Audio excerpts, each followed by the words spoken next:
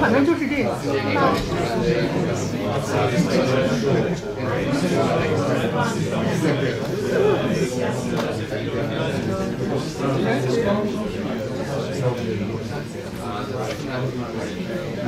Oh, yeah.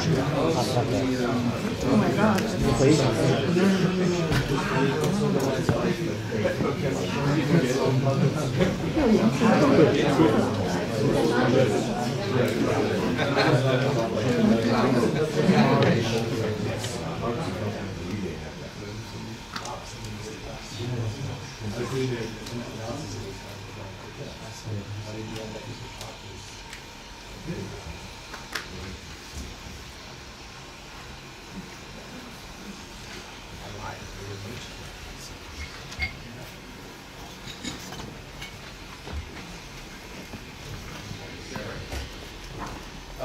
There's been a short delay. The president of the school, Jan Schwick, would have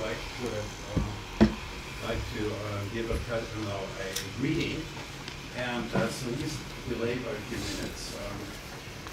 We could, of course, switch the order, and I could start with my presentation. He could also deliver his greeting afterwards. I think, let me make a quick phone call and then I'll get back.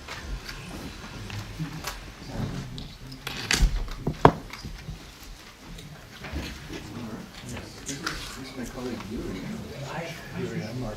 Nice to meet you. We just told you about just the intonation piece. You close by word. Yeah. I'm going to also mention that. Were you using the graphics? Or that's what's actually very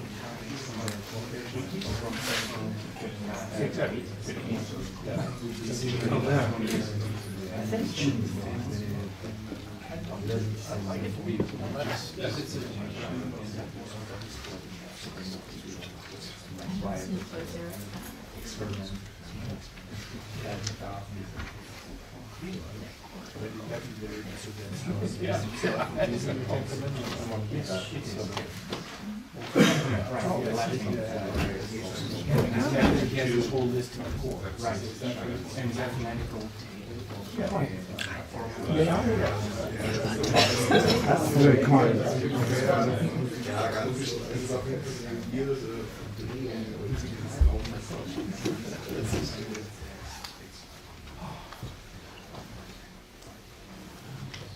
Yeah, welcome everyone. I'm sorry for being a little bit late. I'm Jan Schwick. I'm the president of the Hochschule für Musik und Theater in Hamburg, and I'm very glad to welcome you all to the Ligeti Center. As you all know, this is a pretty new thing that we have the center in our Hochschule, thanks to Georg and his whole team.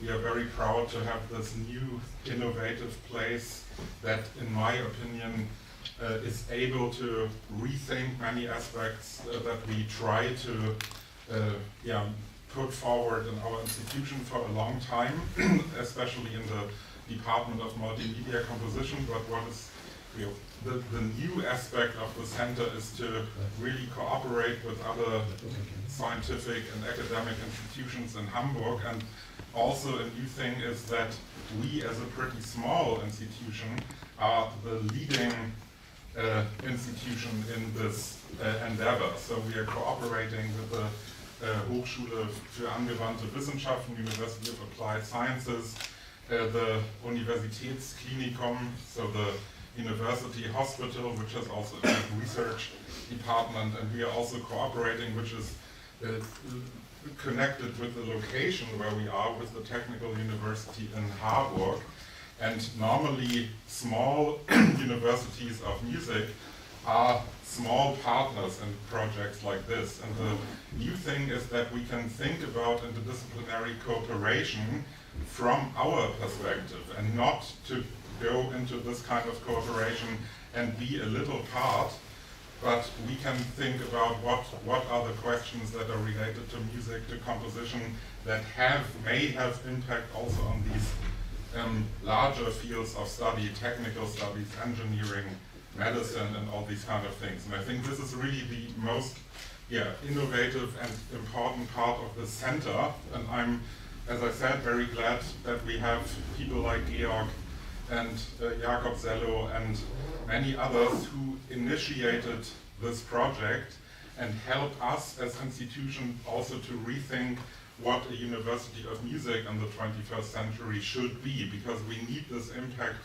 and information from outside. We can't generate all these questions only from our pretty normally conservative, institutionalized outlook, I would say, but we really need this. And I think what will be the task for the next couple of years is how we can integrate the things that are discussed here and developed here into our normal study programs, apart from other things.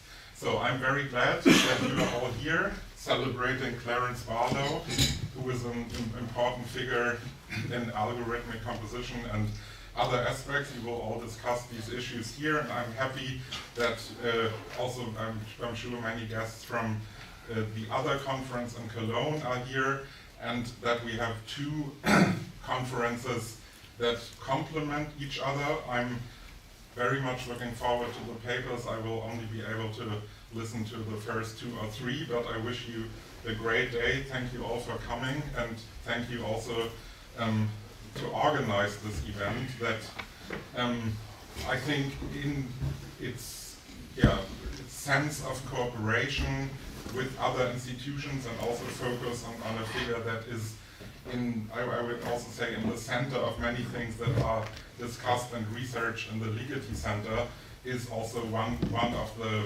main tasks of this institution here. So thank you all and have a great day and interesting time.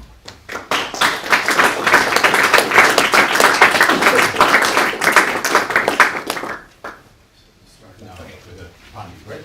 Yes. All right, for our first presentation, we have Georg Hajdu with a presentation titled Learning from the Master. Yeah, thank you very much, Kiran. I'd like to extend my thanks to the team that put this all together. Christina Peuschel, Nadine Schwab, Nina Luko, and of course, Chao Fu. You did a great job, and I'm happy that it finally all came together. I also want to thank Bernd Härpfer. Where are you, Bernd? There you are. Who's a guest from Cologne, who's been also very instrumental in putting this all together. It's been nice to have that kind of collaboration between cities, and I think that's going to be a model for future events like this. Yes, learning from the master. I have designed this presentation a little bit like an introduction to the entire symposium. I want to go over over some points that are essential, not just for the work of Clarence Barlow or for the understanding of his work, but also for the work we're doing here and the work that's being done elsewhere, which is to a great extent based on work that Clarence did, and some of the things have great potential for future research, and I want to point them out as well. So I also want to point out the presentations that are happening today. There are some of them that are relating to some of the issues that I'll be talking about. Presentations by Lucie Nezri, Bernd Härpfer, and Goran Lazarevic, which are connected to algorithmic composition in the widest sense. Then presentation by Marc Sabat about harmony, microtonality, music notation, which is an important element in Clarence's work. Then on polystylism, cross-genre and world music, we'll have presentations by Juan Sebastian Lach Lau and Purva Gujar Kale. And last but not least, a presentation which actually will be the next one, delivered by video by Richard Barrett. I want to talk a little bit about my first encounters, because it's kind of interesting how the world is divided into Clarence Barlow lovers and Clarence Barlow people that feel a little distant. And it's amazing to see how many people have such an emotional bond to him. It was amazing to see, after he passed away tragically a year ago, to see, to experience this collection of people that have had a very particular attachment to him. It wasn't just, oh, my teacher died. It was like, oh, my best friend died. You know, someone, he showed me, he paved the way. He showed me to how to become a composer. That kind of emotional attachment also struck me, because I felt very much the same, and I saw that he was capable of building this amazing community. And I want to also stress that, and to say a few words about how I met Clarence when I was 21 years old, a student of biology, but also composing at the time. I started composing since I was 15. And I had these two career paths that seemed kind of independent from each other. Biology on the one side, natural sciences, composition and performance on the other side. And Clarence, during that important and you know, groundbreaking encounter at a party in 1981, showed me a way to combine the two. And this is what I've done ever since. And this is also kind of what this center here is based upon. So we had this conversation about pieces. So I found this so intriguing that I started visiting him regularly at this flat in Hermannstraße 214 in Köln, Nippes. And it was, we kept in touch over the 1980s. I became really my greatest influence. I've been, before I actually joined the Hochschule für Musik in Cologne, I also saw him, as some quote-unquote private student. And he didn't, as a teacher, didn't make much of a difference between being a friend and being a student. So he was so filled with joy to show his most recent development, his discoveries. He had me sit down and listen to the additive synthesis of Nile. He showed me a page that he had copied, the last page that complemented the score of Csolo Isletmezi. I was there for very important premieres and performances like Csolo Isletmezi, Im Januar am Nil, a piece for cello and video, which was also groundbreaking in how he approached the synchronization of video and music. Uccelli Ungherese, his Soundscape CCU, his trio one, 1981, his piece Verhältnisse 4, which was also something that opened my eyes and paved the way, or gave me a way out of the kind of the Darmstadt conundrum that we experienced as young composers. Variazioni in Piano Meccanico, with its kind of performative aspect and performance art aspect. Orchidee Ordinarie, which had a lot of interesting elements. Ludus Ragalis, which is yet another interesting facet of his work. And I learned music quantics from him. I'll talk a little bit about music quantics. And became a member of Gimmick, which Bernd Härpfer is now the chairperson of. And also, last but not least, I participated in the ICMC 1988, a memorable event which was quite different from all other ICMCs, and people still talk about it to this day. So, much of Clarence's work is about identity. When you look at it, the term identity really describes what his work is all about. It's hidden in everything. when you look at it closer, it's really one of the most defining elements of his work. And identity, questions of identity didn't just start when Clarence came to Germany. It started when he was born into a very diverse family of different backgrounds, colonial backgrounds, speaking English and being Catholic in a city where there's less than 1%, maybe less than 0.1% of Catholics. So he must have already, at a young age felt different. Coming to Germany also just added to that, so he was like a kind of his own. And questions of belongingness were raised very, very early, from early on. Questions of, are things ever what they appear to be? It's like when you have this kind of very British name, Clarence Barlow, is this what people expect when you see you? These are questions that are always in the background. Then he had a very bright mind, and was able to see people's hidden agendas, and also with his insight, also discover his own hidden agendas.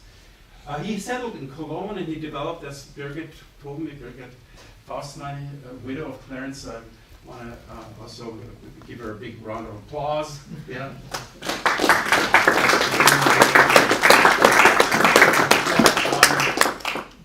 Birgit told me that he that Cologne was really the only place where he felt at home, and it had to do with this kind of special mentality in the city, which is more free than maybe other cities in Germany. It's this kind of laissez-faire that's very typical of the city. The humor. And the humor, okay, yeah. So he developed this kind of deep desire to overcome cultural differences, to find a common ground between cultures. And he resorted to abstractions and mathematical models to achieve that, and that's very forward-looking, and it has a great potential, which I will quickly also elaborate on.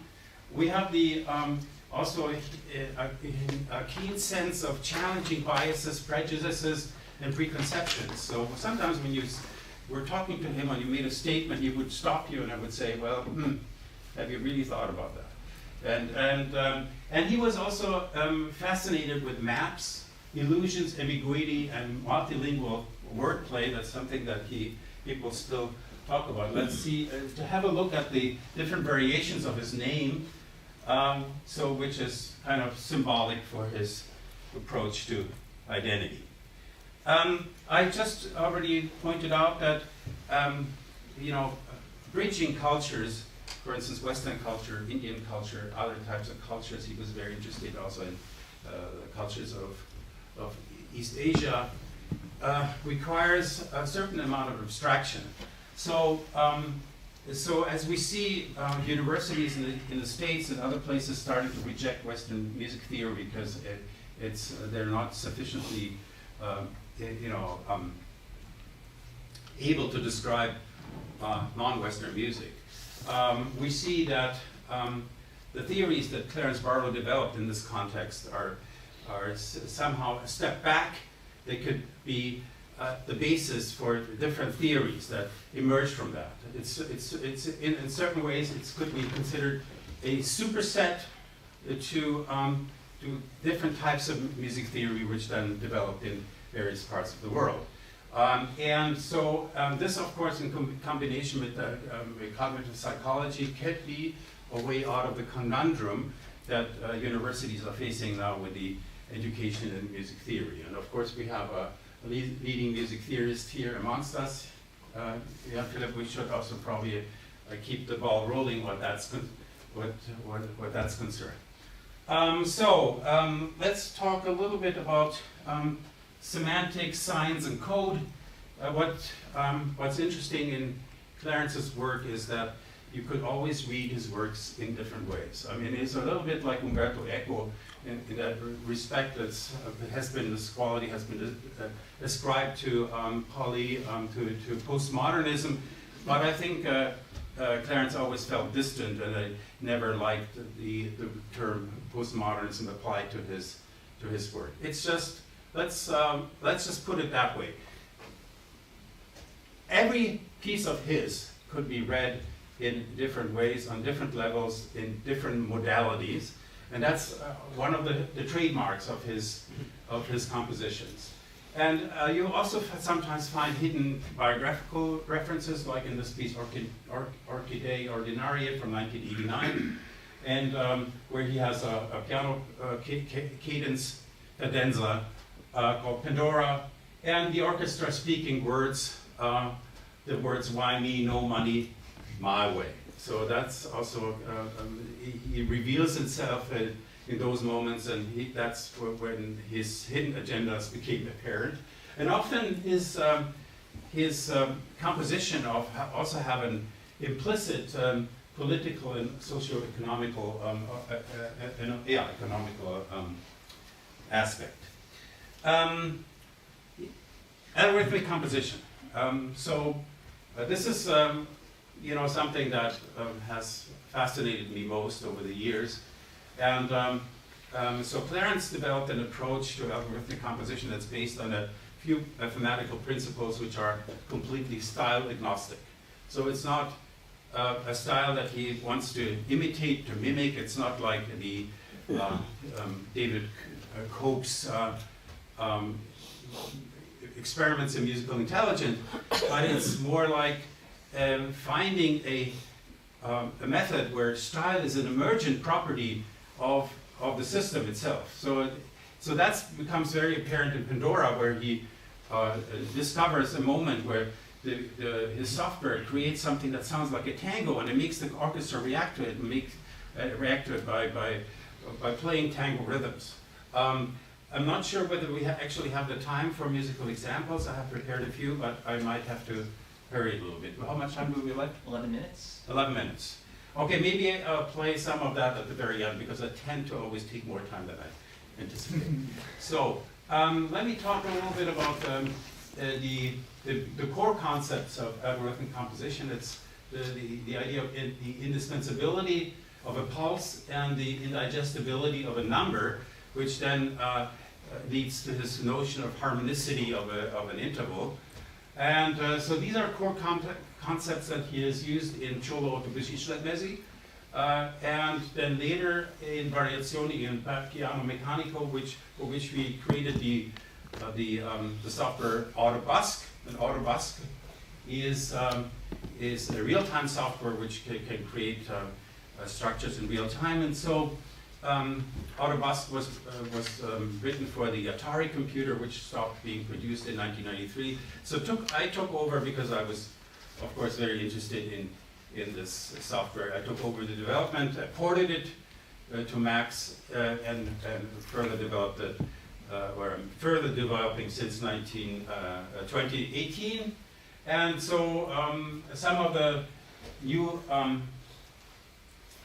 additions to it is a parameter called melodic cohesion, which I introduced, and there are a few changes, but more or less I have a proof of concept, and I used digester to play one of Clarence's scores, and so this is called backwards compatibility. So I want to make sure that we don't lose that, despite all these new features. We want to make sure that music by Clarence can be played just the way it was conceived originally. So another element, another thing that we can learn from the master is how he approaches the principles of harmony and microtonality. He has written a 120-page essay called Bus Journey to Parametron, which, as Richard Barrett will point out, can be understood also as a piece of artistic research. He was the editor of the ratio book in 1992, based on a symposium at The Hague. He has inspired my own work on tuning the scales, and I have then also further developed the idea. I introduced the concept of harmonic energy, which then Marc was also quoting in this ratio book.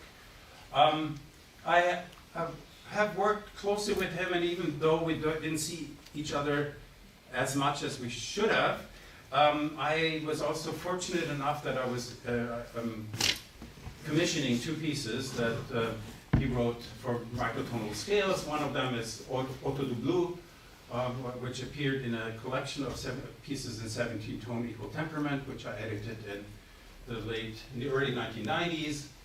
And then another piece which will be heard tonight for the Bowl and Pierce scale, a piece called Pinball Play for 4 Bowl and Pierce soprano clarinets. So that's going to be a real highlight. And here, just for you to see, these are different ways to notate the Bowl and Pierce scale, and that's definitely something that Clarence would have enjoyed seeing.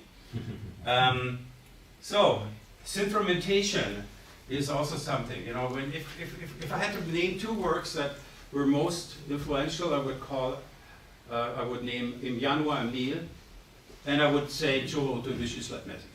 And so they covered very different aspects of his work. One is algorithmic composition, Autobosc algorithms that were used and developed in the 1970s. But soon after that, based on some of the ideas of spectral composition, he came up with a technique called synthromentation. And so I remember him showing me the additive synthesis that is flat.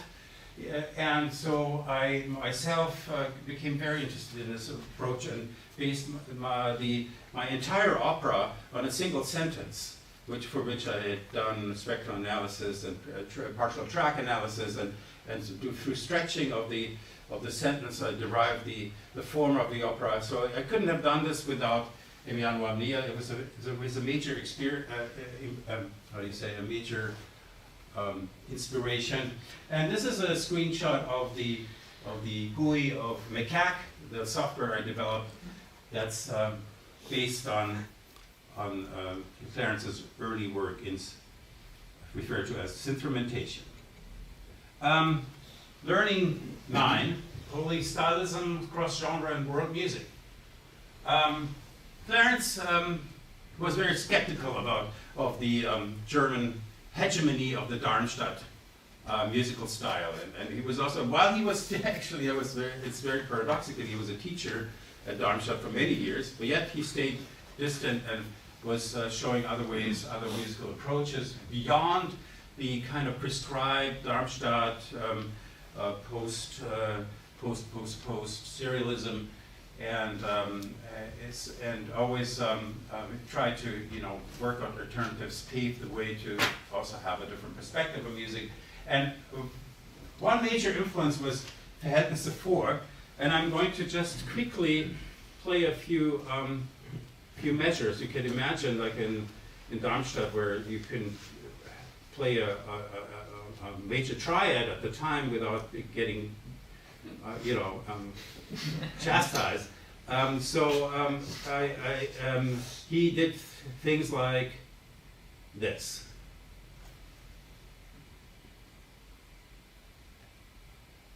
So, Verhältnisse 4.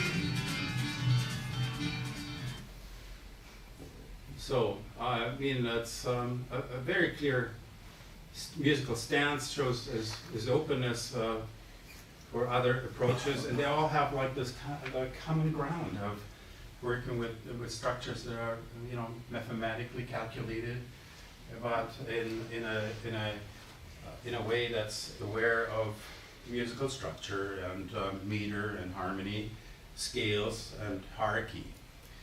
Then of course we have Indian Western hybridization in Ludus Rogalis and other works of his. Late Romantic music in his second piano concerto and the Orchidea Ordinaria, among other pieces where he was using the late Romantic idiom. A ride through music history, the Si Quatrain, which is the central part of Piano am Nile. Since we're almost done, I'll just play a few seconds of that as well, and listen to his mastery in how he's slowly transforming music from a 20th century idiom to the Middle Ages, and it's so smooth, as if artificial intelligence had written it. Or even better. That's the beginning of it. I'm just going to have to fast forward to here.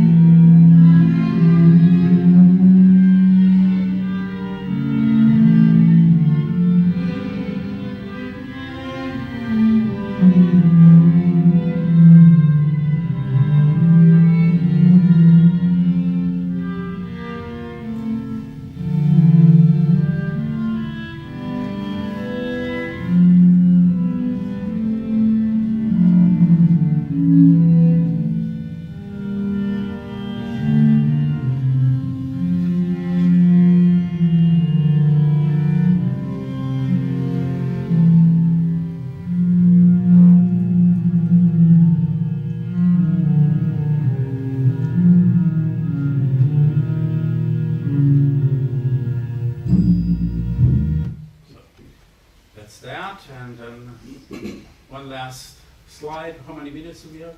One more minute.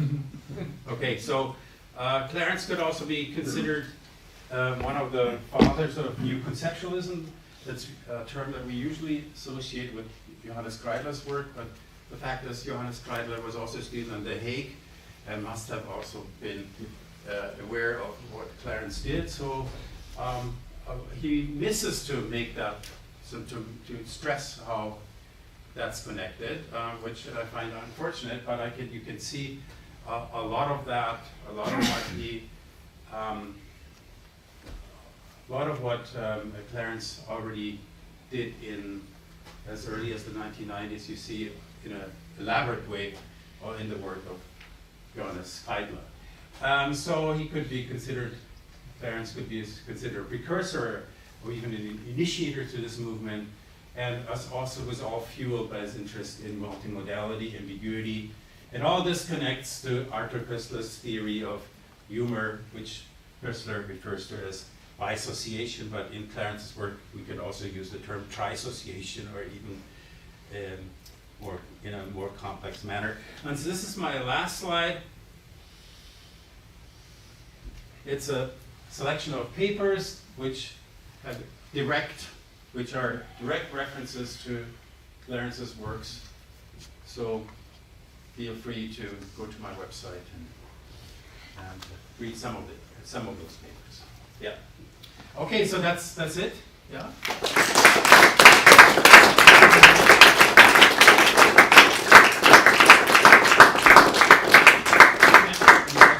So we have a bit of 4 minutes for questions if anyone has any. And also, if you're listening online, feel free to put questions in the chat.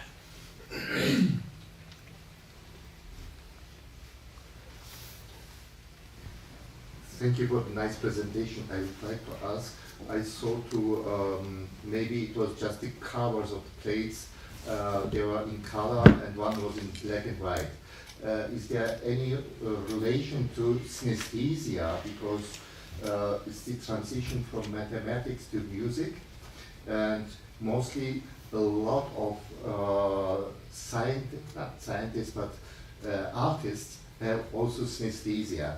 And maybe there's a color synesthesia which compares to the music which he does. Is it possible? Well, I would say, well, I don't think that Clarence had synesthesia, but he had something very similar. He had a mind that was capable of, or maybe Birgit was just ready to comment on that. Maybe Birgit, just maybe you can. Yeah, he sometimes told me that he sees special colors with tones. Oh, okay. Yeah, not in extent, but yes, he didn't make something more than this.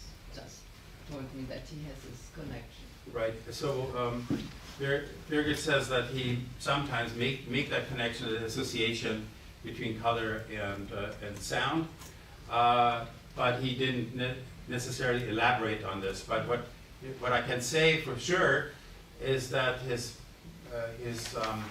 mind was capable of making connections between modalities in a very quick way. You know, many of his jokes and a lot of he was a world-known punster, was based on the idea that things could be read in different ways, and that's something that came to him. He didn't have to think of it. It was something that came to him like in a very similar way of how anesthesia. Synesthesia works.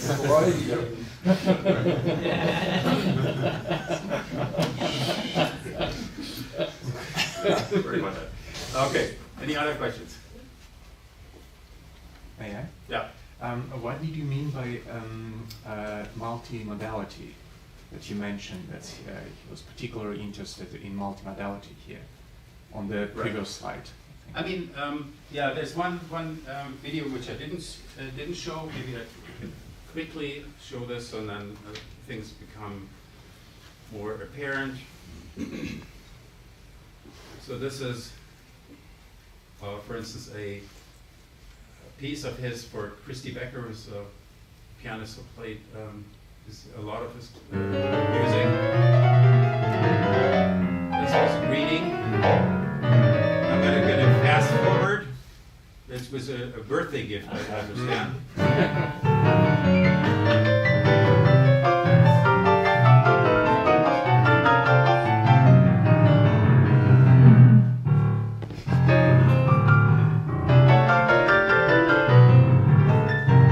Yeah, so that's... So it's in a way musical aneurysm.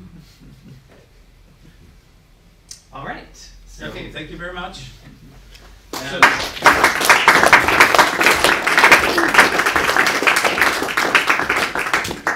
So our next presentation, which will be digital, will be Richard Barrett with The Journey Continues, Bus Journey to Parametron as a Point of Departure. Sorry, I was almost unplugging this, but I totally forgot that I have the video for this presentation.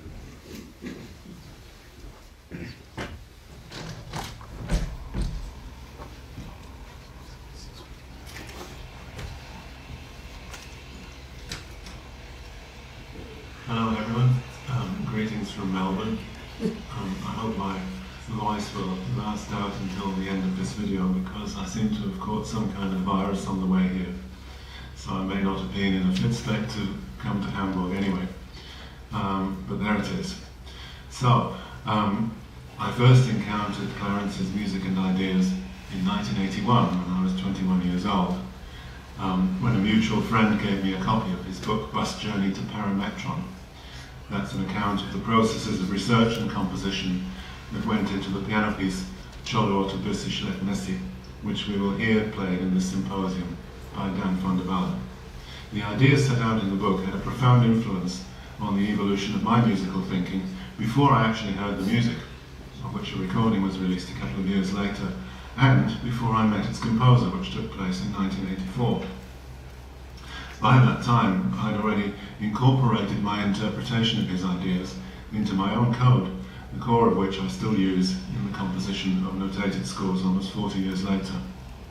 Those ideas and insights were crucial, not just in terms of composition techniques, but they also formed a fundamental part of my understanding of musical phenomena like harmony and rhythm.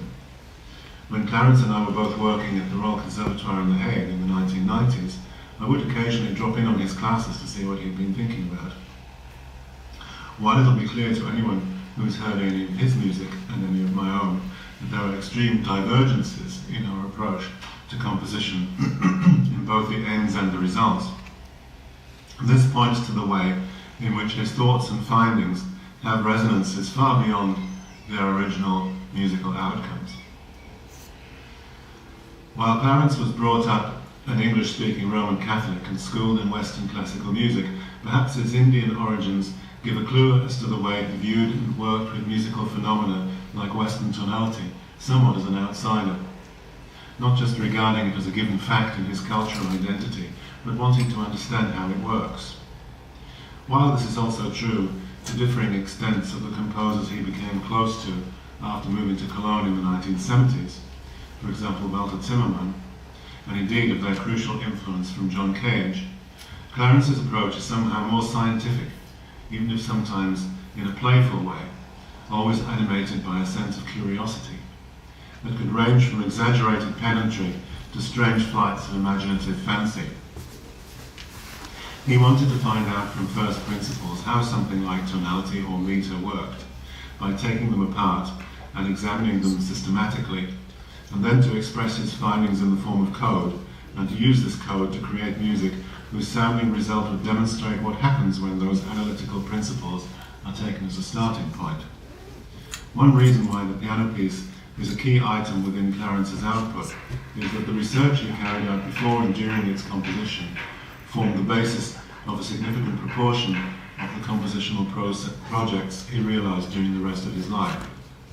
But of course it isn't just a demonstration of principle, it's also a challenge to what one might imagine are the limits of perception, not to mention the limits of playability, when the findings of his research are expressed not in a simple and didactic way, but in the form of multiple independent levels whose combination is often on a knife edge between order and chaos. Looking at his musical output from the 1970s onward, it isn't too difficult to see the roots of his interest in discovering more about the phenomenon of consonance. The various versions of the composition entitled Until are focused on the changing relationship between an instrument and a sine tone, and this has a clear antecedent in the 1970 piece Mantra by Karl-Heinz Stockhausen, where two pianos are ring modulated against sine tone frequencies, producing a more or less distorted timbre as a result of those frequencies being in a more or less consonant relationship with the piano pitches. In fact, in 1973, Clarence had also written a so-called Fantasia quasi una sonata, based on Stockhausen's piece, which is in the intuitively romantic style that came easily to someone of Clarence's traditional musical abilities, except for the way it's infected, so to speak, by a piece written in the 1970s. It could quite easily have been composed 100 years earlier. Mantra is not at all concerned with tonality, and its structural use of degrees of timbral transformation is serial in nature. But one of the reasons that it's a landmark in compositional thinking is that it attempts to reintegrate a conception of consonance within a context of systematic and synthetic compositional procedures, which at the time was strongly influential on a number of composers, including Clarence. Later in the 1970s, he developed the idea of analyzing and codifying conceptions of consonance, tonality, and meter to enable these to be embedded within an algorithmic system that could generate particular instances of these phenomena and transitions between them. In the introduction to his book, he says, "It has been felt in various parts of the world and since antiquity that certain intervals, octave and fifth for instance, possess a greater degree of harmonicity than the others, for example the tritone. Furthermore, in the more harmonic intervals, one of the two, termed the root, seems to carry greater weight than the other. The role of root is ascribed in, for example, the octave, fifth and major third to the lower note, but in the perfect fourth and minor sixth, the polarization is found to be reversed. For several centuries now, various slightly divergent lists displaying the conjectured relative harmonicity of the 12 chromatic intervals have been appearing. What has been lacking, however, is an explicit, consistent method bearing convincing results, capable of application to all kinds of intervals, including such, for example, with quarter tone tuning, and this piece was to contain some. To this end, he developed a mathematical formula yielding what he called a complexity or indigestibility index for natural numbers. I'm not going to go into the details of that formula now, except to say that Clarence's indigestibility could also be described as a kind of scale of relative primeness, with prime numbers themselves having the highest indigestibility values higher for the higher primes.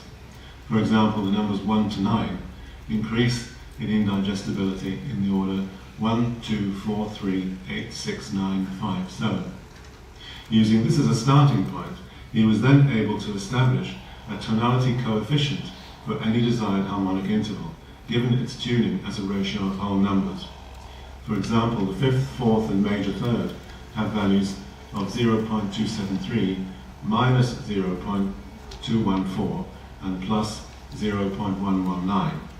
The positive and negative values there indicate whether the root of the interval is the lower or upper pitch, respectively.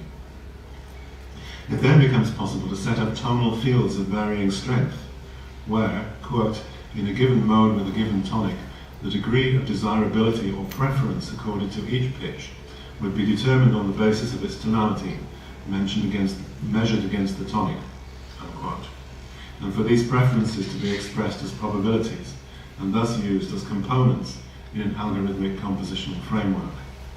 Of course, these values apply in principle to just intonation, but they ought to work also in equal temperament, since of course we do recognize tonal formations when we hear them on the piano, and this can be extended to the equal tempered quarter tones, which were also used in this piece. He then goes on to talk about a related situation with regard to metrical rhythm, and the interrelationship between this and pitch.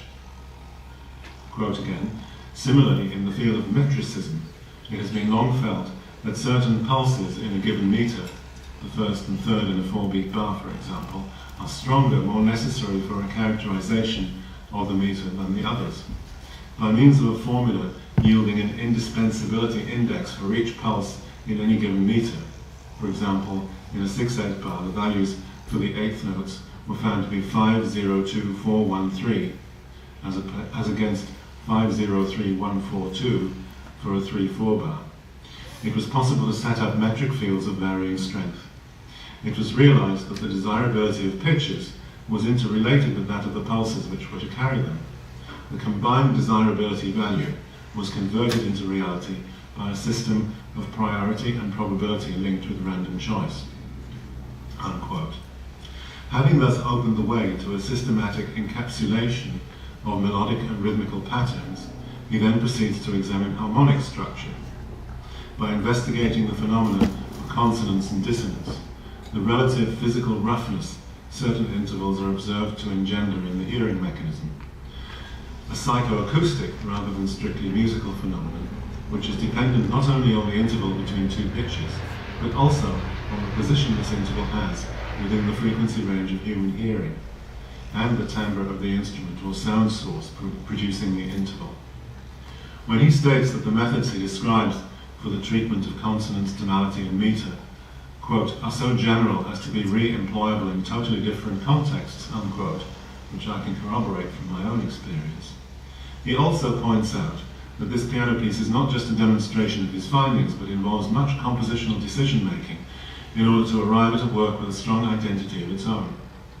4 pitches in each octave of the piano are tuned a quarter tone lower, so that some of the 12 7-note modes on which everything in the piece is based contain intervals of 3/4 of a tone, but never 1/4 tone, which was an idea he derived from the musics of Turkey, Iran, and the Arabic world. In the rhythmical dimension, this is constructed from 6 different meters in each of 14 different tempi. Movements between these modes and rhythmical patterns are combined into up to 4 independent layers, which generate the texture of the music, which is for the most part extremely complex and multi-layered. Clarence describes the origin of this composition as having taken place on Sunday the 11th of May, 1975. The place, a deserted highway somewhere in mountainous eastern Anatolia. The sun was setting on neighboring hill slopes patches of snow left over from the previous winter could be seen in its fading low-frequency light. All at once, the silence was slightly broken by the faint sound of a diesel engine, which was followed up soon after by the appearance of a longish wheeled vehicle heading towards the fast-receding sun. It was an almost fully occupied bus. Each of the passengers was known to be carrying a ticket bearing the enigmatic legend, Chavuşoğlu Otobüs İşletmesi. During the bus journey, he was struck by the music playing in the bus, and in particular its micro-intervallic character, and began to sketch a system of modes using half, three-quarter, and whole tones, and thinking about using a non-microtonal instrument like the piano for the music he was imagining, both of these features being chosen to make the clearest impression of how the microtones were being used. Each of these modes could then be used in 7 different ways, with the tonic pitch being assigned to one or other of the 7 pitches, as was the practice in the medieval modal system, whose 7 modes begin each on a different one of the white keys of the piano. Sometime later, in 1976, Clarence had access to a computer at Cologne University, which enabled him to print out a systematic table of all the modes of the aforementioned type that could exist in various different tunings of the piano, which enabled the composition process to continue, although it didn't actually do so until 1978, when he started to think about what might be meant by texture in music. Quote, "Texture is something distinct from structure. It is not as general in meaning.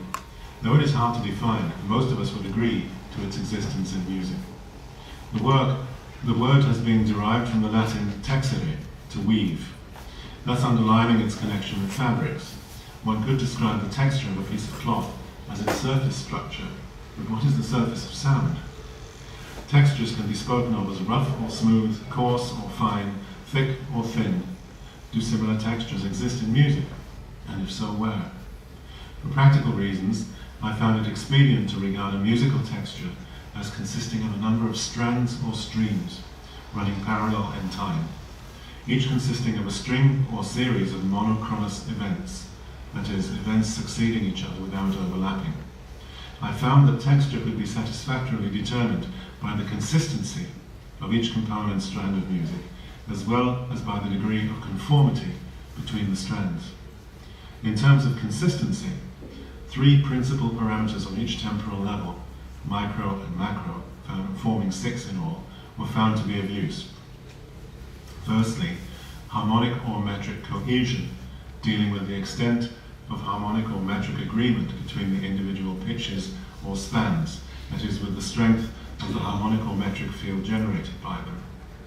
Secondly, melodic or rhythmic smoothness, dealing with the non-angularity of the melodies. Increasing angularity leads to pointillism, or non-syncopatedness of the rhythms involved. In the case of chordal streams, the concept of consonance or dissonance was attached, distinct from tonal or atonal, smooth being associated with consonance and jagged or rough with dissonance. Thirdly, chordal or tactile density, dealing with the number of notes forming one event, or the average number of events in unit time. In addition to these 6, 2 auxiliary parameters were employed. Firstly, articulation, dealing with the duration of events independent of timing, and secondly, dynamics, dealing with their loudness.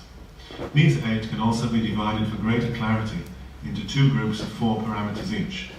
Firstly, the central, consisting of harmonic and metric cohesion and melodic and rhythmic smoothness. These 4 are allotted values ranging from 0 to 1. Secondly, the peripheral, consisting of chordal and tactile density, dynamics and articulation, and ranging in value from 1 to 4. Clarence's composition then consists of textures of 1, then 2, then 3, and finally 4 streams. This structure can be heard quite clearly when the piece is performed. Each of the streams is changing more or less often between different values of the parameters I've described. Sometimes so that all 4 streams converge on the same values, but more often with different streams differing in the values of 1 or more of them. The next part of Clarence's book goes into detail on how the parameters were calculated, touching on various matters and phenomena that have more or less importance to the final musical result, and at the same time more or less general relevance to musical thinking not directly connected to the piece. For example, there's an extended digression on the phenomenon of consonance and dissonance, which is concerned with the feel, the smoothness or roughness of simultaneous combinations of pitches. A distinction is made between harmony and consonance. Whereas harmony can involve non-simultaneous pitches and depends on the listener's memory, on their tendency to pick up on ordered patterns, consonance is the result of spontaneous physical sensations arising in the hearing mechanism.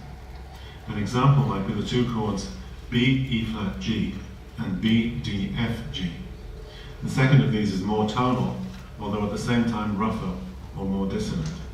Tonality is a historical phenomenon, whereas consonance is a physical one. They are related but not identical. Consonance depends on coincidences between the overtones of the pitches being sounded, and therefore varies, even for the same interval, in the different registers of an instrument like the piano, as well as between instruments.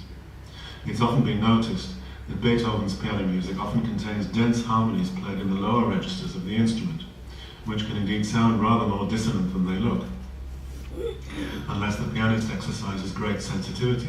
But actually, the instruments Beethoven actually wrote his music for, with their wooden rather than metal frames and lighter strings, have quite a different kind of timbre in the low register, so that these harmonies can easily sound much less dissonant.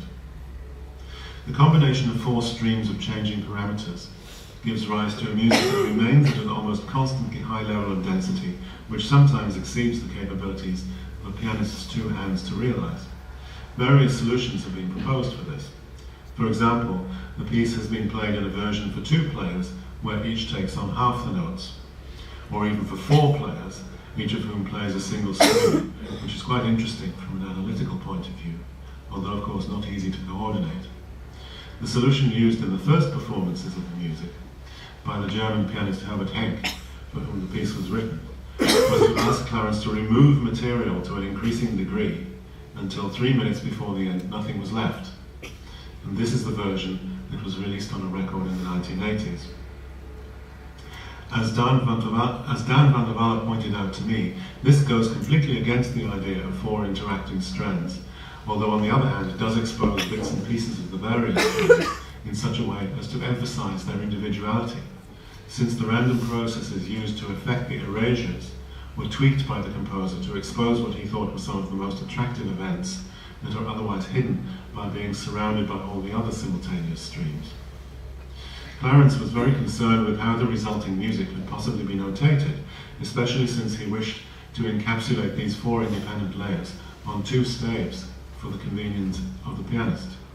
The output from the computer was a sequence of numbers, which was then transcribed into handwritten notation, and finally into the performance score using one of the first instances I'm aware of typesetting music using a computer. This was the 1970s, don't forget. As the score continues, some notes are shown as crosses rather than the usual black notes, and these are notes which have been excluded by the process of erasure I mentioned. In other words, the pianist will always see all the notes they aren't playing, as well as the decreasing number that they actually are. While in the end, I prefer the approach taken by Dan in his performances, I think the view of the music afforded by the version Clarence made for Herbert Henck is also valuable. If you go to Clarence's website, you will see the manual for a software program called Autobusk, which is a real-time version of the software used to compose the piano piece, where MIDI controls can be used to make changes in all the parameters he describes in the book, and which outputs MIDI notes and velocities. This was completed in 2000 and uses the Atari platform, although Georg Hajdu has ported it to a Max for Live patch now called DJster, which you can find at Georg's website. Clarence's book is now rather difficult to acquire. My own hard copy disappeared at some point in the last 40 years, and so I was lucky to have been able to get hold of a scan a little while ago. A scan from a publication that was originally reproduced from computer printouts made around 1980 is not such a useful thing as concerns making a searchable text. When I was extracting the quotes used in this talk, I had to type them out by hand, but I hope that before long we'll have a properly digitized version of the book so that it can become more generally available, because it's an extremely valuable document, and I think becoming more so as time goes on.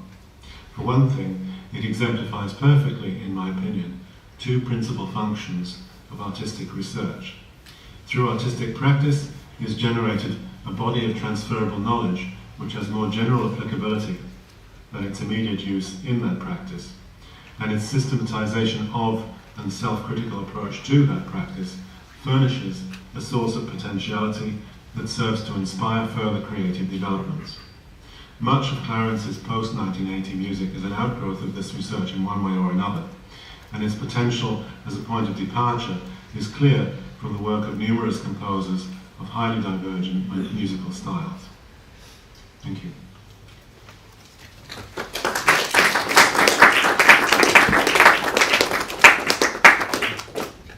I believe we have someone to answer questions by proxy for Richard Barrett. Stan, would you like to come to the front? Oh yeah. Set up. So we're fortunate enough to welcome Dan van der Did I sit there? Walle, who, yeah, please do, who is going to perform the piece in question tonight. So please, you know, if you have questions about this presentation and sort of the performance of this piece, now this would be the time to ask them. I have a question. Yeah. So Richard describes the process by which the notes were erased, and also your other approach, which I guess is to play all the notes. But, Yeah. So can you talk a little bit about that? Because it's sort of about this cascade of complexity that becomes almost Yeah. So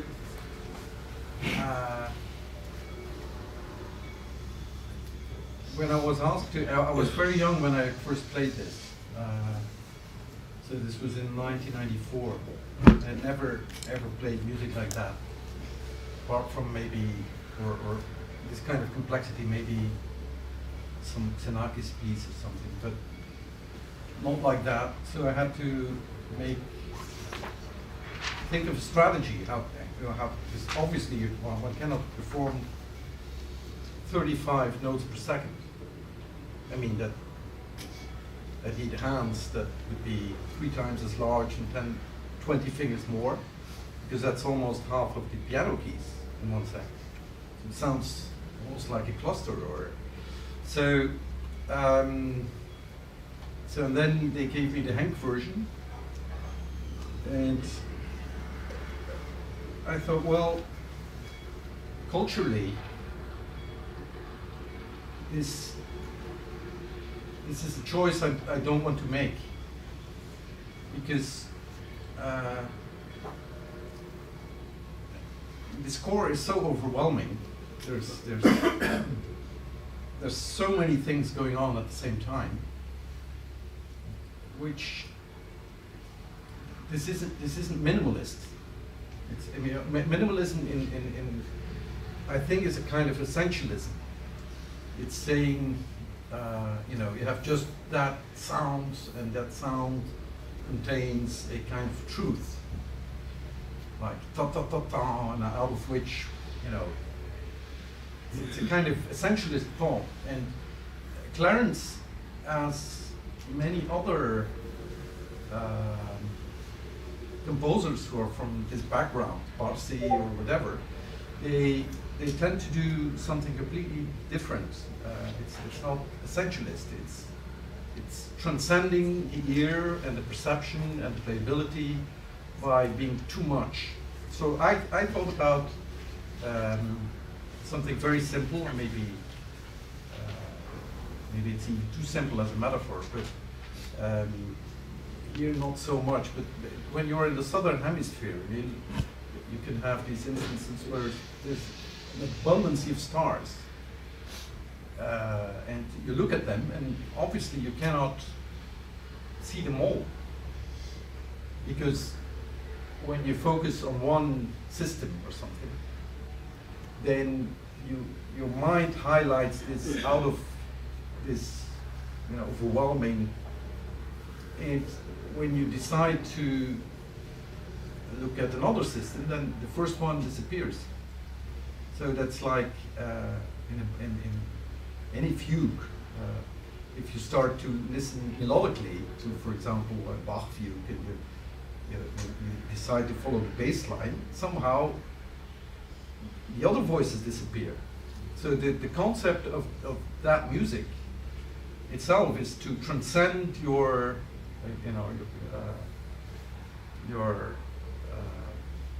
the human capability of grasping the totality.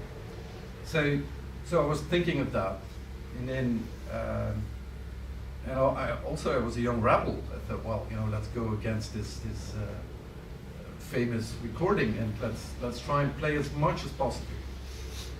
But then, of course, the other question came, what does that then mean? So you have to start thinking of what to do, because as much as possible doesn't mean that you can play everything. Of course not. It's completely impossible. So, and then I approached it in this way, that sometimes I follow a very clear strain of things, and sometimes I go vertical.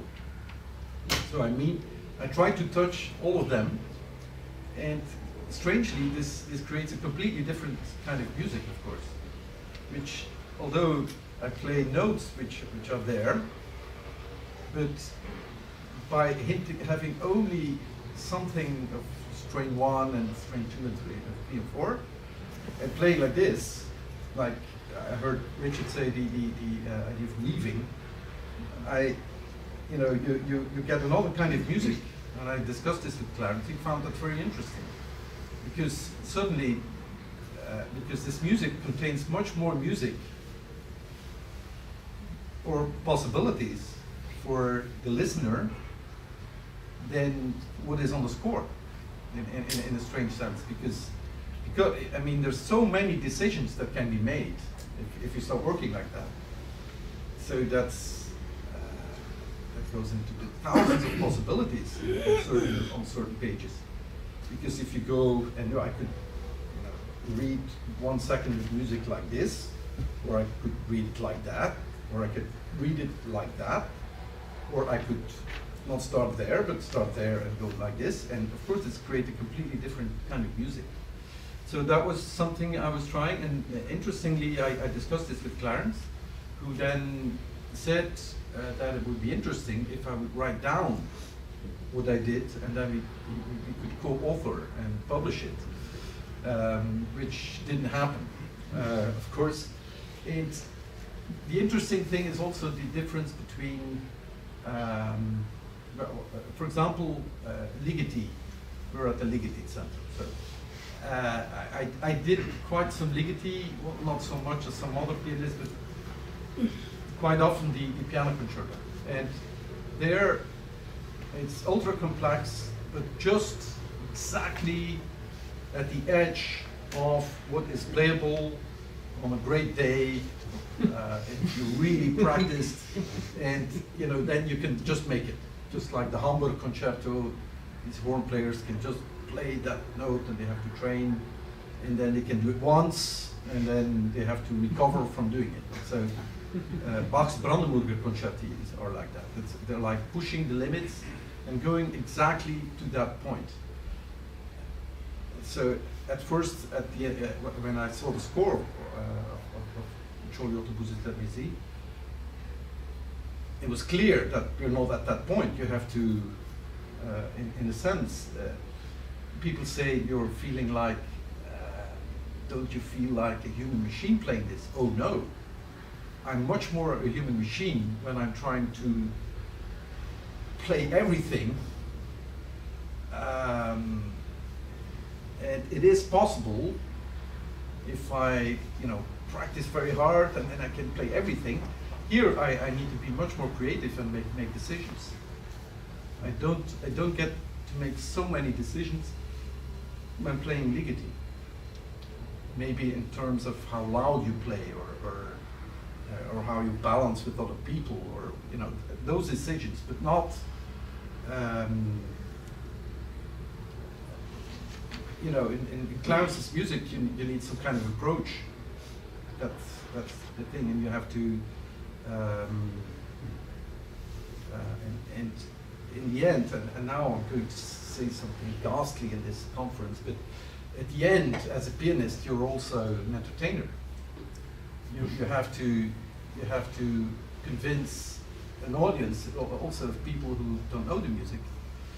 I have to search for things which go with this idea of the autobus in Eastern Turkey and build that message kind of culturally or something, make it sound like that. So it's also understandable on a very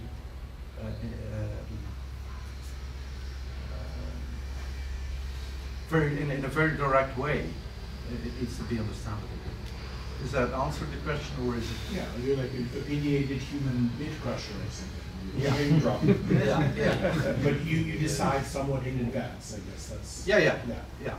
I didn't play it for a long time, so I played a couple of performances in the 90s and then didn't play it at all. And I never, until Richard came with the idea of playing it in The Hague. So, and to my amazement, I arrived mostly at the same result. And by practicing, I found some other possibilities, kind of, here and there. So, oh, that's interesting, I should do it like this, but not so much. Mostly it's, mostly the same, it sounds the same. And the version of The Hague sounds rather the same as the one in '94. Like I had no evolution in my life whatsoever. With 30 years. So that was and the strange thing is that with Clarence we never talked about redoing this piece.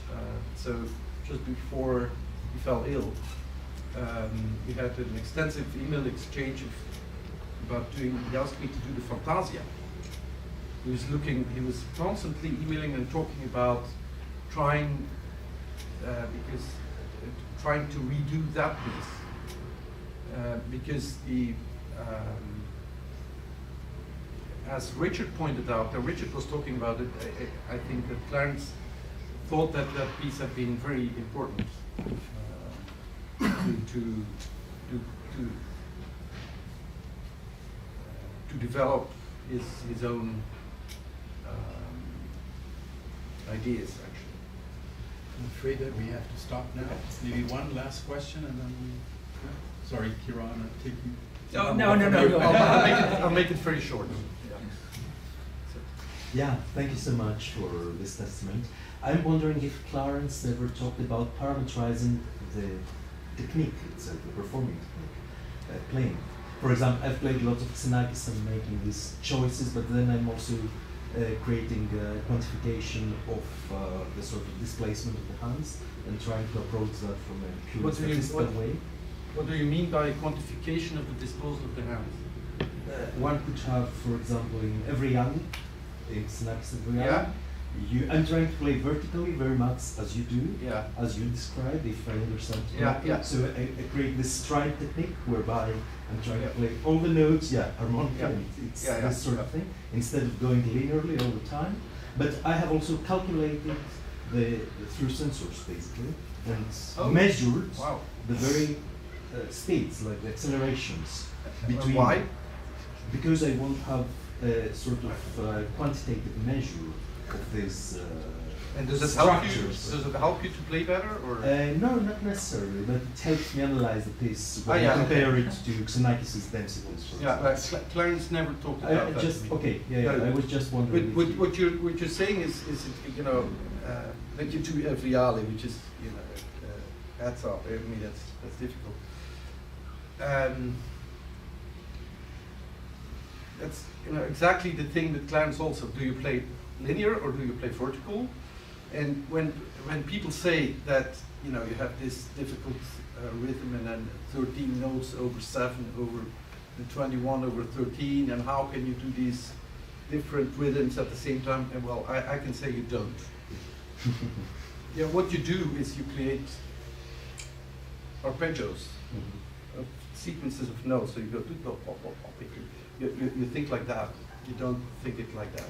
Unless there's only 2 things happening, sometimes 3 things at the same time, but never that is how you play Ferdinand, or because you cannot think 27 over 17 over that.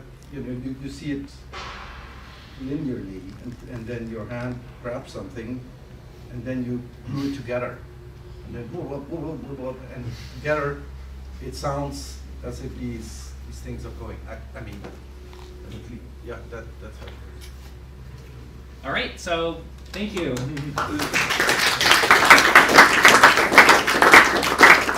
Let's take a quick 5-minute break. Be back at 12:20 for our next presentation. Wait up and是不是跟你在哪生意有关的？对，跟公司这种。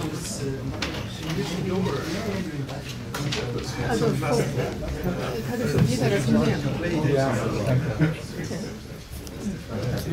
Ja. Danke dir.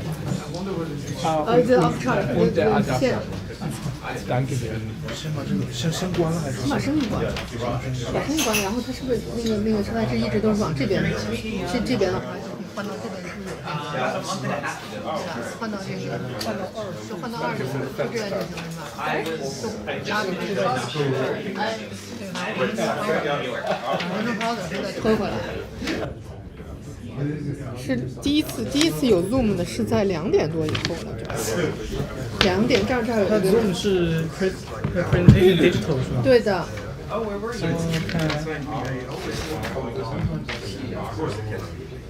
我看你们11点开始，这边也是 digital。对，刚才已经过去了，刚就是在电视上。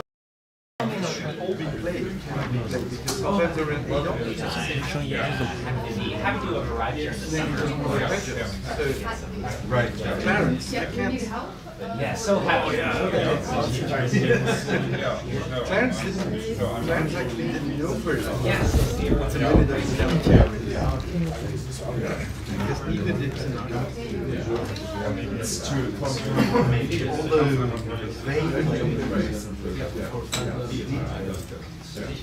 we're all so yeah, choices. They did very much all the way down. They go, I don't know where they're going there. Maybe the problem is the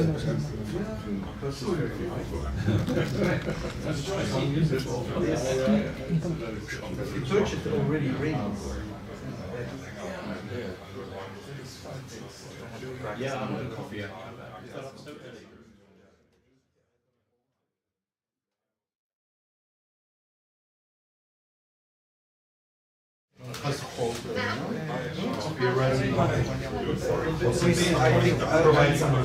I think it'll be Nein, ich habe nur das Finger hoch. Nein, gar nicht. Nee, ich habe nicht so viel gemacht. Ich habe nur das da. Ja.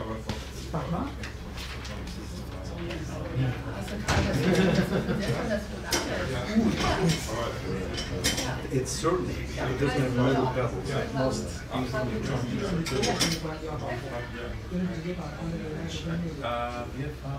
a good instrument. It's for a different time.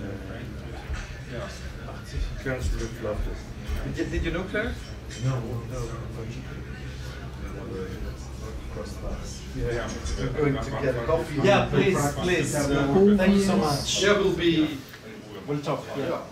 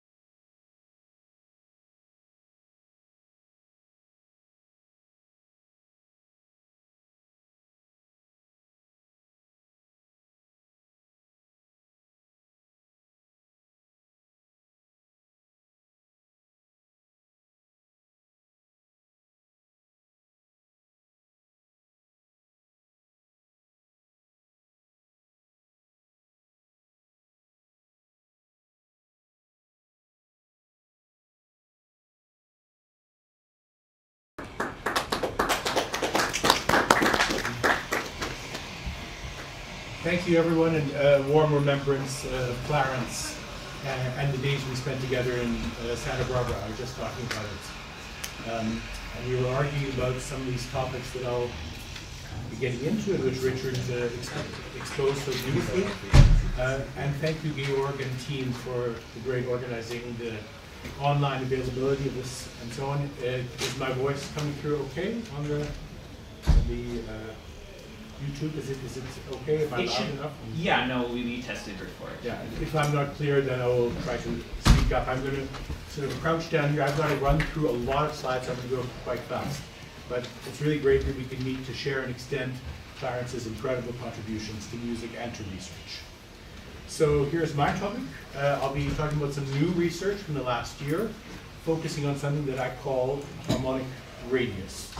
I'd like to thank my steering group, Sibelius Academy Helsinki, for supporting this research, and in particular, Tuida Kuusi and Juhani Nuorbala, who maybe is listening online.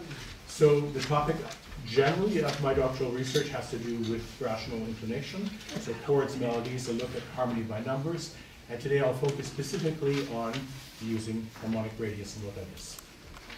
If you're interested in the soon-to-be published paper, so a pre-publication PDF of my paper about harmonic radius, it's in this directory, which I've made, as well as the slides of today's presentation, which I'm going to go through quite quickly. Okay, so chords, melodies, playing sound over. It's not linked elsewhere, so I'll come at the end again. All right, so harmony by numbers. Let's briefly unpack those things. Start with a couple of questions. What do we mean by harmony, and numbers in what way? Why numbers? How are they related to harmony? So I start from something which James Tenney cites in A History of Consonance and Dissonance, a great book. He mentions the etymological roots of harmony in the word harmonia, which comes from carpentry and means fitting together. So specifically, in his own definition, he puts a very simple definition. It's relations between which is other than the higher, lower, other than the continuum. Now numbers, there's the ancient kind of concept of overtones. And the phenomenon of multiple higher sounds heard within a lower one were also discussed by Aristotle, and then later by Mersenne, who observed the connection to the aliquot divisions of a string. So a single part to 2, a single part to 3, a single part to 4, and so on. Leading to the development of the harmonic partial row, colloquially known as the harmonic series, which is a mathematical problem because a series is a sum of reciprocals, and the musical version is, of course, a sum of frequencies, but in a different way. So I prefer to call it the harmonic partial row.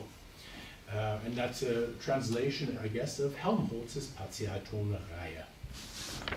Okay, so the publication of Helmholtz and the discussion of the Partialtonreihe brought the idea of rational intervals into play, and the earliest GI composers like L.C. Hamilton and Harry Partch defined their pitch sets based on ratios, rational intervals. So the ratios of partials are thought of as intervals, and we can put that together now to what harmony by numbers refers to. It refers to the relations of harmonic partials and their consequences not only for intervals but for chords, melodies, gamuts, and so on. Okay, so if the ratios of smaller numbers are more easily perceived as being harmonic, as having harmonicity, how can this smallness be measured for any collection of rationally related pitches? Chord, scale, mode, and gamut. As you know, a fraction refers to 2 pitches. So we're limited to intervals. So how do we go beyond that? What about the situation of octave equivalence? How does that come into play? So the piano play piece we're hearing deals with octave equivalence.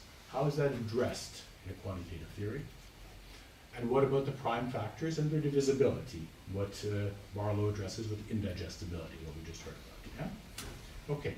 So the method that I'm putting forward, harmonic radius, provides a way of comparing relative harmonicities of pitch sets of any size tuned in rational intonation, or GI for short.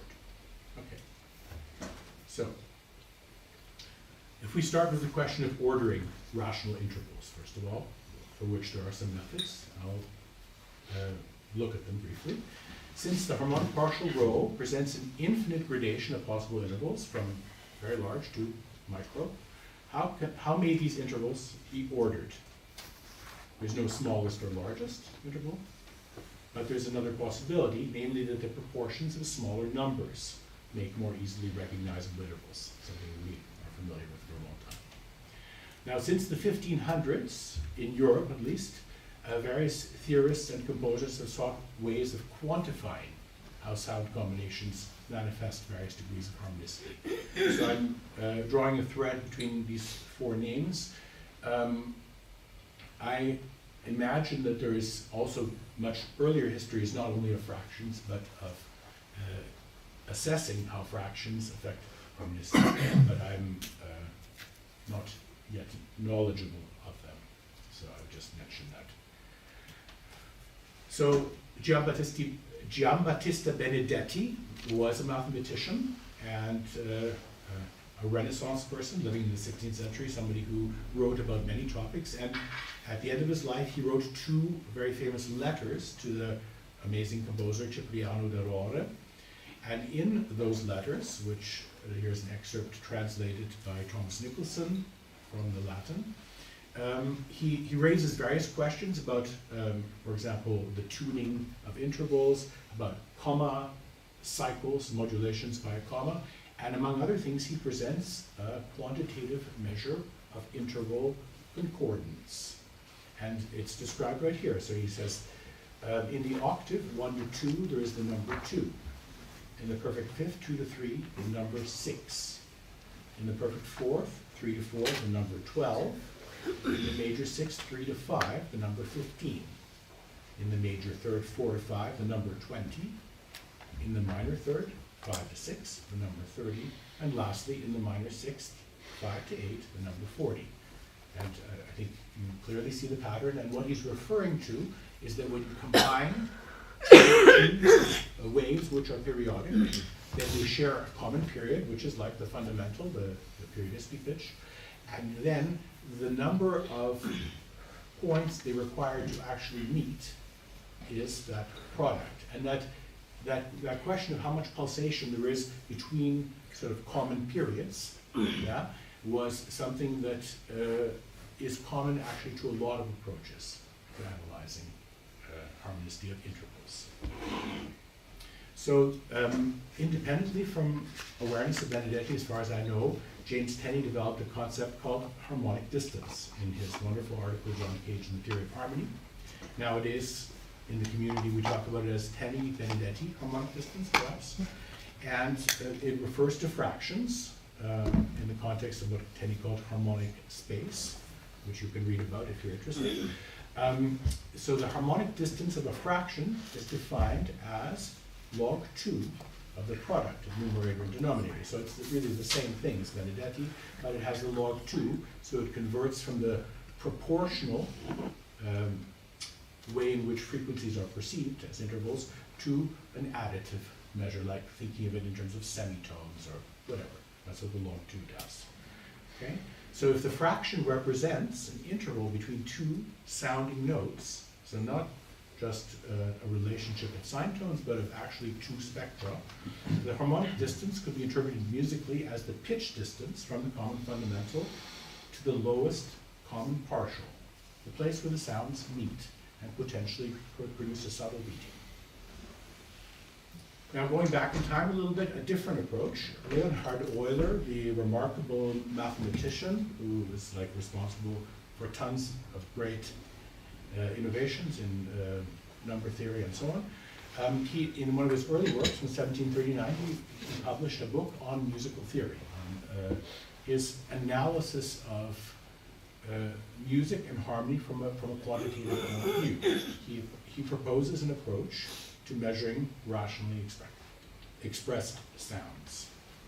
So he empirically defined a degree of pleasantness, so gradus suavitas, associated with any number, any natural number, and based on its prime factors. So let's have a look how that happens. So it's a process of counting the prime factors. So a prime number p, for example, has degree p. Now how does it work with a product of primes? So for a composite number, the degree, in short, is often described as p plus q minus 1, which is a bit opaque. So I've rewritten it as 1 plus p minus 1 plus q minus 1, which is the same thing. So basically, you can imagine for every prime number, you subtract 1 from the value, and then you count how many times it appears. So it's counting how much the primes appear in the factorization, but using a -1 kind of method to produce the following results. So the unison, the number 1 is assigned degree 1, the octave is degree 2, 3 and 4 share degree 3, 6 will fall actually in degree 4, and 5 is in degree 5, and so on. So it starts to reorder the numbers, much like Barlow's method, which we'll look at next. Now, to calculate the degree of intervals in chords, Euler takes the least common multiple, or the lowest common partial of the pitches, and applies his equation to that number. In 1978, or perhaps in the research leading up to that time, Clarence Barlow derived his own version of Euler's formula, which is described in the ratio book and various other sources. And his variation of Euler's formula is scaled to increase the degree of successively higher primes. So making higher primes more indigestible. Now, like Euler, Barlow's formula calculates interval concordance based on least common multiple. It's described in a slightly different way, but it's an equivalent process. And for chords and pitch sets, Barlow defines the concept of harmonicity sum, which is the sum of pairwise harmonicities instead of pitches, and compares it with the total number of possible pairs to obtain something called specific harmonicity. Okay, let's look at the two formulas very briefly. Sorry for the math, but it's less intimidating than it looks for those who are not comfortable. On the left side, the big product, which is a product of prime numbers and exponents. Right? It's the factorization of any number. Okay? On the right-hand side, the Euler formula is 1 plus the sum of each prime counted as the prime minus 1, and how many times it appears, right? Just how we had before. Now, Barlow's formula, as you can see, very similar. Again, back and forth. Left side is the same. This is the indigestibility. The 1 plus is gone because Clarence realized that the formula actually is kind of logarithmic in its field because it goes to a sum, and the 1 plus doesn't have to be there. 1 can have value 0. Unison can be 0, like in harmonic distance. Okay. The thing on the right is the sum of the exponents times the pi minus 1, just like here, pi minus 1, right? But there's another multiplier, pi minus 1 divided by pi, multiplied by it. What does that mean? So for prime 2, it's 1 over 2. Prime 3, it's 2 over 3. 4 over 5. 6 over 7. 78 over 79, right? So what's happening? As the primes get bigger, it moves from 1/2 to 1. And namely, it gives a lot of lower values for 2, 3, 5. Okay? Which is a result that I think Clarence was seeking to some extent, because it reflected the musical practice that he saw in Raga and in the Western harmonic tradition. So that is one of the features of his formula. Okay, both Euler's and Barlow's methods for working with chords run into a similar paradox. Now, if you look at the major triad, 4, 5, 6, and its intervallic inversion, so the interval is taken downward, a minor triad, 10, 12, and 15. That's expressed as harmonics. But the intervals are simply inverted, right? Major third, minor third, or major third down, minor third down, leading to a perfect.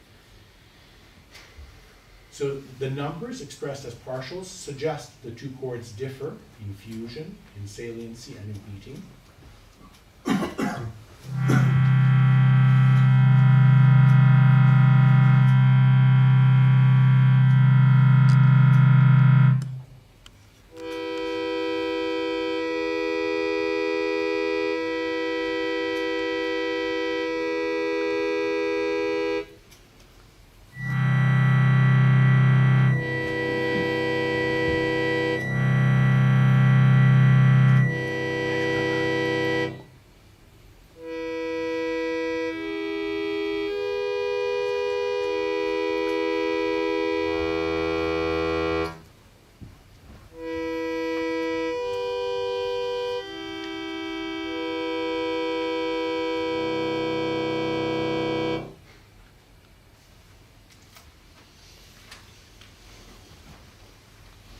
So when intervallic inversion, the same with the concept here of overtone, undertone, harmonic, subharmonic, when this is extended to chords, including higher primes, the difference between what Parch called the O-tonal form and its eutonal or subharmonic inversion increases.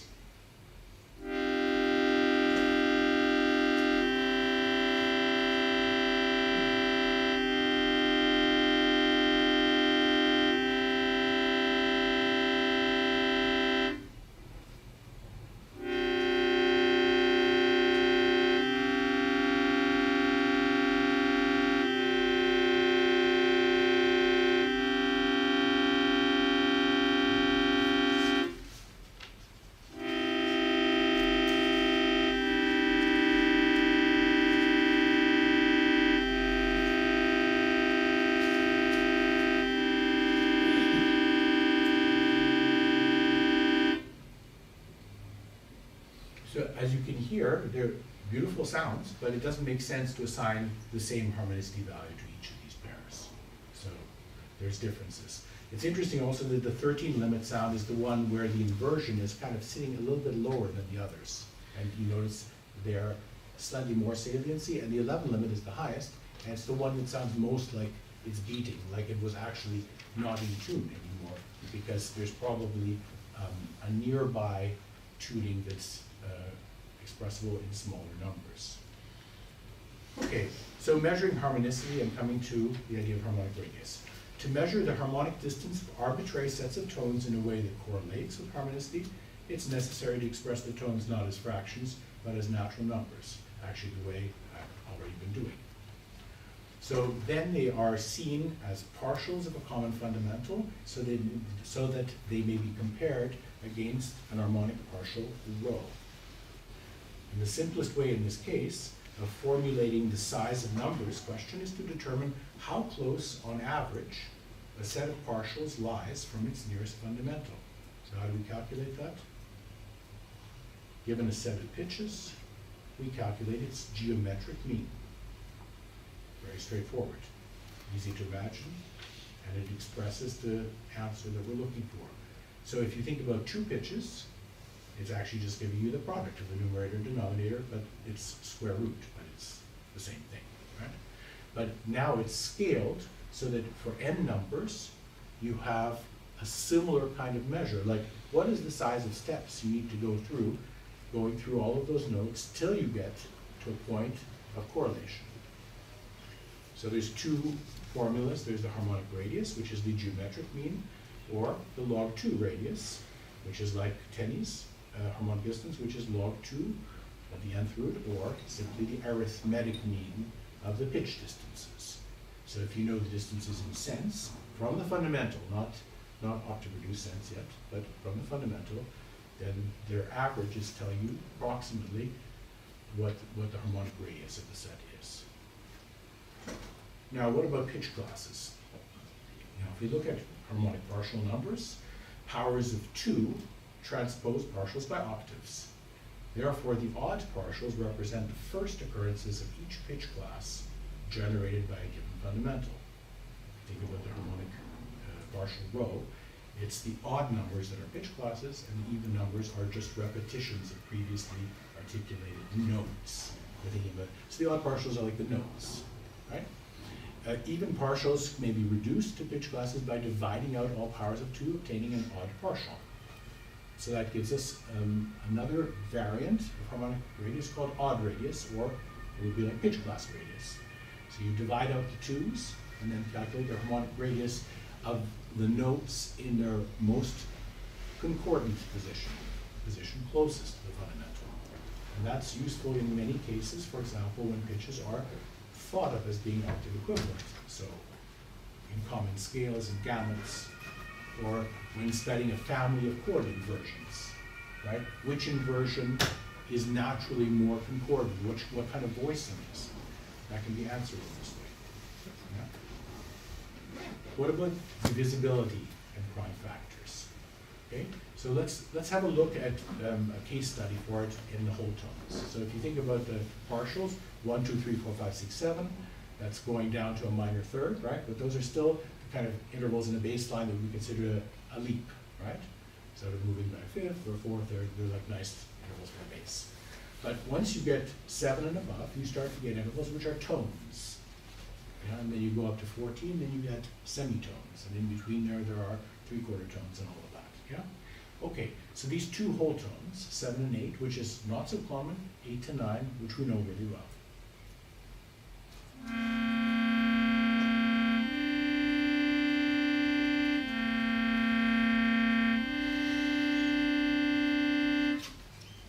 Okay, so the first example, you're just hearing the two tones in the same register. And at least what I observe, and I know from my experience as a violinist, is that, I mean, the two intervals are a similar size. They sound, in some ways, very similar, which reflects the fact that the numbers are close together.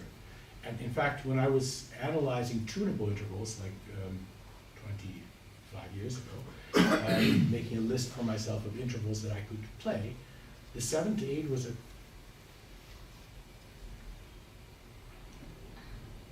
That's not correct, because I have a timer running. Yeah, we started late. I'm at 17 minutes according to my timer. Okay, so I'm doing my best. I'm more than halfway through, but I will accelerate. Okay, but the 7 to 8 is an interval which can be tuned by ear, and the 8 to 9 requires much more sort of precise attention to manage. So in that sense, harmonic radius reflects that difference. On the other hand, if we're talking about the 8 to 9,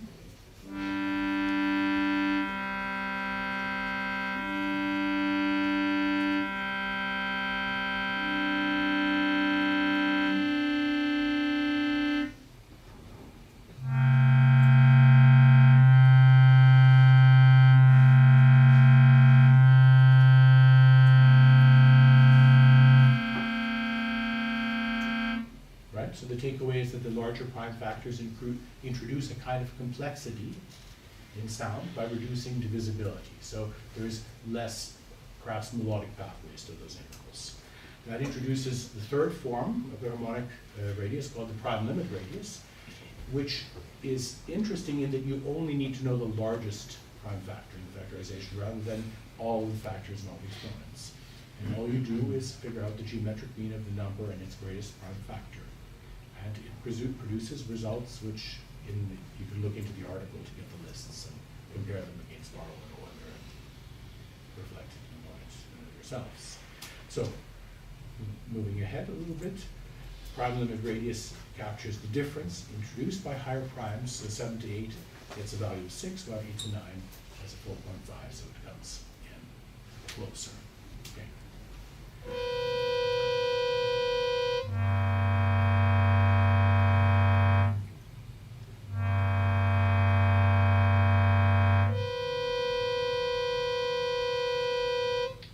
So I won't dwell on unpacking of this chart, but you can look at it in the article. It shows two quite different intervals, a very narrow one, a wide one, a 5 limit, a 7 limit, and how the radius measures differentiate their relationship depending on how one looks at the interval.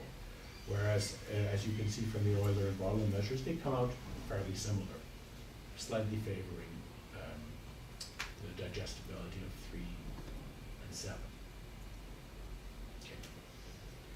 So an example of working with this harmonic radius, let's take major scale as an example.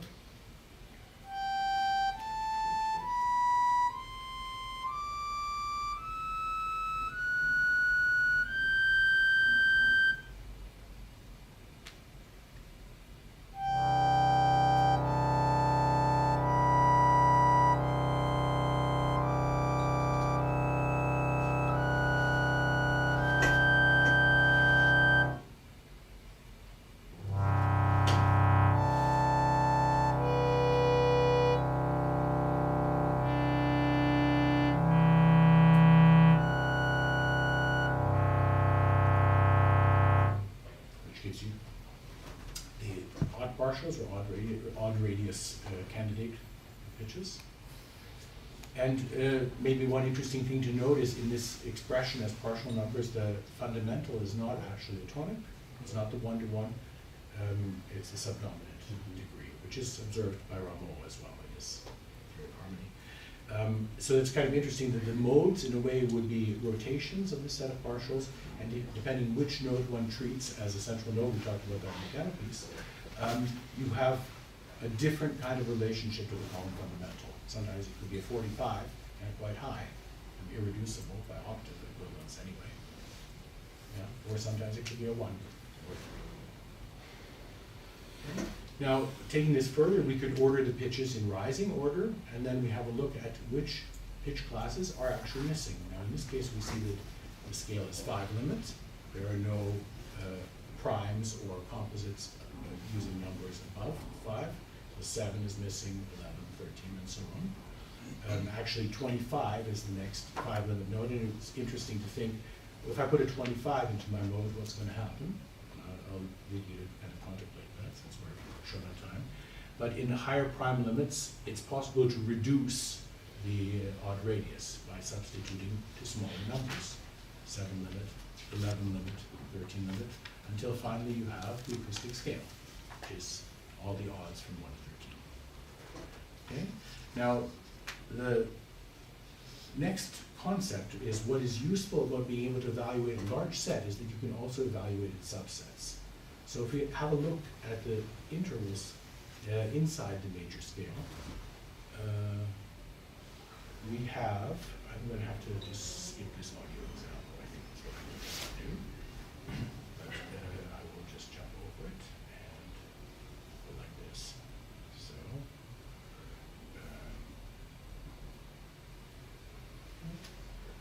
no, sorry, beginning.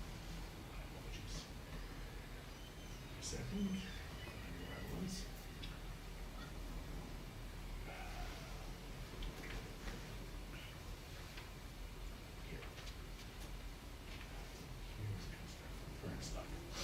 Okay, good.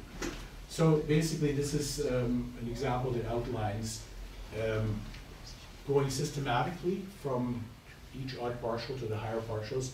And I guess what's interesting in the example, I don't have the sound unfortunately right now because of time, but the dissonant sound occurs between 5 and 27. Not as one might initially think at the end of the numbers, right? So the point is that the large numbers are relevant for the whole set, but as you go to smaller sets like intervals, triads, tetrads, then the numbers reduce and the location of, let's say, points of friction in a melodic context as opposed to a triadic context and so on, vary. And so we want to look statistically at harmonic radius for pitch subsets. Okay, so I'm going to jump ahead. Next bit. Okay, this is what I was just saying, similar report. So it's useful to calculate and average values of radius for various textures, depending on the musical context. Okay, so here's a short example of coming back to the major and minor chords and their inversions.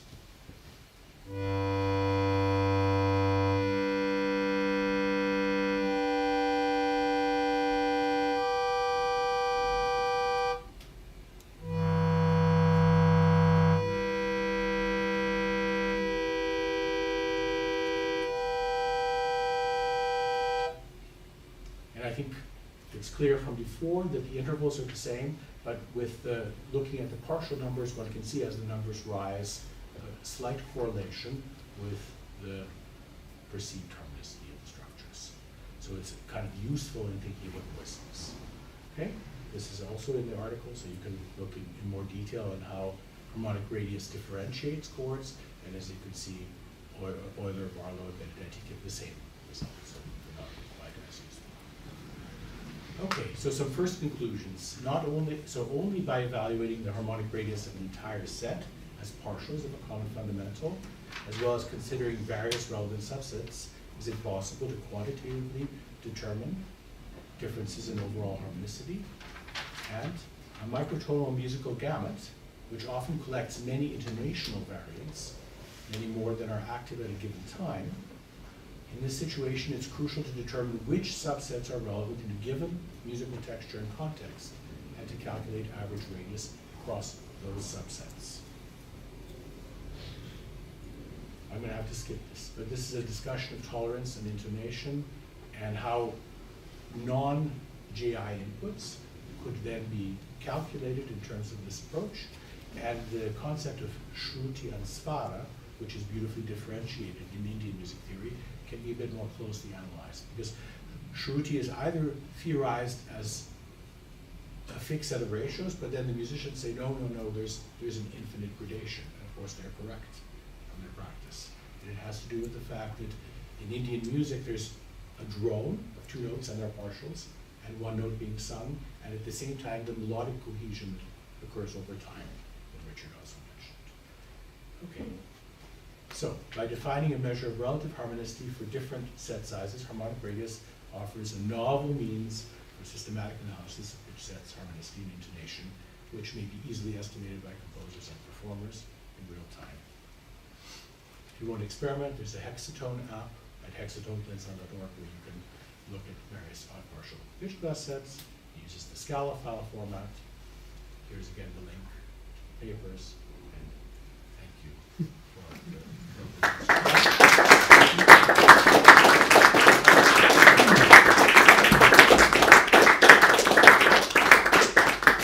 Questions? Yeah. Yes? First of all, thank you for an amazing presentation. I'm wondering that's, as we know, that's from Pythagoras and Ptolemaios, and also through medieval Baezus, right? So they're also kind of Gutius, yeah. Right, Gutius, and yeah. for 2 approaches. One Gutius doesn't have an original approach. I know, but he also wrote on. He reworked, some work on Ptolemaios, so he extended upon this concept. And got rid of many of the points. I mean, the Western music theory is so much poorer than the Arabic for that very reason. Yes. Yeah? Just one of those thinkers. Yeah. And of course, Euler, that you also mentioned in your presentation, he also represented both concepts, because Pythagoras, for instance, he was more arguing for mathematical approach, and his followers are known as canonics, at least in literature. Yeah. And for Ptolemaios, they are harmonics, because canonics, they approach mathematically in more rational way, and harmonics in more perceptual. So they are, they care about the hearing or about the perception of experience itself, of sounding material. Right? Yeah, the best source for that is the very first paragraph of Ptolemaios. Right, and so my question is that how do you think and why they all of them were thinking about just intonation? I mean that, for instance, Euler, he was considering just intonation as a framework for this mathematical proportion, for this formula. Clarence Barlow as well, and he also talking about just intonation. So could this approach be treated in other tuning systems, or are there some very strong reasons for that? Well, in terms of perceiving harmony, in the sense that I'm talking about, so harmonicity, there is only the harmonic series, or the harmonic partial rule. That's it. That's how we perceive any harmony, whatever the input. Now, the input can be tempered, the input can be any frequencies, but because we hear it combined, and we try to parse out sources, we look for harmonic series or harmonic partial matches. And they can be multiple, right? This is what we do. And I think it's very important to be careful about numbers, because one can easily get enamored of the numbers for their own sake and the whole, bullshit around them. But in this case, the numbers are simply representing a model for how harmony is analyzed, because the example is this: there's 2 kinds of things. Spectral thinking is like, okay, this is what's actually in the stretch spectrum, okay, so like sitaras and so on. The other approach is to say what creates phase modulation or not. And for that, the actual correlation of different, let's say, pitches has to be such that the combined period, which is created, is relatively stable. And that's what I'm talking about, let's say, specifically rational intonation sound, which creates fusion, which creates certain kinds of phenomena that we associate with harmonicity. And for that, comparing to the numbers is really the way to go, to me, in my experience. And it's not to say, but the input can be tempered, it can be any scale. Because I've written some Python search algorithms which then look for matches and different alternatives, and then you could look at the prime composition, the various ways, how the subsetting works, and see what is emerging. For example, the idea of a gamut. You put in the major scale equal temperament, you're going to get out these numbers that I showed. But to actually do it the way musicians do, you have to allow tolerance so that the dissonant fifth, which you didn't hear, the 40-27, is not played as such, not in normal practice. But in triads and tetrads, it can work fine, right? So it's really a kind of circumstantial thing how these things are applied, in my opinion. Yes, the other question? Yeah. So this brought me a little bit back to 2003 when I was having a intensive course of music quantics with Clarence Barlow. And I was now remembering a slight niggle I had about, he developed, or other people also, but he developed this very elaborate determination of the absolute, let's say, harmonicity of intervals. Mm-hmm. But I never saw a point how he connects the relation between two degrees of harmonicity. Like what I couldn't address the question then, maybe you can answer it now, but which I later found in the concept of the harmonisches Gefälle in Hindemith, for example, applies to talk about the relation between two atonal chords. And so the question would be, is there any conceptualization of the relation between two harmonic qualities other than the one is more complex and the other is less complex? Well, I don't think that there are any atonal pitch constructs at all, because the tonal is the percentage. Sorry for that term, right. But there could be pitch constructs which in themselves can only be represented by fairly large numbers, and therefore they do not have, let's say, a high fundamental resolution effect or a high degree of fusion. And it could very well be that two sounds are not related rationally. That's certainly possible because it happens in the real world all the time. We're in mixtures. And certainly the idea that they're related rationally is mostly like if we mix things up, if we have acoustic illusions and we say, oh, part of that voice is actually coloring me. What we do as composers all the time, right, is hiding the discreteness of different harmonic structures. But we easily hear a clarinet and a oboe and even the bass flute in some kind of big mixture, right? And we hear that by being able to separate. And that separation can be not a relationship. So the question is, how do you relate the structures vertically in the same way I described? How do you relate them to each other melodically? You have to look at all the possible connections, and you have to look, for example, at what is going to be the most salient connection within a range of tolerance. If one of the intervals is a unison, you have your answer, and so on, right? So the melodic set of possibilities between two, let's say, atonal chords is going to be a set of connections, right? And that set of connections will have a minimum value within a given tolerance, analyzed in this way.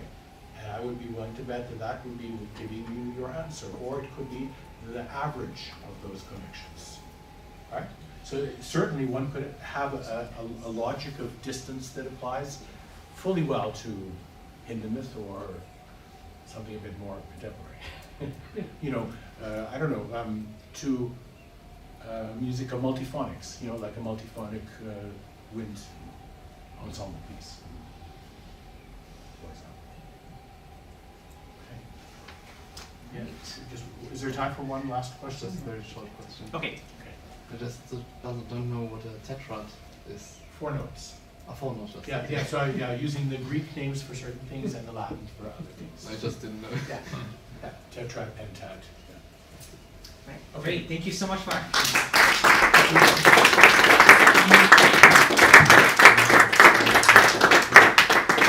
And next we have Lucie Nezri giving a presentation called For Simon Jonassohn-Stein for Orgelpark. I might need a few minutes to just put my computer in, so if you want to have a break.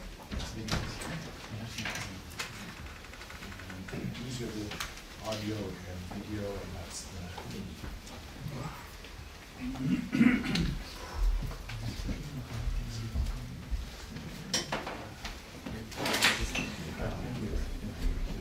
Sorry, I had to read through it. It was a bit too much.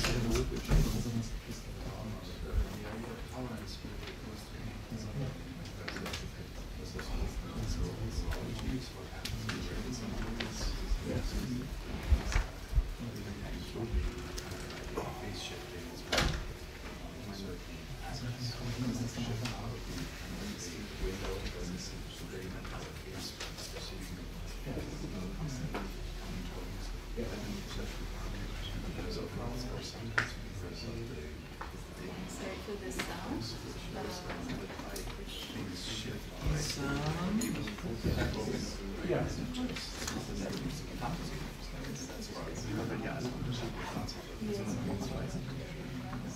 Yes, yes.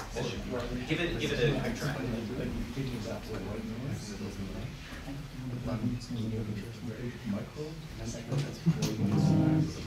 Perfect. All right, you're all ready to go. Oh.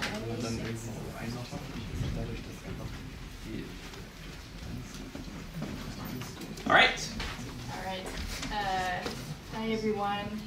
Thank you for being here. My name is Lucie Nezri. I'm a composer and research associate at the Institute of Sonology in The Hague. And so, although I never had a chance to meet Clarence while he was still alive, I'm very openly indebted to his work, and so I'm very, very touched to be here. Meeting Clarence's music was a first shock to my system, and I had a second shock, or even aesthetic experience, I would say, when reading about his conceptual framework. I still remember the kind of deep joy that I felt while having epiphanies about, his music, and by doing so also by my own music, or the music that I wanted to do. So, like Georg also mentioned, I think that Clarence's work is profoundly emancipatory, and something which reminds me of Adrian Piper's definition of abstraction as flying, and I want to quote her because she writes, "Abstraction is freedom from the socially prescribed and consensually accepted, freedom in imagination from the constraints of public practice to play with conventions or to indulge them." And I think that Clarence's piece, Purva, Jonassohn-Stein, originally written also for the St. Peter Church in Cologne, is a perfect example of that. So last September, Claudio Baroni, a former student of Clarence and artistic director of the Equinox Festival at Orgelpark in Amsterdam, wanted to pay homage to Clarence, so I suggested we could play his piece for programmable organ from 2012 for solo organ, but then to play it on two programmable organs at Orgelpark. So I thought the project would be very easy to implement. I was kind of delusional about this, and one of the reasons, but which was actually really a great limitation for me, was that although I had read quite extensively about the algorithms that were used in the piece, I didn't really know how Clarence made choices in terms of instrumentation and why. And so that just allowed me actually to get to know the piece from the ground up. I think it's an especially inspiring piece, as it's very short, it's 5 minutes, but it subsumes methodologies that Clarence had developed over the course of 40 years. It combines a certain level of complexity in terms of musical data, but as we will see, a simplicity of overarching structure in terms of choice of instrumentation. And it is composed as a 12-tone tempered music with harmony and harmonicity of just intonation in mind, so that's also interesting. And I would just say that both this piece and my rearrangement of it have something to do with what I call recreative recreation, where you take a pre-existing piece of music, you look at it from all kinds of perspective, and then that's actually a very fun process. So I suggest we listen to the original version of the piece, maybe full length. So it's 5 minutes. I don't know if maybe we will have less time for questions, but is that okay with you? Yes? Okay, so let's do it.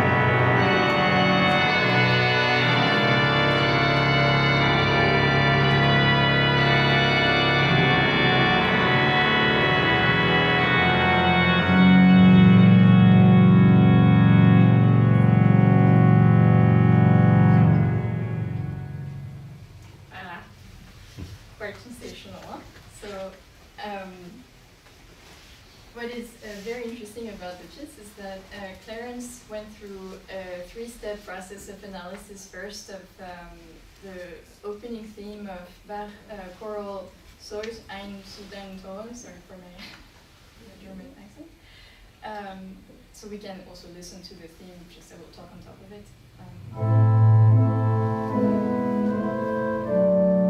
So Clarence,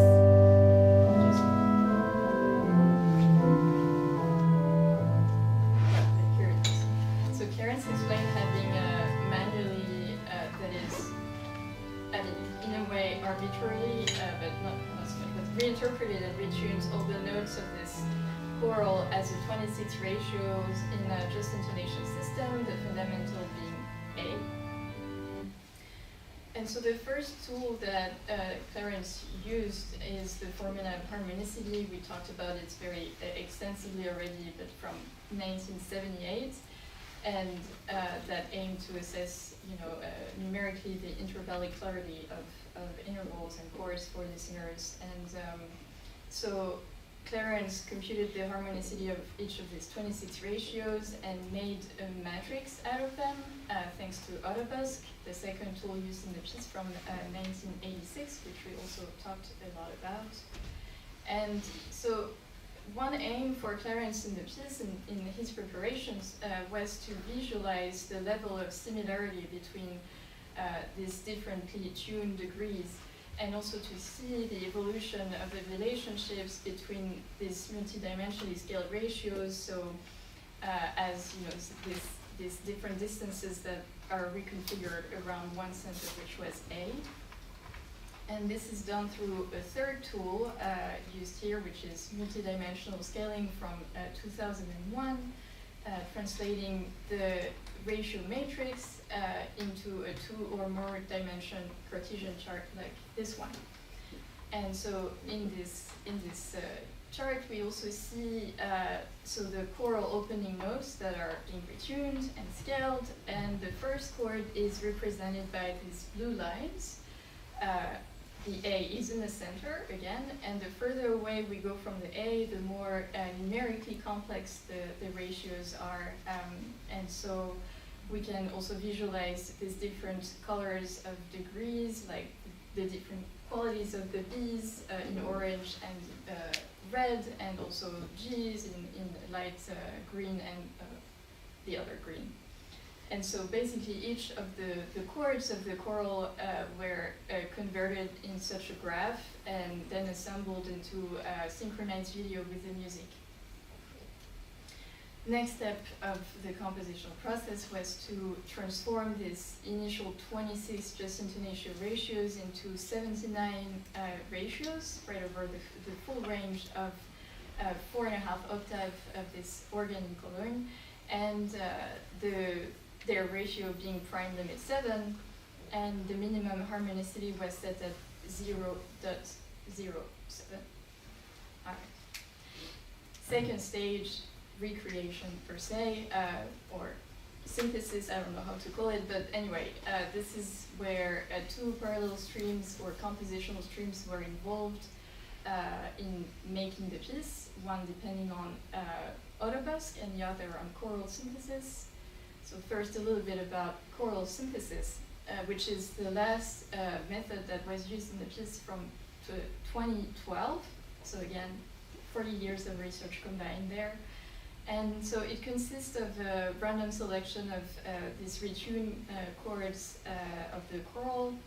And so the pitch material of 79 ratios offered a total of almost 80,000 different triads for selection, so that's quite a lot.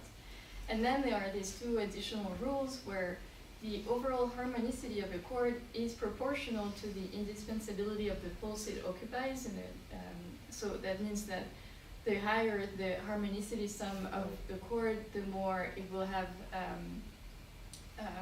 rhythmically predominant spot in the measure, and reciprocally, if I may say like that. And the second rule is that every chord and the one succeeding share a note. So, well, so 4 chorals were composed in this way, and then partly interspaced and partly synchronized with autobusque, so-called improvisation in the same harmonies and meters. And speaking of, so we've talked about also about autobusque, but thanks to Birgit, thank you so much for sharing also all the files. It's really only thanks to you that the project was able to be made so so thanks to Birgit, I had access to this scheme. So when using autobusque, some parameters can be fixed, other can be just linear, and you have 12 parameters. The first is metric clarity, ranging from ametric or syncopated to having a clear pulse. It's this red line. So as we heard, there are more this feeling of clear pulse at the beginning of the piece, and then more syncopated, and then back to clear pulse. Then you have pulse length, eventfulness, which ranges from silent to time saturated. So it's the light blue line with which gets higher towards the end of the piece, so more saturated. And then event length, melodic scope, tonic pitch, choral weight, which is the number of simultaneous pitches in the stream. It's the dark blue line, which means that there are more and more chords throughout the piece. Harmonic clarity linked to harmonicity. It's this orange line. So there are indeed more simpler kind of cadential harmonies towards the end of the piece.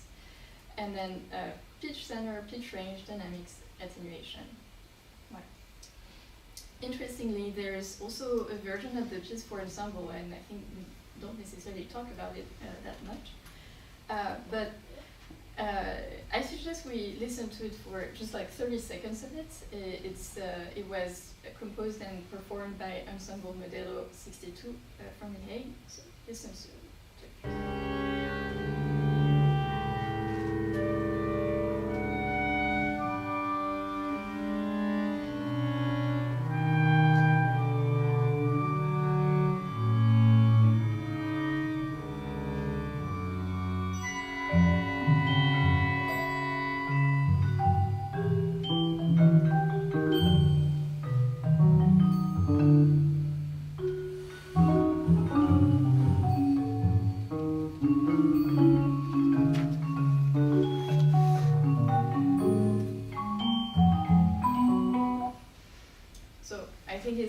Surprising because it's the same the same piece, but the two versions are actually realizing two very different compositional ideas, in my opinion. So in this organ version, you have this gradual and subtle addition of registers, except at the end of the piece with this flamboyant fortissimo with the poisson and bombarde.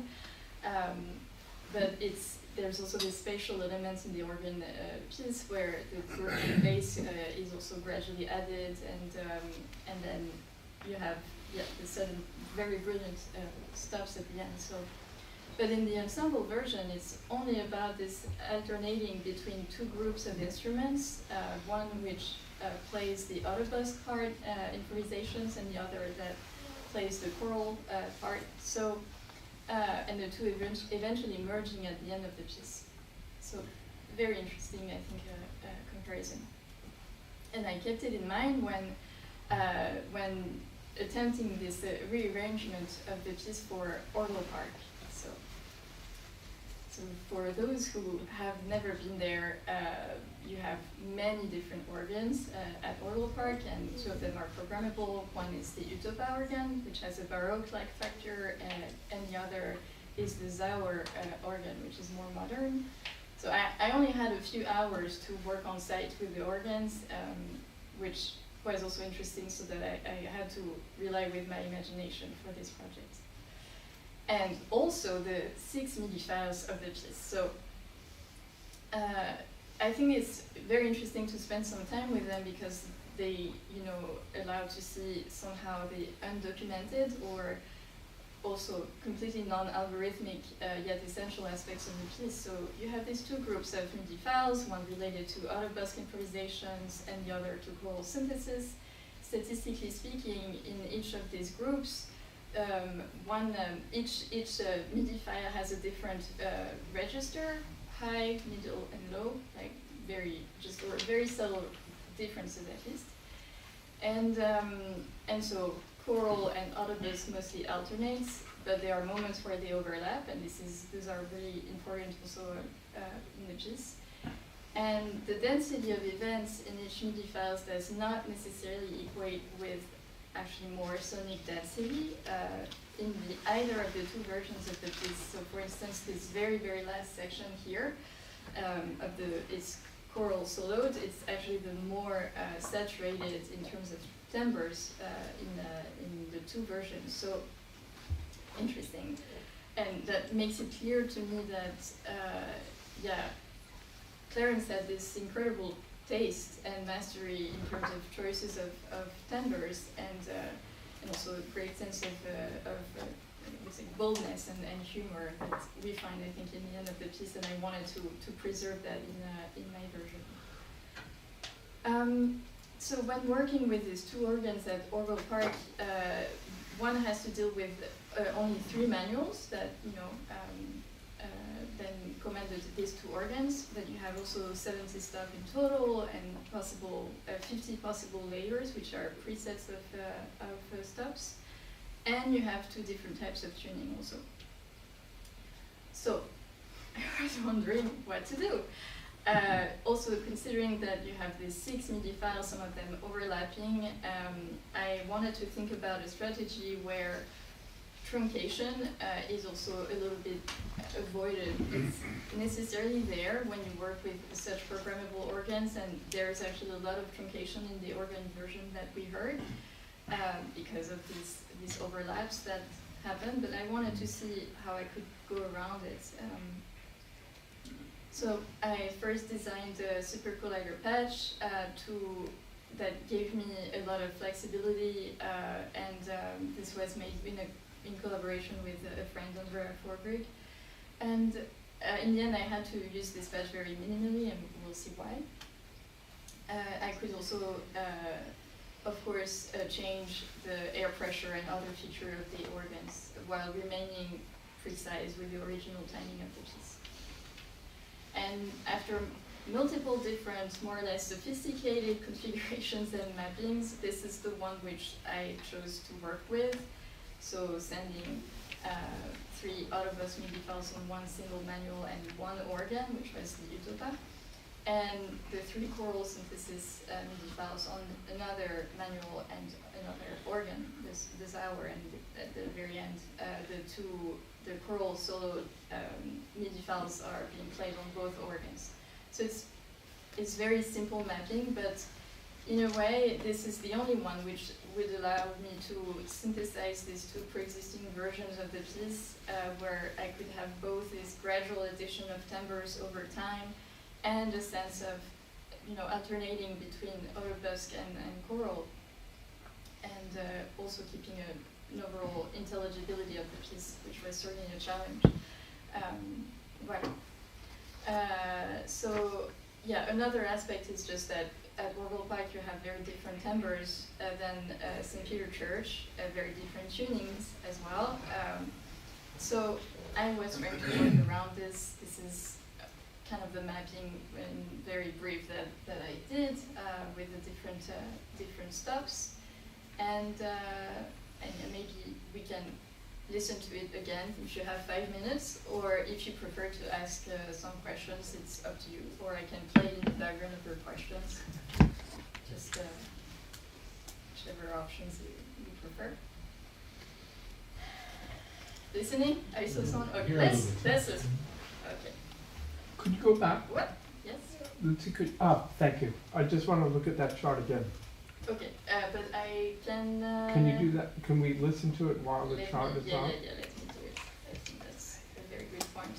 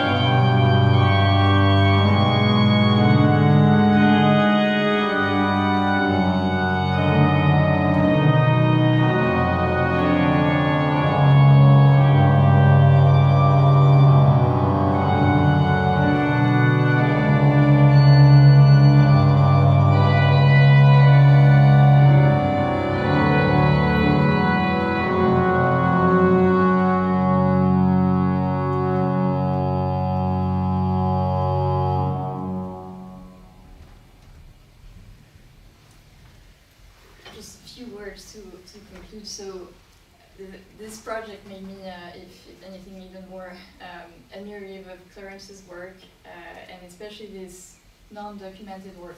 At least I didn't have access to this non-documented work with timbres, and one great project would obviously be to recreate the piece completely from scratch, which would be possible using the Autobusk program and this choral synthesis algorithm, which is fairly easy to implement.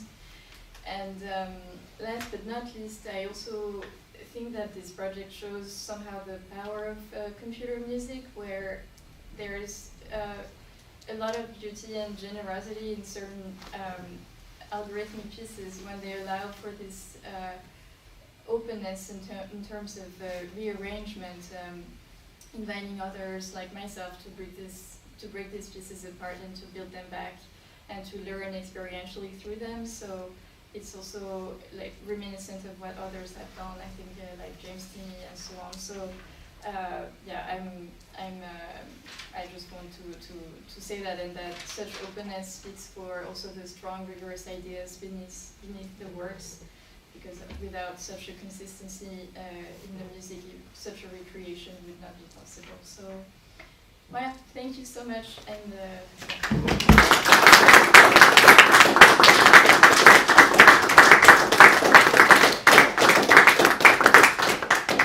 Thank you very much.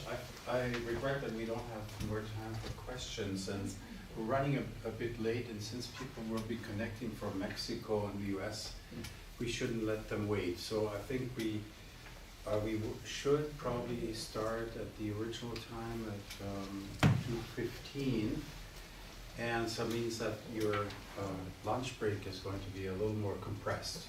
So I suggest the following things. There are a few possibilities, particularly in the supermarket down the street. It's very close from here.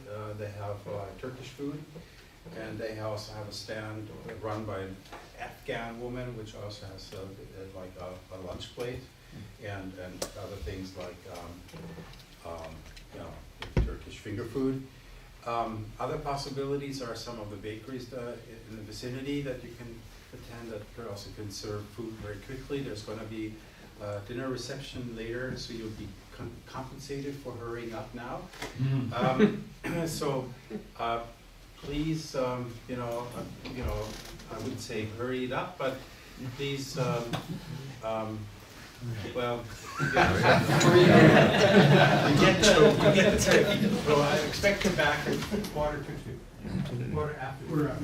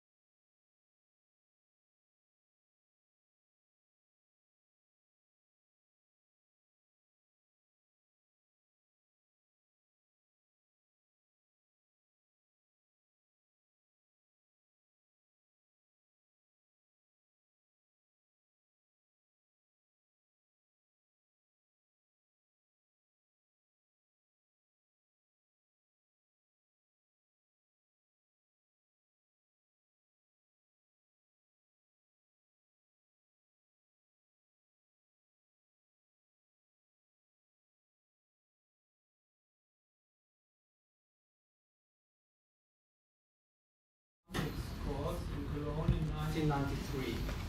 Since then, I have extensively worked on systematic approaches involving quantification, analysis, and composition.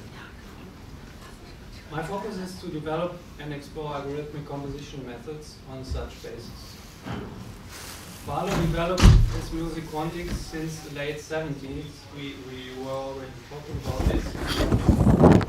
He published his collection first in German in 2008, von der Musikantenlehre, and then in English in 2012 on music quantics.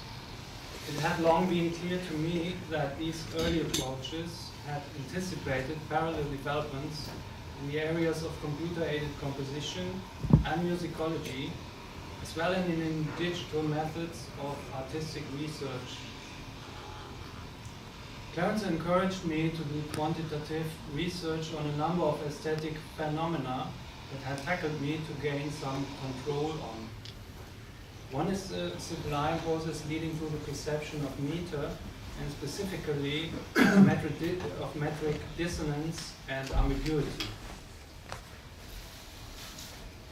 In this context, I could refer to his key tool, the quantification of harmony and meter.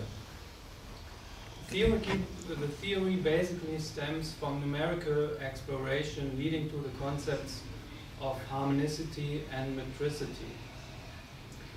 As we had this a couple of times in the morning, I go briefly through it.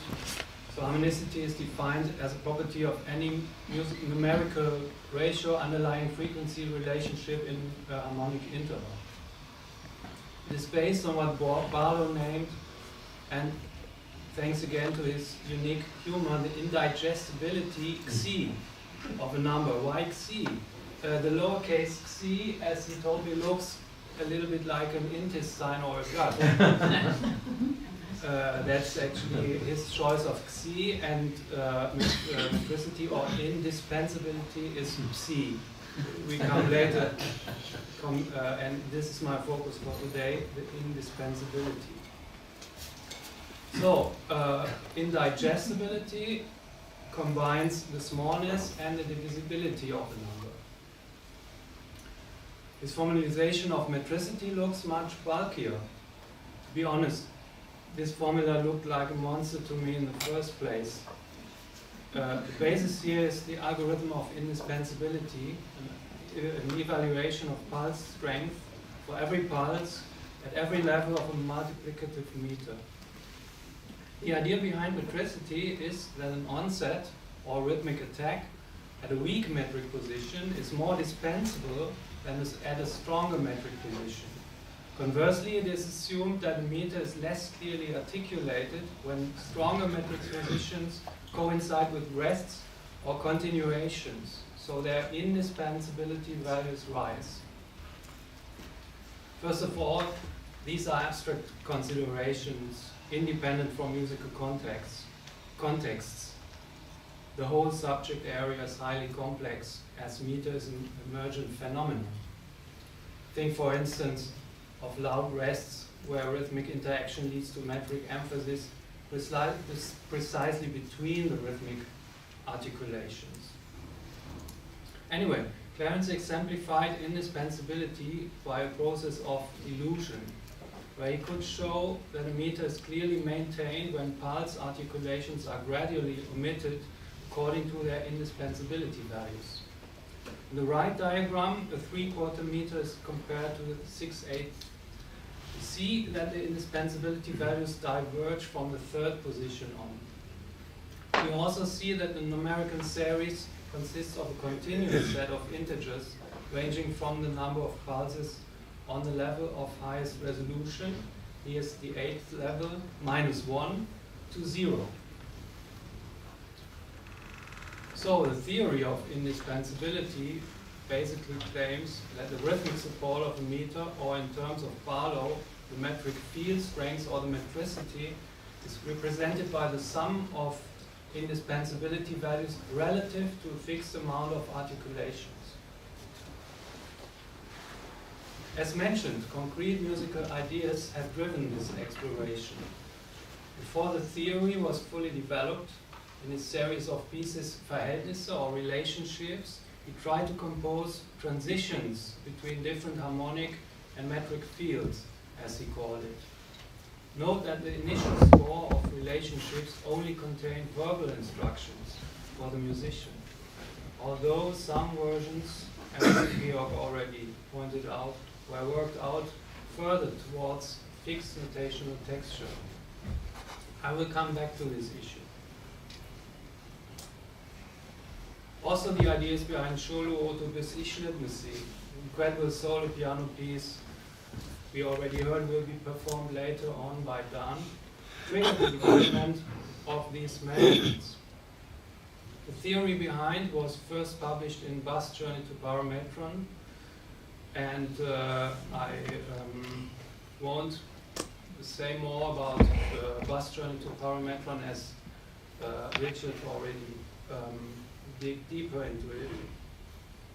But an additional thing important for me in regard to indispensability, I also exemplified how he developed some indispensability series for metric schemes which are not covered by his main formula, because they also include mixed metric types, that is meters including asymmetric strata with non-isochronous beats.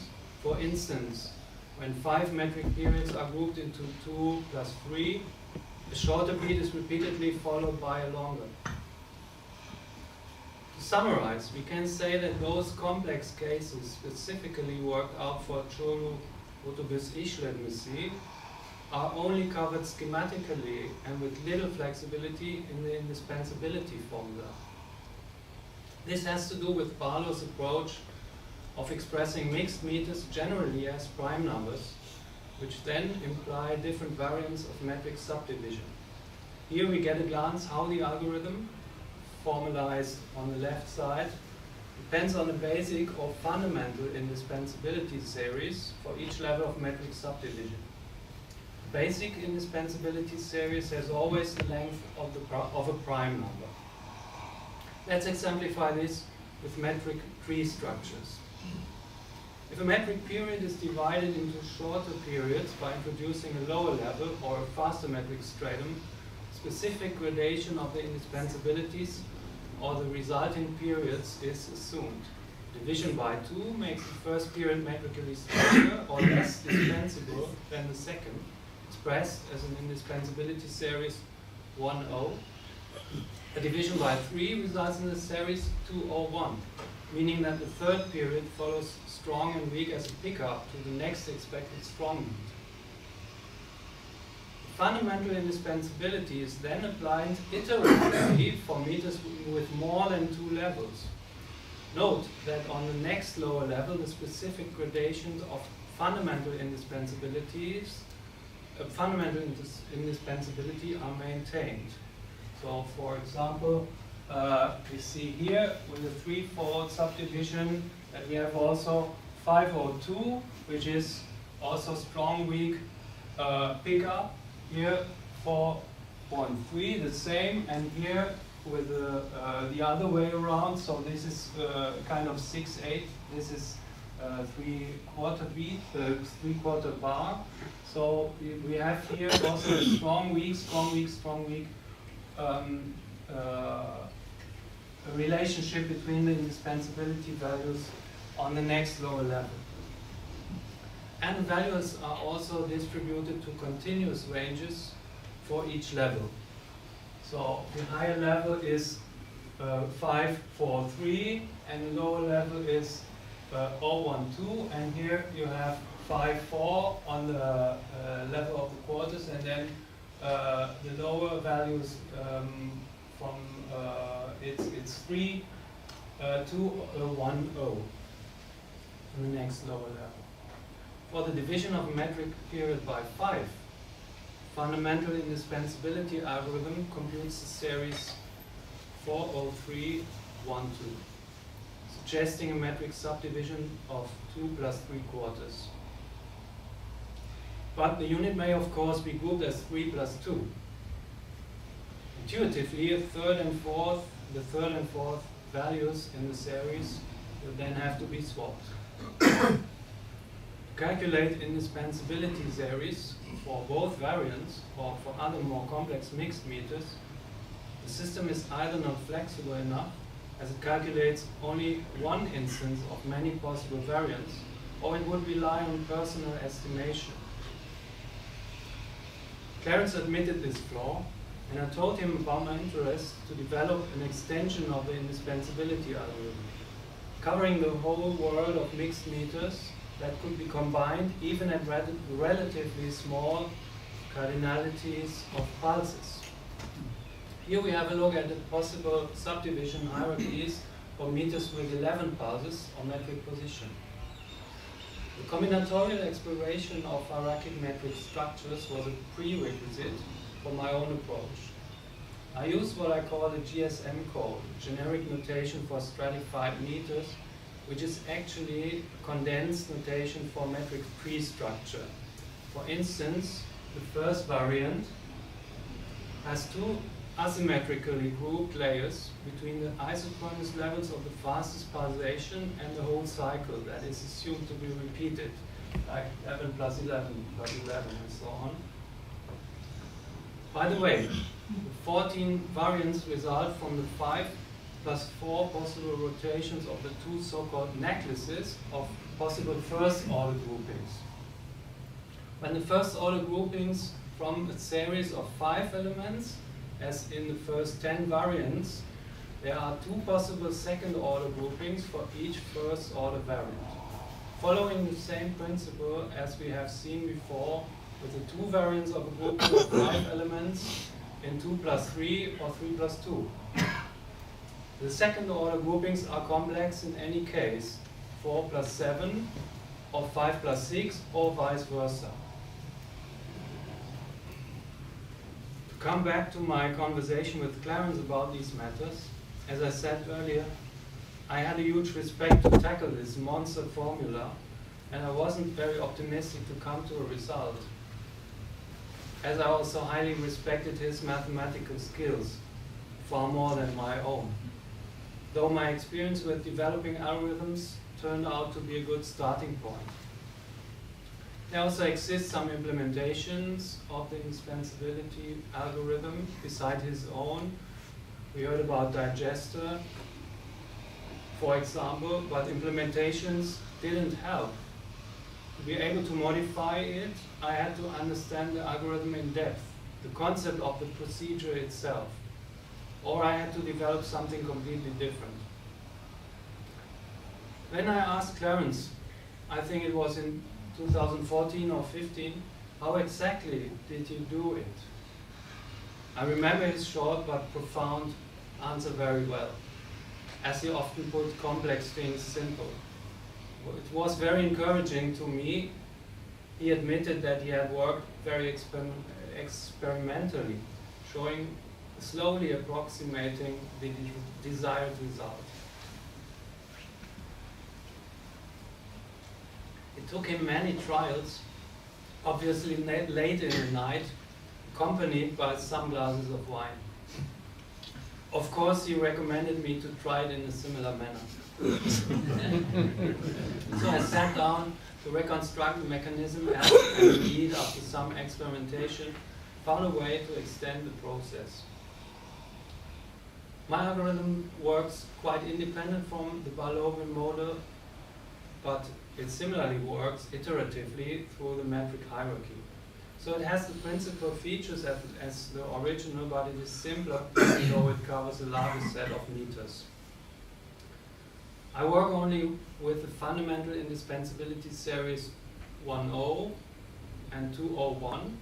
Series of higher primes are then constructed iteratively, leading to a higher metric depth that is more straighter. Let us shortly listen to the result using the example shown before. This is a prototype of some app which contains the indispensability algorithm, or the extended algorithm, but was made for other purpose. But we can listen here, for example, to 11 steps. And now it's we have 50% of events, but if I go to 100%,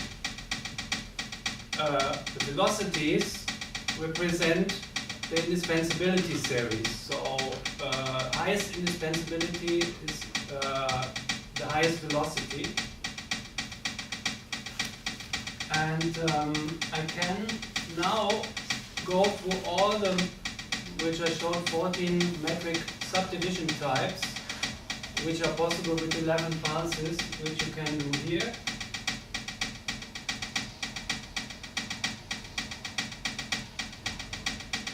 Or very contrasting, like where we have this compound periods, subdivision periods.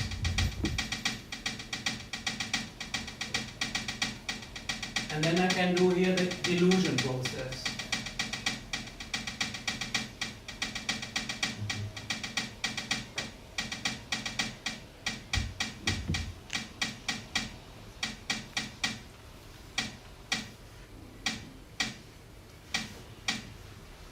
And so on. So I programmed this for a lot of different amounts of pulses in the cycle. There's also the possibility, for example, if we go to number 9, we have some mixed structures, in this case 4 mixed structures, but we have also a non-mixed structure, as 3 plus 3 plus 3, and I can, of course, move from one to the other.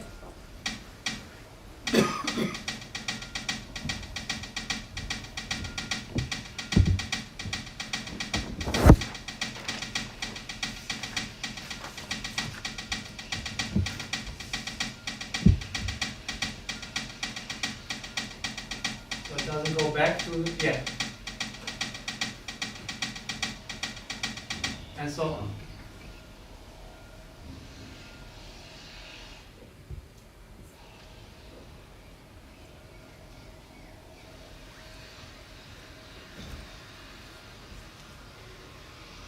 So actually, you do not need a computer nor mathematics skills to use the extended indispensability algorithm. It's fairly easy. Just follow my verbal instruction, and I'm going to review it quickly and practice them by hand. So the first 2 steps only proceeded once. After specifying the metric tree in the GSM code, the basic indispensability series is applied to the top stratum. Below the instructions, you see examples showing the actual progress. From steps 3 on, we iterate through all metric strata as displayed earlier. There are only 4 steps in each iteration. I do not go in the details here, only to give you an idea about the process. Here we see that an iteration of steps 3a and 3b through all strata would already terminate the operation for all simple meters without compound groupings.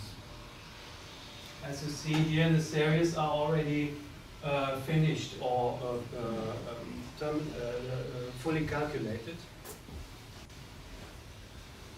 The following steps accounts for all other cases, including the set of complex meters that can be constructed as described earlier.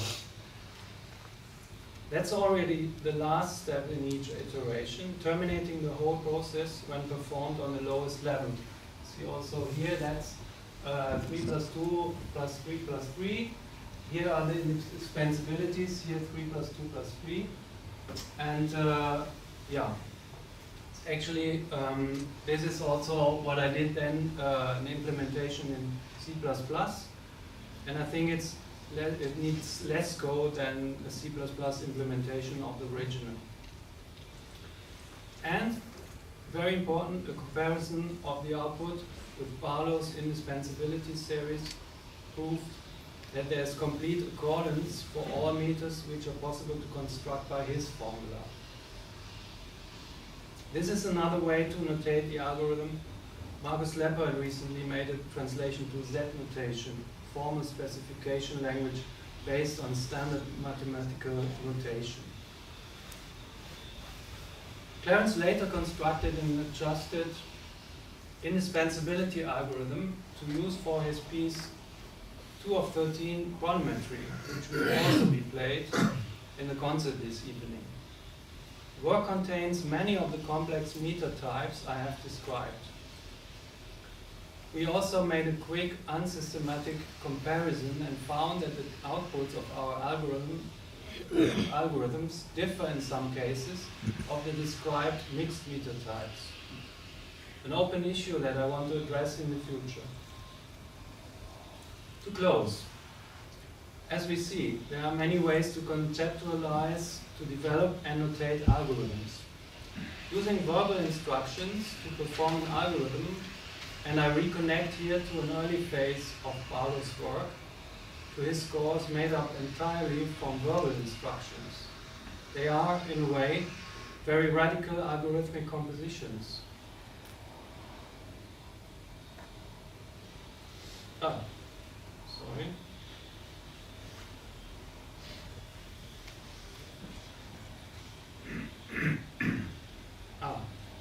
Okay.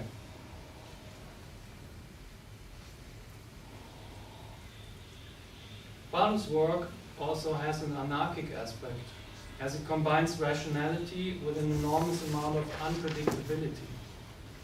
What fascinates me is a way of thinking that aims at the formulation of rules, but does not predict anything. Thanks very much.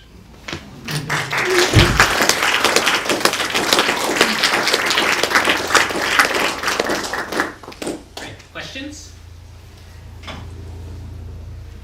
Is the algorithm available to read in a slower pace anywhere? Sorry? The algorithms that you're talking about, do you have them available so you can put down?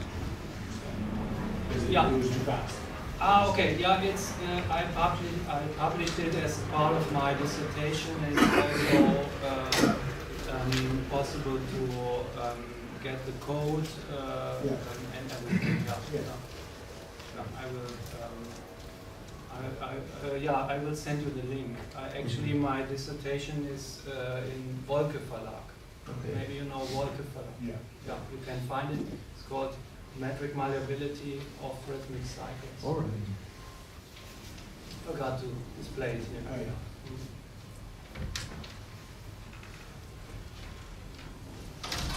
Thank you for the nice presentation. I have to explain why I'm asking this question. I'm an eye doctor. I have 3 doctoral and 2 master degrees, and I'm working about visual perception, and not only ophthalmologically or in all sciences. So my question is, it was very beautiful with your rhythmics, and also artists of photography. So I can look from another side also. The thing is, what's beautiful is normally physiological.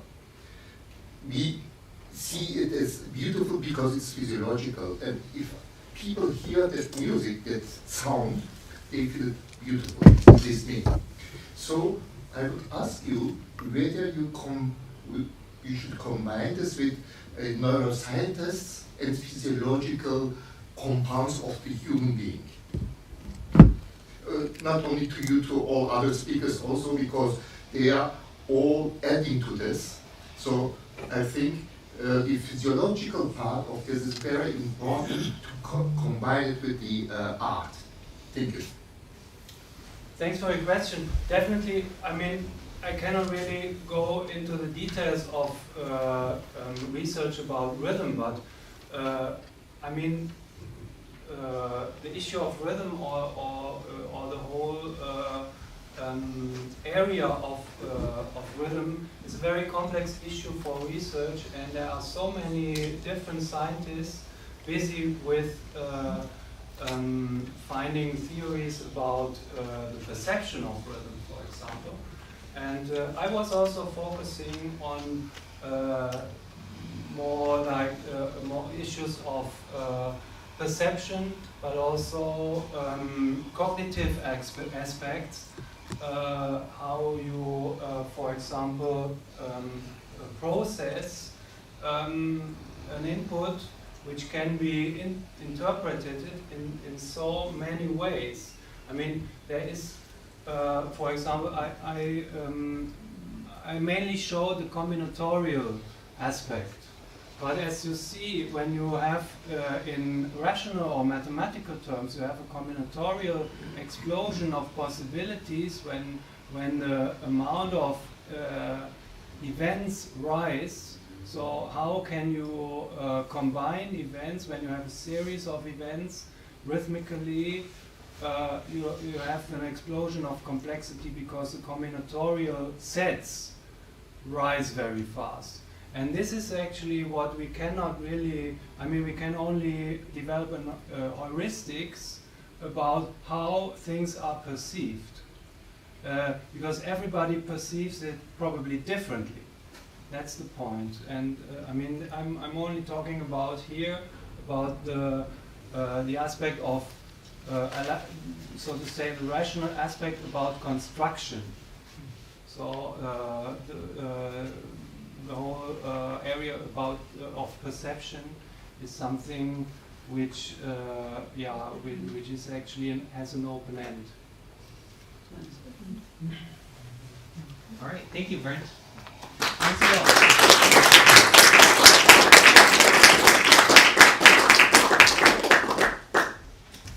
All right, next we have Juan Sebastian Lach Lau with Gateways in Time and Space on some derivative music works by Clarence Barlow. What's this?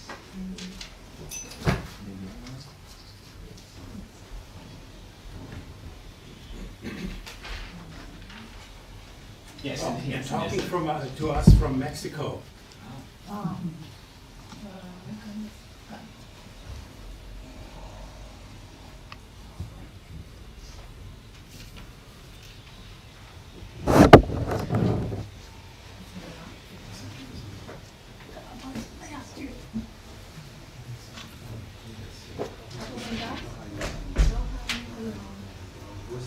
Hello.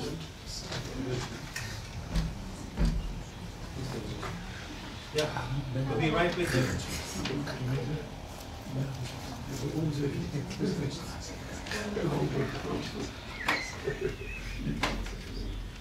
Thank you.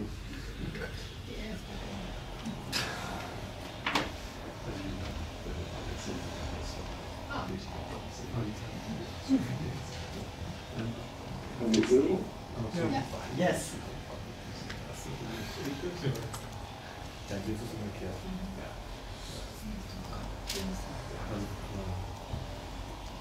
Das Gehirn auch.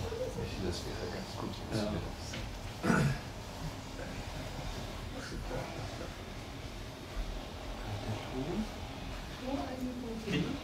Can you hear me? Can you hear me?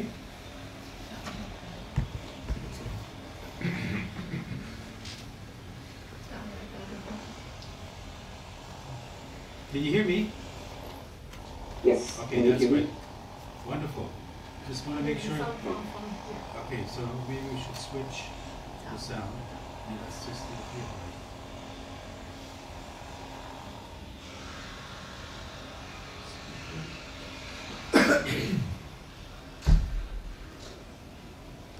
So small. Well, we have to live with that. That's okay. Can you say a few words, Sebastian? Yes. Hello. Can you hear me well? Yeah. Can you hear me? Yes. In the back, it's okay. Maybe we should close the windows a bit. Yeah. Yeah. Okay. Yeah. Okay, a little bit louder, maybe the speaker. A little bit louder. Yes. Is it coming through conference all or through Alexis? Hello? Can you say a few words? No? Hello. Yes. Okay. Still louder? Good morning from Mexico. Yes. Hello. Yes.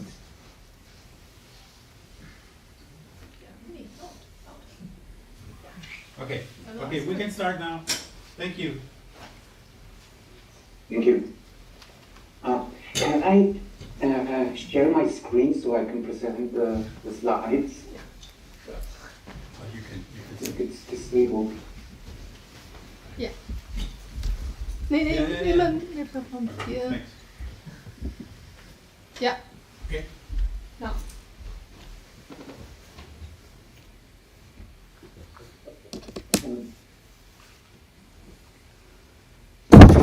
Yeah, I can. Thank you. Let me just set this. There you are. Can you see the slides? Yes. Yes, great. So I'll begin. Thank you very much for the invitation. I'm very glad to be able to present this talk on Clarence. Clarence divided his musical output roughly in 4 categories: música paramétrica, música derivata, música lingüística, and música contemplativa.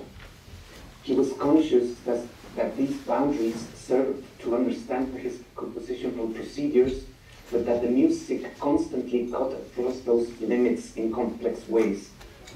In a strict sense, as he said, all music is derivative. A single note on the piano is already borrowed. Still, the pieces I will talk about here are ones whose focus puts translation, quotation, fragmentation, history, and archetypal music at the forefront. The usual emphasis when dealing with Clarence's work centers on the technical resources that constitute its scene of production: harmonicity and metricity formulas, algorithmic and mathematical prowess, conceptual wittiness, and so on. In this talk, I would like to instead foreground the qualities and aesthetic effects they present from the point of view of the reception. His musica derivata output is quite large, and for him, the category in turn encompasses different types of derivation, classed from sources such as language, field recordings, mathematics, the visual, and other musics. It is of this latter type, music as musical material, that we will focus. Many of his pieces belong to this group: 1981, Sprite the Diner, Séptima de Facto, parts of Orquídea Ordinaria, Estudio 7, Sachets de Ciseaux Insaciables, and many others. I have selected to delve into 1981, 6 quatrains, and Ludus Ragalis. Apart from personal taste, the selection is done because I find each piece illuminates features and strands stemming from questions and concerns that resonate with topics such as historicity, language, irony, tradition, time and space. These interests arise from my study of Walter Benjamin, with whom I want to establish a bridge that intersects Clarence's approaches to the topic of translating between epochs, places, cultures, idioms, styles, and genres. Evidently, there is little space to delve much into these matters here, but the mutual ringing between Clarence's pieces and some of these themes may lead us to further reflection, as well as helping appreciate and honor his astonishing and lasting musical contributions. 1981. This piece stems from Clarence having to write a piano trio and not knowing what to do with this classical formation. He felt it was a boring and exhausted medium and proceeded to comment on its repertoire, selecting 3 trios. Clementi, La Chasse in C, Opus 22, number 3, 1788. Schumann, Trio number 2 in F, Opus 80, 1847, and Ravel, Trio in A minor, M67, 1914. The pieces are spaced similarly apart in time at around 65 years. He devised a strategy for combining their materials into a superimposed mixture. He called it micro-collage, in which the proportion of each piece in the mix moves dynamically in time and instrument, following a spiral path on a triangle whose vertices represent the closeness to each work. Not being famous pieces, their motifs and gestures avoid standing out identifiably, allowing the meld to generate a sonic outcome that does not resemble the sum of its individual fragments, but something altogether different. Thus the title. That 1981 is 65 years after the Ravel reveals that the piece is a reflective performance on its present rather than, but through, the past, being the next step in the process of motivic transformation that it sets out. 1981 speaks about its own time by providing an historical stance on contemporary musical practices. It offers a critique and a description of the late 70s post-atonal situation by envisaging new music as a sort of classical music put through a blender.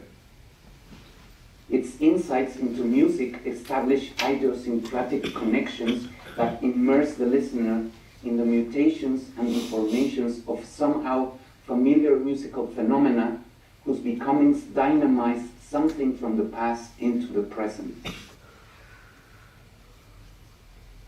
Although a table of percentages of materials for each instrument belies the assistance of a computer, the making of the piece comprised mostly manual craft. We can see that the selection and deletion was done by hand and later transcribed polyrhythmically so that each piece could sound at its original tempo. These are violin, C, S, and R are Clementi, Schumann, Ravel, and this is the piano, and the deletions are the marks on the score.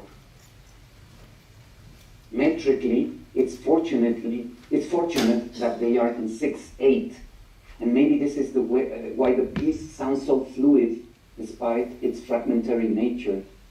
It begins in the midst of it, in medias res, as in Latin, not exhibiting any clear direction, the movement internal to the works only gradually acquiring a kind of continuous helical morphology that can somehow be felt overlying the disjoint gestures. Let's listen to some fragments.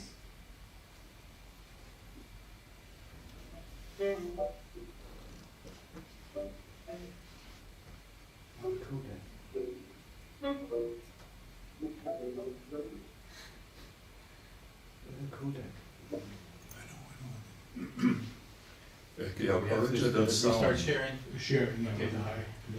All right, Sebastian. You didn't share your sound, so could you please restart the screen share? Yes, sorry. I think. No problem. I think it's there. I forgot. Sorry. Let's see again.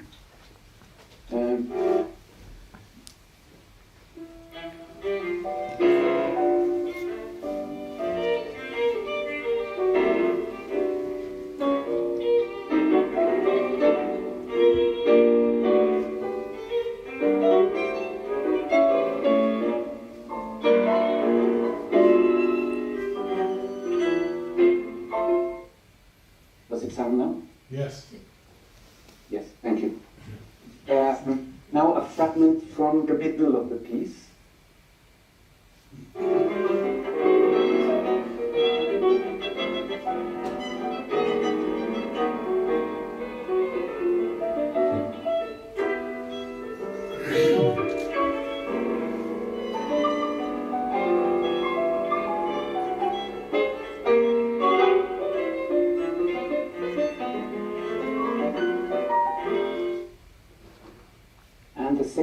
From near the end where the instruments are very near the C apex, so there's a lot of Clementi.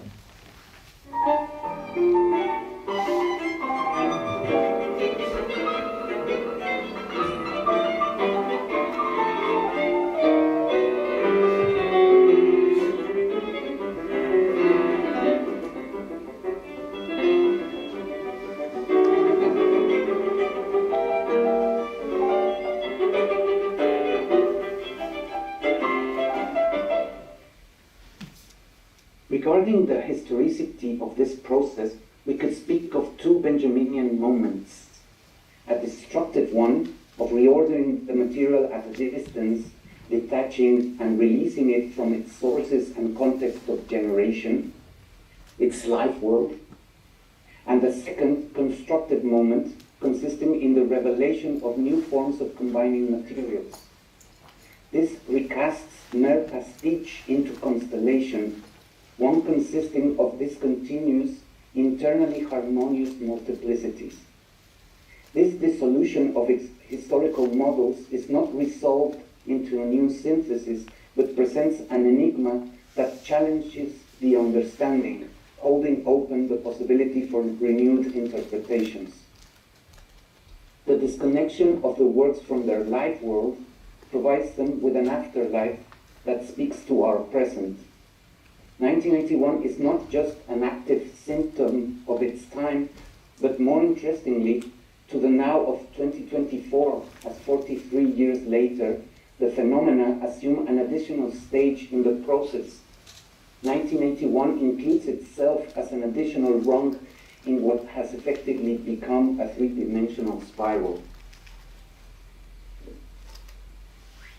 1981 becomes an object of discovery and interpretation, not concerned with history as a chaining of events, but with the dialogue into which the fragments are inserted. The act emerging from the reconfiguration of defamiliarized, historically contingent materials relates discovery, recognition, and memory together. Cultural treasures are not resurrected.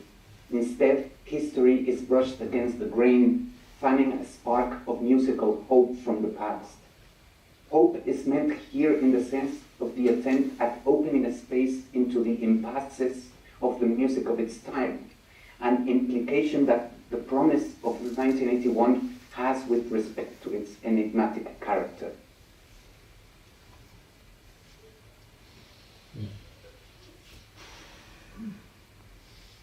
Shortly after 1981, as part of the ice cream break of In January and Nile, a section that interrupts the similarly spiral process of this amazing piece, around 3/4 of the way through, a double section is inserted.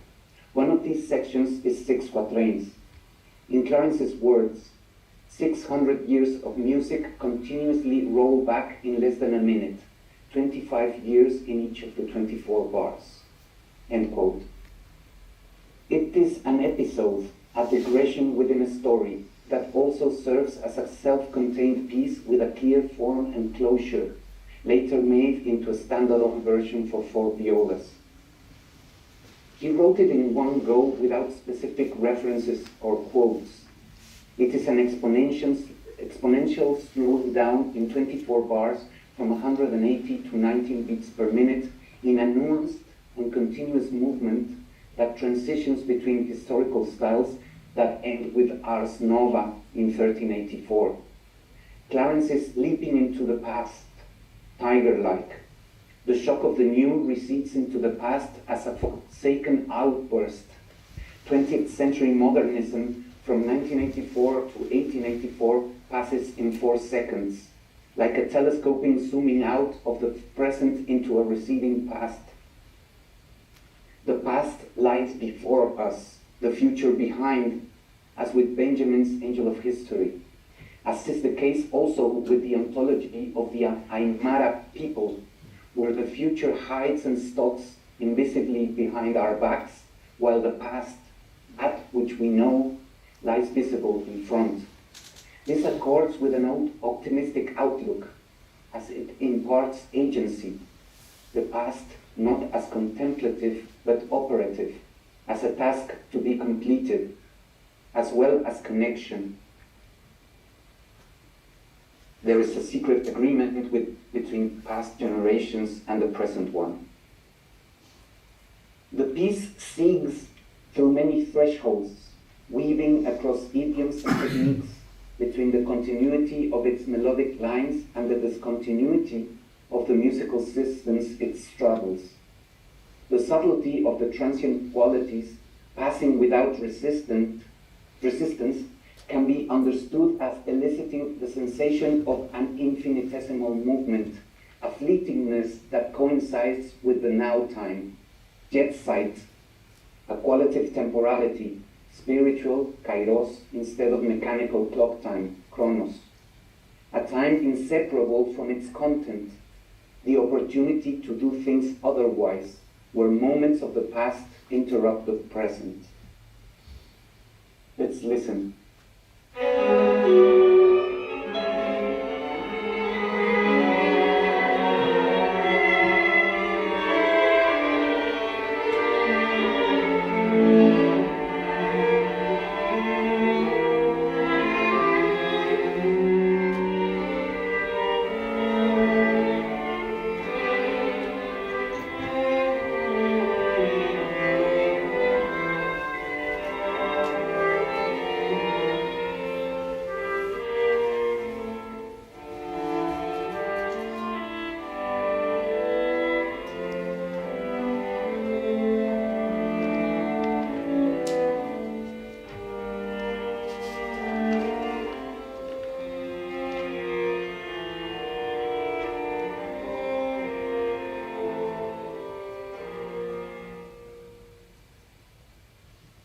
piece seeks, and I've already told the story, we could speak of a kind of natural history of music, a frozen dialectical sonic image, both smooth and discontinuous. This constellation is a tremendous abbreviation with a consistent internal logic and an integrated apprehensible form. It is, notwithstanding, a paradoxical aesthetic object in that its naturalness on later insight discloses the uncanniness of so much time in so little time. Ephemerality and wholeness are made to belong together. This perplexity goes well with the notion of time not being homogeneous and empty, but one where present and past mutually illuminate each other in order to problematize present presuppositions and imagine the possibility of an unfulfilled musical justice, keeping the paradox alive and not closing down possible meanings in the dialogue between past and present significations.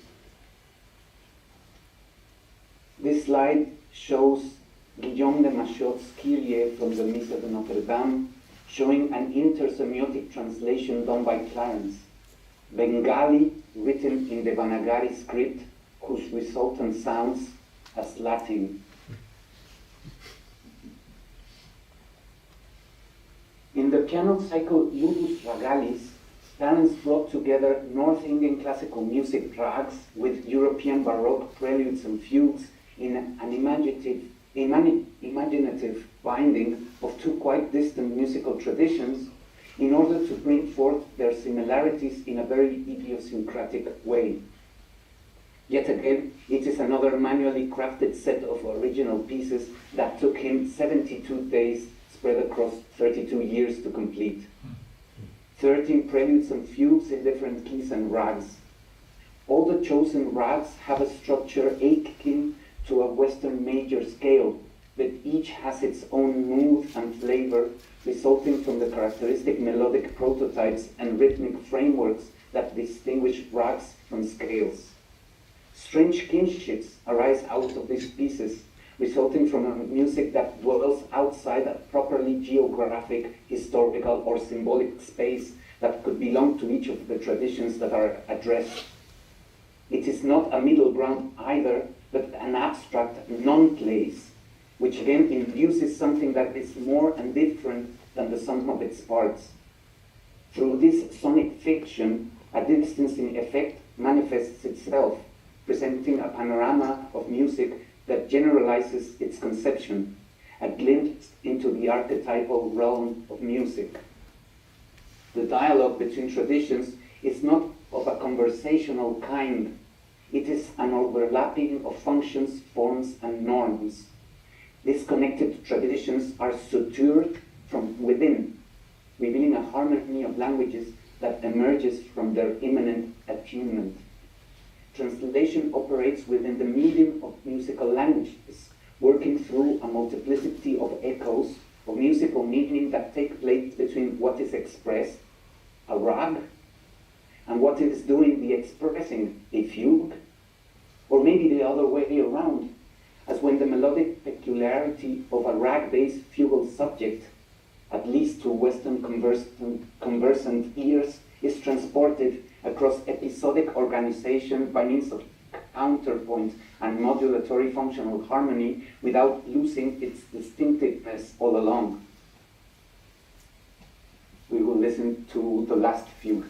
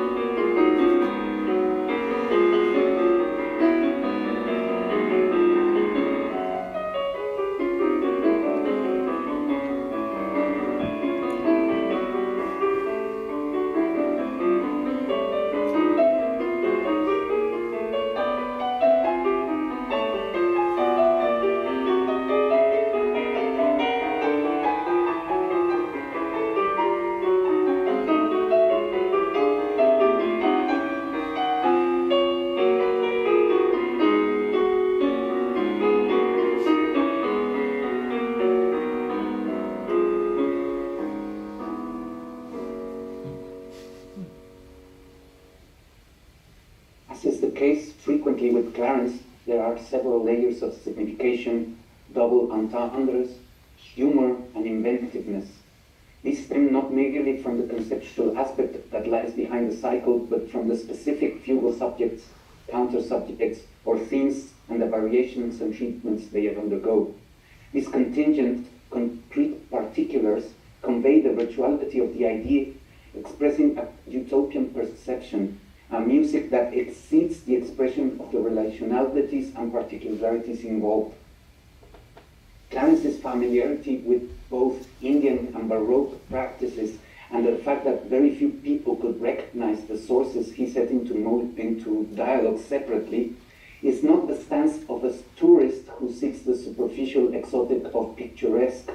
What happens here is more profound and consequential, stemming from an authentic experience, Erfahrung, manifesting its fantasy as the shining forth of a form of harmony that partakes in the archetypal.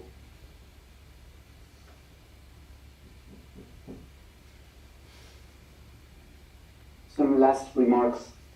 This talk has been implicitly suggesting to not interpret Clarence's intersemiotic musical translation through a postmodern reading, even though some of Clarence's pieces can be regarded as being paradigmatically postmodern. The term tends to limit perspective to pastiche and irony.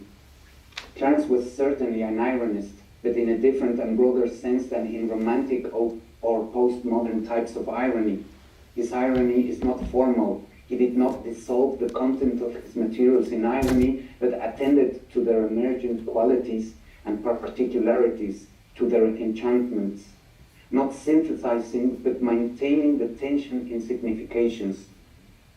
The music is also focused on a wider variety of humoristic ingenuity, and from a perspective which is not aloof, but situated, having intimate knowledge of the materials set into dialogue, not employing them as items in the supermarket of ideas.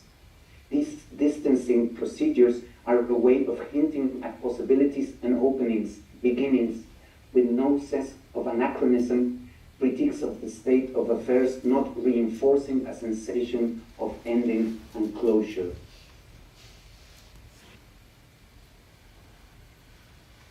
Thank you very much. Any questions or comments?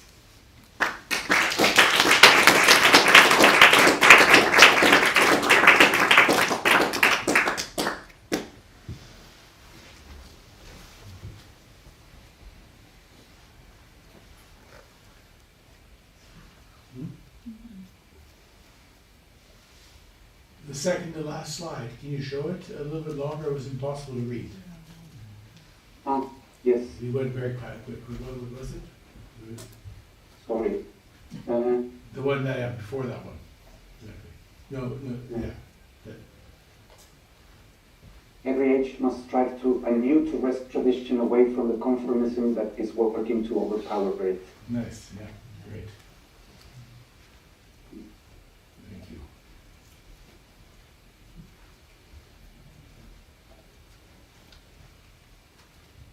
If there are no further questions, then we can take a thank you. One more question. You know, I would be interested to learning more about how you established a connection with Clarence, how you became his disciple, so to speak. Did I become a disciple? Yeah. Yes, of course. And I love his music, and I've been reading Benjamin in the last few years and found that there were certain connections when reading him, and I attempted to bring them together.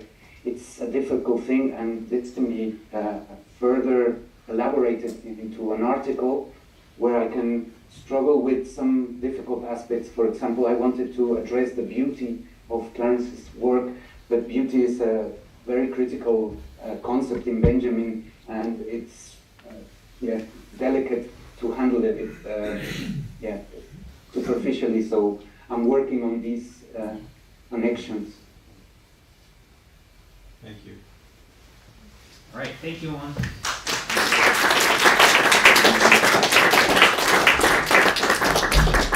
We're going to have another short break. We'll be back at 3:30.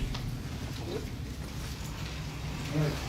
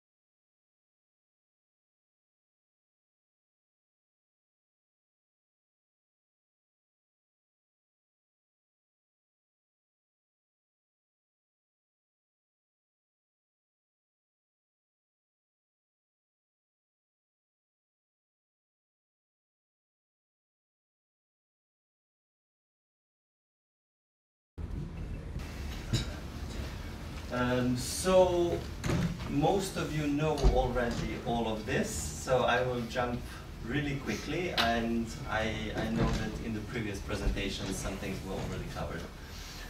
So Clarence discovered some universal musical principles while he was working on his piece that I cannot pronounce, 79.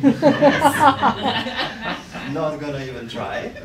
And then for his 1986 piece, Variazioni e un pianoforte meccanico, he created a series of algorithms which he used in his Autobosk Atari ST software.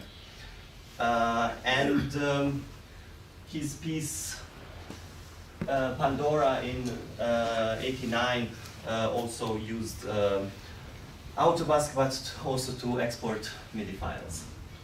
And Clarence wrote that it took him 277 days to write Autobosk between 1986 and 2000. Later, from 1992, Georg started working on it, and he developed the dispenser abstraction for Max 2.0, and later in 2008 he created Digester, which was based on these algorithms for Max MSP.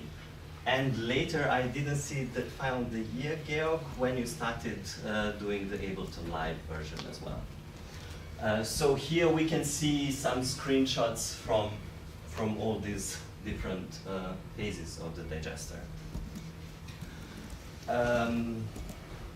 You all already heard how Digester works, and at the moment this is where we are currently, and at the moment stuff is being developed by Kieran and Georg, and mostly now for healing soundscapes, yes? Yes. So the software has been in continual development throughout the years. At the moment we are using WebSocket and mobile devices so that we can have the Digester controls on a handheld device or anything that can connect to internet. Here we can see a little bit bigger version. For the Healing Soundscape project that will come a little bit later, we are also developing intelligent loudspeakers.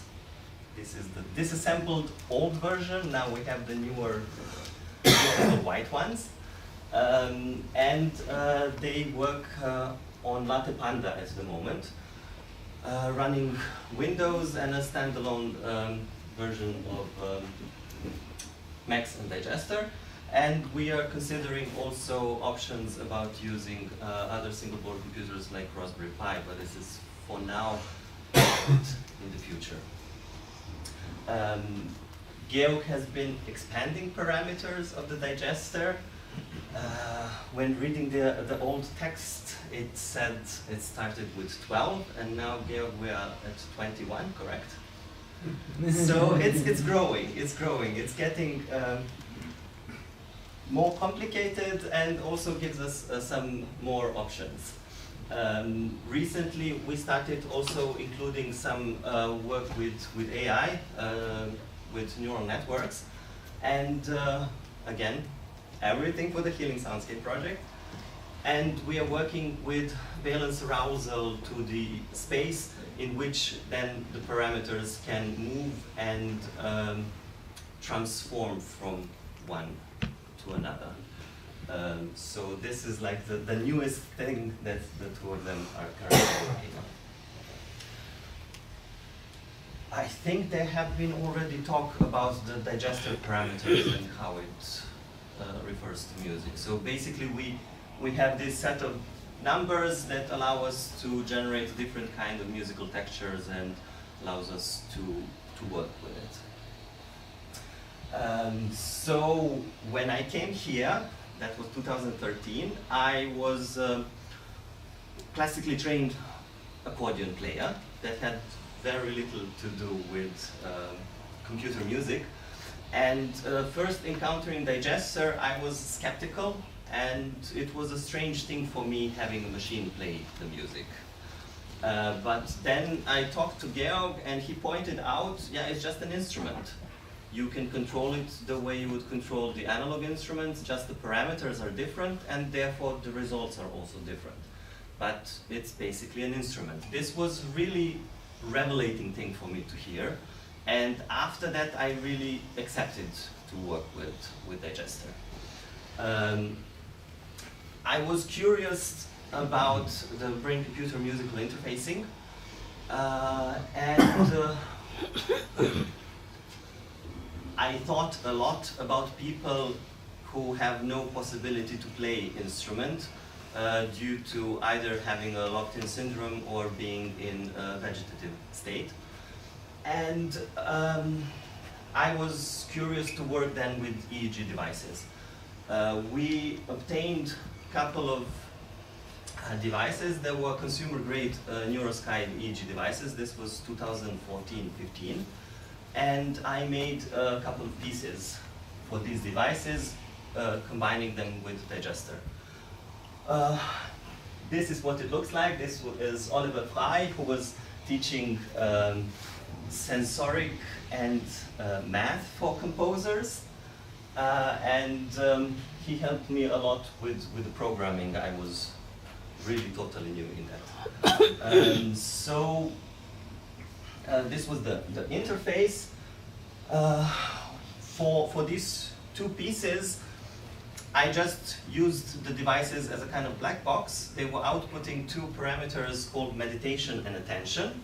So I used these two parameters and then mapped them to the Digester parameters using few-to-many mapping, and then played around with possibilities to control this. So I personally had good results controlling my attention parameter.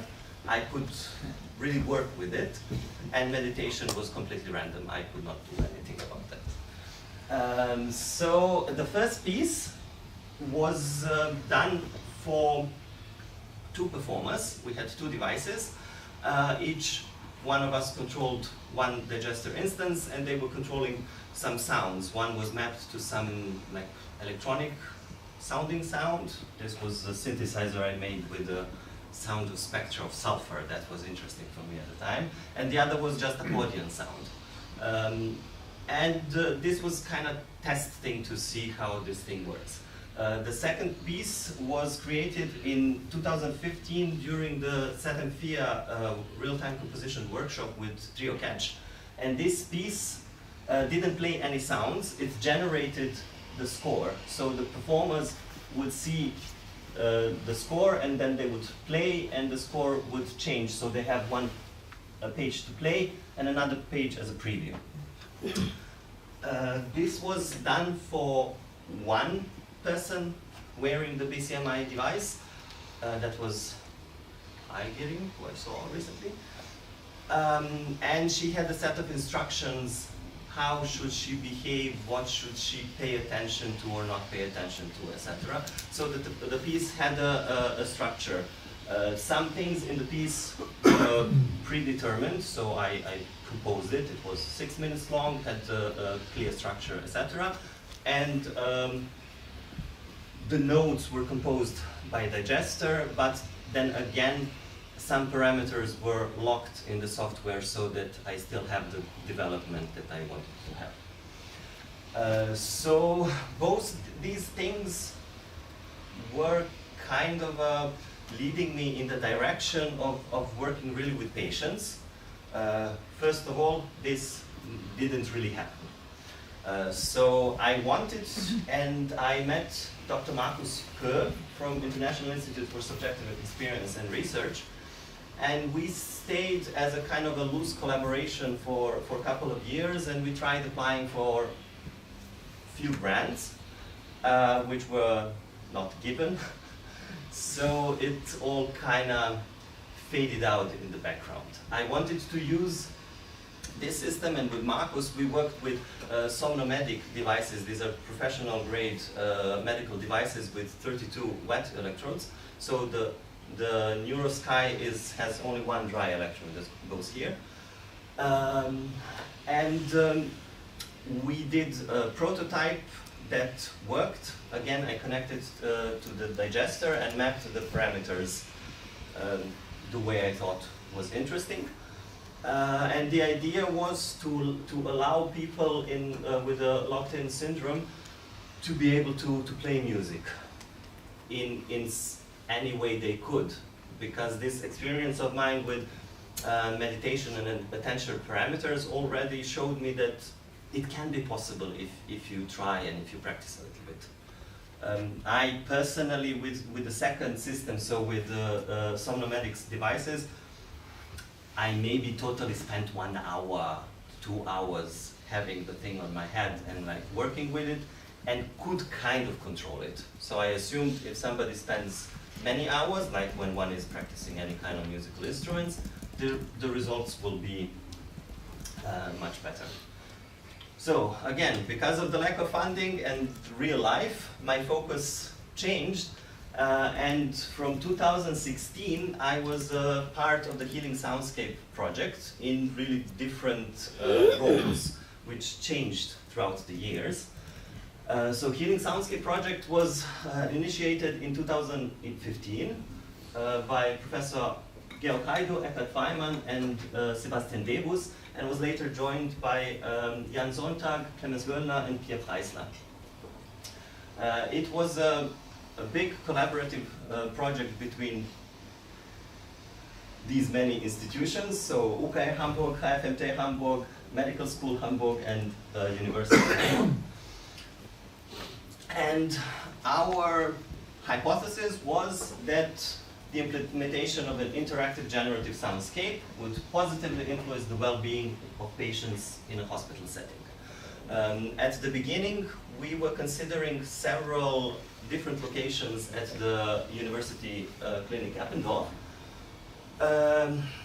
Then we started working on it, and we saw how big and complex this everything was. So we wanted to do a couple of waiting rooms. We also wanted to do PACU and operating theater. PACU is peri-anesthesia care unit, so this is where the people go after the operation. And then we just decided, okay, for now we focus on the waiting rooms. So this was 2016, what we worked on. We based our music, our sounds, what's happening there, on this notion of musical soundscape intervention as defined by Professor Feimann, a carefully designed interactive music sound treatment which aims to contribute to the improvement of the atmosphere in the room and thus the well-being of all those present. So there is quite a lot of important things in this sentence. Basically for us on a like, how to say, composer level, it was important to think about, we want to achieve kind of a neutral music. I will go into it, next slide, that doesn't disturb people and that improves the atmosphere. We wanted to stay and work with digester because we really liked the idea and how it worked, because it's genre agnostic. It doesn't, it's not fixed with one genre. We can do many different things, and we can also keep it vague. And it was important for us to create a really tight connection between the space and the sound. So I go a little bit more into details. Neutral music, as defined in 2017, and this is something that we are currently still working on, would be a music that is disjunct. So this means it doesn't have some melodic lines or something that you could easily follow. Is aperiodic, you cannot feel the rhythm. The sounds themselves are really nice, really beautiful. Now, thanks to some experiments that Professor Sonntag did with his students with analog instruments, we are describing this beauty more and more precisely. Tempo slow to medium and low to medium dynamic. In the meanwhile, we have discovered that dynamic parameter actually is extremely narrow in what is actually useful. So we cannot really work with dynamic inside the pieces. We just need to find a dynamic level that fits well with the room and then keep it constant. Yes, I already said digester we chose because we can control it nicely and it's not related to any genre. And the connection between space and music, this was mostly done by our colleagues from the music therapy department and the musicology. And they developed a series of questionnaires and forms. So our procedure would be basically we go into a room, we make observation, we fill out the forms, we spend time there, we mark which sounds are organically present in the room. Then we gather a lot of these papers, come back, analyze them, and get a better idea about the room and what would fit well in that kind of room. We see the compositions that we make there as a kind of a dialogue between the music that we create as one layer and the sounds which already exist in the room as a secondary layer. For some pieces and some rooms, we had tried, like there was a coffee machine that was making some C-sharp noise from time to time, and then one of our colleagues composed a piece that has this scale inside so that this C-sharp is not so annoying when it comes, that it can somehow be understood as a part of the soundscape and not as something annoying. We did many different things, and we tried also many different things. When we started, we were very enthusiastic and very multimedia composer oriented, so to say. So we tried the camera, the tracking, the really complicated control systems with iPads and with sliders and with all that stuff. But then when trying out these things in a real waiting rooms, we first worked in a private waiting room at the UKE. We realized many things about how people actually behave in this kind of settings. So we were constantly actually reducing the amounts of stuff that we have. At the moment, so what we are working on is the system. Oh, no. I should have 13? Oh yeah, just till questions for. Ah, okay. Yeah. So yeah, you do have 13, yeah. Train of thoughts. Okay. In the room. Yes, what we are doing now is we are working on two things in parallel. One thing is the system for the emergency waiting room. We already have the hardware there installed, but we are now working on a new version of software, thanks to those guys, which will make things more expressive for the composers and will offer us more freedom and more possibilities than we used to have in the previous iterations. We had one Zwischenstation. I don't know the good word for that kind of thing. So we worked a little bit also with Ableton, with digester within Ableton. It was really nice, but had some problems. So now we are trying to get the good stuff from the Ableton and put it into the max patch, and then have a stable solution for the emergency waiting room. And another thing is the big new heart center hospital. That is a big, huge building. It's now finished with building. They are putting the cables and the stuff inside, and we will be having our installation in some 20 or so rooms there. So these are the big things in front of us. This is what it sounds like. This is the piece from Chao.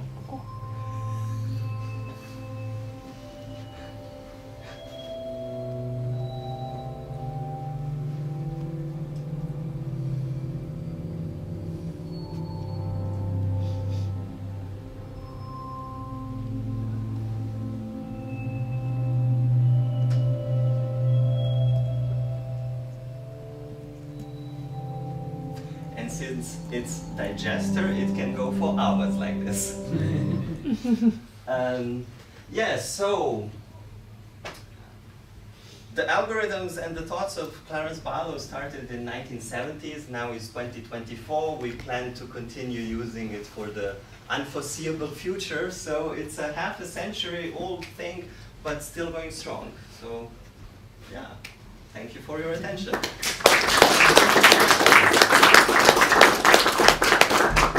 Questions? Yes, please. Thank you for the nice presentation. As a physician, I have some questions. Clinically, we should compare it whether it's different in the hospital or at home or at work. It means the healing part of the music, whether it's only in the hospital for the sick people or for older people. And second thing, as much as I understood, you use it all mostly in the waiting rooms. The waiting rooms are not the hospitalized patients, they are ambulant patients, they have another level. And how long, like the doses of a medicine, how long do you give it to the patient? 5 minutes, 1 hour, all day, to the waking hours? What's the doses? Thank you. Okay, so first question was home versus hospital. Yes. And the rooms in the hospital. Yes. So we wanted to do different rooms in the hospital, as I said, and we plan to do the music for operating room. So this is Georg will be mostly involved in this part. And this kind of music will have then different, drastically different character because we want to achieve different results than what we want in the waiting areas. So as I said, we started really ambitiously. We wanted to do it all. And then we figured out, oh, it's actually really a lot. We cannot do it all. Let's start piece by piece. So because we have contact Sebastian Debus, he is the head of the heart clinic, and then he said, okay, he was one of the initiator of the project, and he said, you can use these things. We have the private waiting room that is really comfortable to try out things. We had easy access there, and we could do things there really unproblematically. And then we worked with this room and focused our attention to do something for this space. Waiting areas, yes, the patients have a different kind of needs, and also they are affected in a different way than patients who are having, for example, chemotherapy or coming out of the surgery or different. They all, though, share the same thing. Nobody feels really happy when they are in hospital. So people are under stress, people are anxious, they either don't know what's going to happen, they are often in pain. And we have looked in some previous research, like the topic has been kinda in for the past 20-ish years, and it's getting more and more popular. So there is more and more research being done about it. We are, of course, looking into everything that's being done. There are really hard evidence that music helps with the feeling of pain, so you need less pain medicine if you are all exposed to the music. Most of the things that are being done at the moment are the music for one person that this person chose. And this is a different setting than what we have in a waiting area, where we have to be at least tolerable for everybody, because the people don't have, when they enter the waiting area, they don't have freedom to choose if they want to stay there or not. So we cannot make sounds that will make them want to leave. Honestly, that was a big problem. We tried many things, and we had sounds that would want some people, make some people want to leave. This means that we have to be really decent, so really decent in all subtle. Thank you. in everything that we are doing. And we are trying, now you heard it, this was very loud for what we have in mind.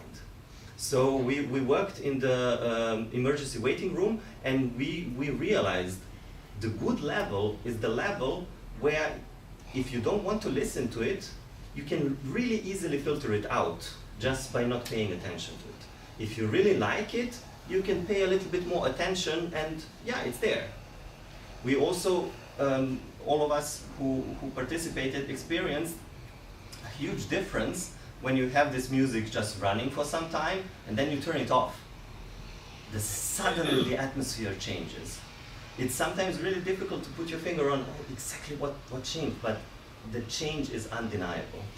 And we want to make the people who are there a little bit more relaxed, a little bit less anxious, and we want to play with their feeling of time. In the emergency waiting room, my personal experience was waited 6 hours, waited 8 hours. I was twice there. And this is not unusual. So people wait there for really long times. Because either you are a really urgent patient with open bleeding and something, and then you're immediately, that's triage, the nurses do it. You're immediately sent to a physician, or you wait until the physician is ready for you, and that really takes hours. So this was our focus for now.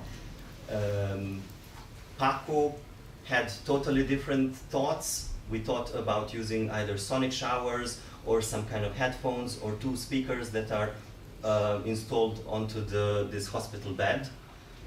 The operating theater has, again, totally different things. And all the time we have to be really careful which kind of sounds we use, because the sound is used in the hospital setting as an information source. So we cannot have a situation where the surgeon is not sure, oh, was this the soundscape or this machine told me that the guy has not enough oxygen. Yeah, so we are really careful in this project. I hope that answered the questions. The doses, the dose. The doses. We tried different things. We tried, like one of these things, we call it preset or a piece.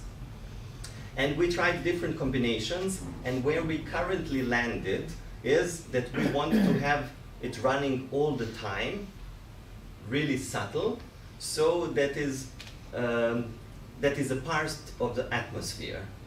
Like you come into a room, there is light on, you don't pay attention so much to that light, it's just there. It's like that with the music. When we started, we chose arbitrary, okay, we will have 10 minutes a piece. Then we thought, okay, maybe we put some pauses. Then we tried 1 hour music, 15-minute pauses, etc., etc. We tried many things, and at the end, especially because of this effect where you really notice when the music is gone. This was really striking for us to experience. We thought this no music draws attention, and we don't want to draw attention. So at the moment, music all the time. I personally will be doing promotion, and I will be testing how we did it and seeing. I plan to do interviews and questionnaires with, so as a big study to evaluate all the things that we are doing, and then we will have some qualitative and quantitative data to support what we are doing. There have been 2 studies before of smaller scope, and they show us that we are on the right track. Let me take one quick one. Okay. The original starting point of Autobus or digester was that it's a real-time composer, parametric and algorithmically. Yeah. And maybe I missed something, but I would actually be interested which parameters some people with a certain in certain situation would choose how, like for example, when we know, okay, metric clarity or harmonicity and so on. Actually, what I found always very interesting about this style agnosticity is that actually there is no preference for example, a straight pulse or a very clear harmonic feel, so to say. But maybe it seems that in this context, maybe you cannot not really how do you say, you cannot go to a very complex extent of these parameters. Correct on all points. Mm-hmm. So the thing is, we tried many things. And when we started, as I said, we were ambitious composers. We like to do weird stuff.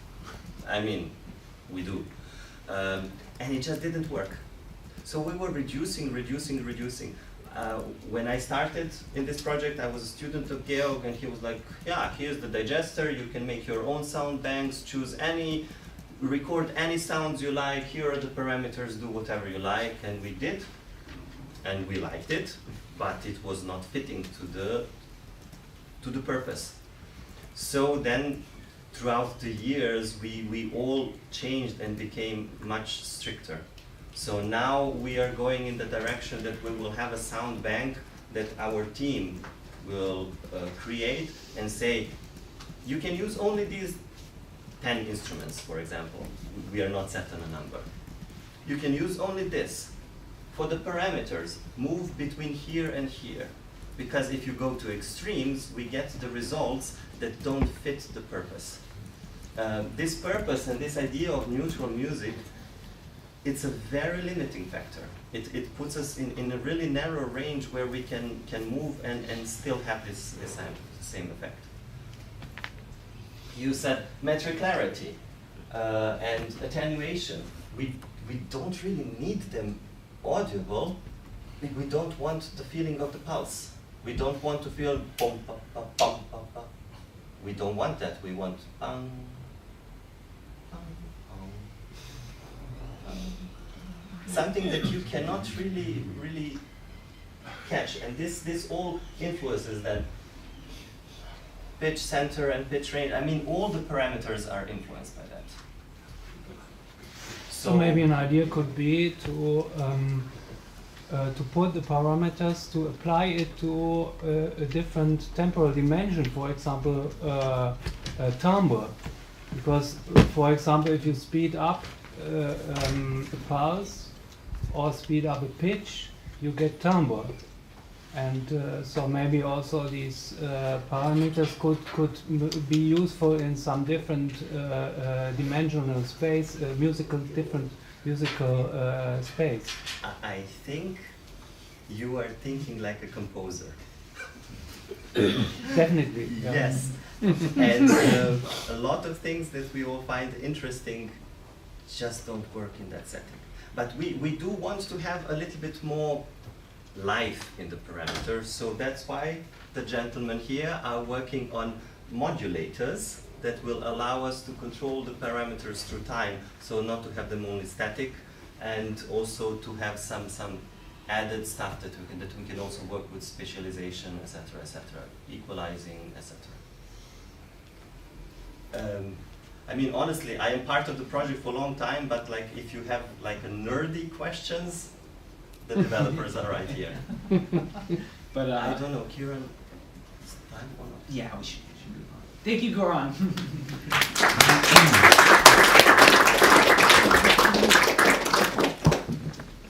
And for our final presentation of the day, another remote presentation by Purva, Gujar, titled porting Bhatkhande's Hindustani Sangeet Paddhati to Western staff notation.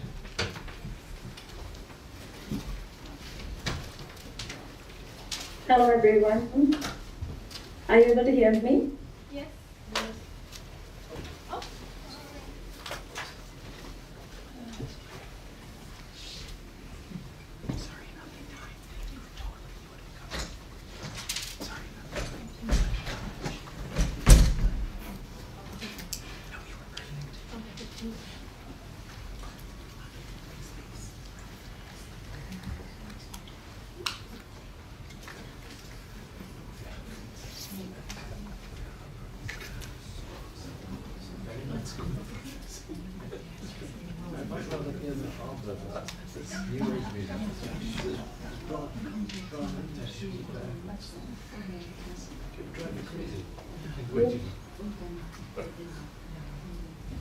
Hello, can you hear us?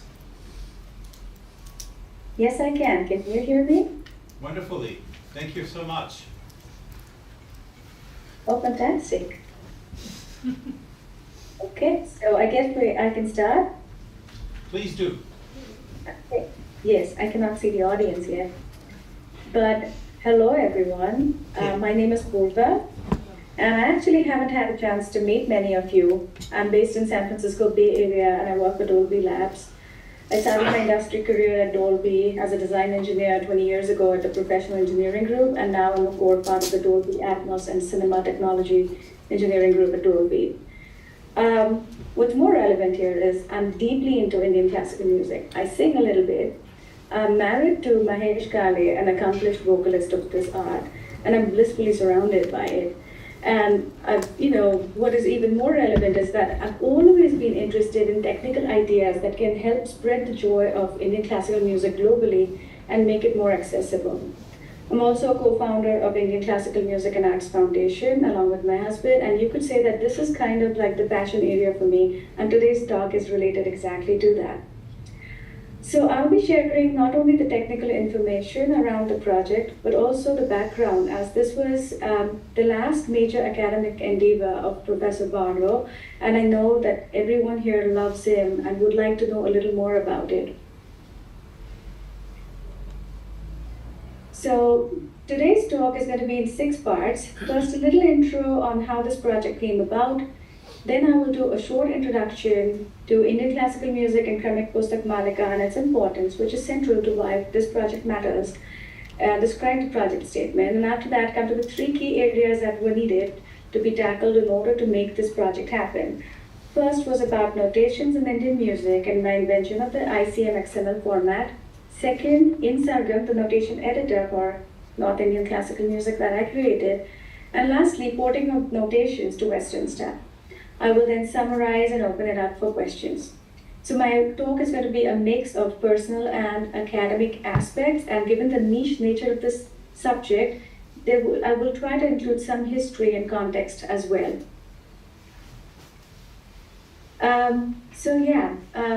Once again, it's an honor and a privilege to be here today and to share my story. Because this has profoundly shaped my academic journey and also personal growth. The story revolves around remarkable Clarence Barlow, whom I affectionately call Professor Barlow. And yes, he is definitely the distinguished composer, academic, luminary, pioneer of electronic and algorithmic music that we are here to celebrate today. But also he's one of the most wonderful persons that I've had the pleasure to meet, and someone whose vision and mentorship have been nothing but transformational for me. I first met Professor Barlow in about, I think, 2007, 2008, when Professor Curtis Rhodes introduced me to him, requesting him to be on my master's committee, when I was working on creating in Sargam, the notation editor for Indian classical music. Our interactions at the time were rather stimulating and very inspiring, and we talked at length about so many possibilities that could open up once such an editor was available. I graduated with a master's, life took over, Dolby kept things busy, especially with Dolby Atmos innovations that were in the pipeline. But Professor Barlow and I stayed in touch on and off since then. And in January of 2018, I think, I received an unexpected message from him. Unexpected and humbling. He shared with me that he was approaching his retirement and he had a dream project in mind, porting Kramit Pustak Malika to Western style. Something that we had talked about close to like a decade ago perhaps, and this has been on his mind for even longer. He wished to accomplish this as his last or final or major academic project before retiring as a professor at UCSB. And this was right around the time of my 40th birthday, and my husband and I were pondered over it, and my parents, my family, everyone was very encouraging, and we thought about ways to create time so I could take it up formally. So, I mean, I was so excited and humbled that he trusted me to be a significant part of such a significant project. And honestly, I think his confidence in me, and I think many people here would agree to that, his encouragement, his confidence in me and my abilities was not only an honor, but also a tremendous boost to my own sense of self. We immediately applied and secured an academic senate grant and began this, dream project of ours, and thus began a journey that was very demanding, but also incredibly fulfilling. So let's talk about the project. First, I have a question. I can see a few of you in the video. How many of you are familiar with Indian classical music? Okay. I see very few hands. Okay. So I was going to decide based on that whether I do the next couple slides or not. I do have a lot of material, so I keep going quickly. So I'm going to be very brief on this just so that we all have the same context. Indian classical music is the classical music of the Indian subcontinent, and it is one of the oldest forms of classical music through an unbroken oral tradition that is a big part of the culture even today. The origin of Indian music can be traced back to the Vedas, and it was recited as Samagan at the time, which evolved into Jatigayan and further into Rag Sangeet, as it's known today. Indian culture has a lengthy history of renowned treatises in music. I mentioned some of them here. And after the 14th century, the music evolved into two distinct branches: the North Indian classical music or Hindustani music, and South Indian classical music or Carnatic music. So what is central to Indian classical music is the concept of rag. I'm just going to go over this briefly for those who may not know about it. So by the way, another thing, when I say classical music, Indian classical music, I am always referring to this North Indian classical music. So Indian classical music is monophonic in nature and has evolved entirely within this realm, creating an art exceedingly rich in musical scales, motifs, melody formulas, and subtle refinements of musical ornamentations. The raga is the central idea that forms the medium of expression of this monophonic melody that evokes a certain mood or emotional response. It's a uniquely conceived system, and broadly speaking, it can be regarded as a total framework for composition and improvisation. Indian music is mostly improvised. You can think of it as a scale with like a set of intervals with particular features such as ascending and descending movement, hierarchy of its notes, their manner of intonation or ornamentation, their relative strength and duration, specific phrasing rules, and such. And where ragas have identical notes, they can actually be differentiated by the virtue of these other musical characteristics. I know that, of course, Professor Barlow is celebrated for his pioneering work in microtonal and computer music, and I'm sure many of you are deeply familiar with this side of his. But I don't know how many of you know that he had deep knowledge of Indian classical music, and his familiarity with the vast repertoire of ragas was just fascinating.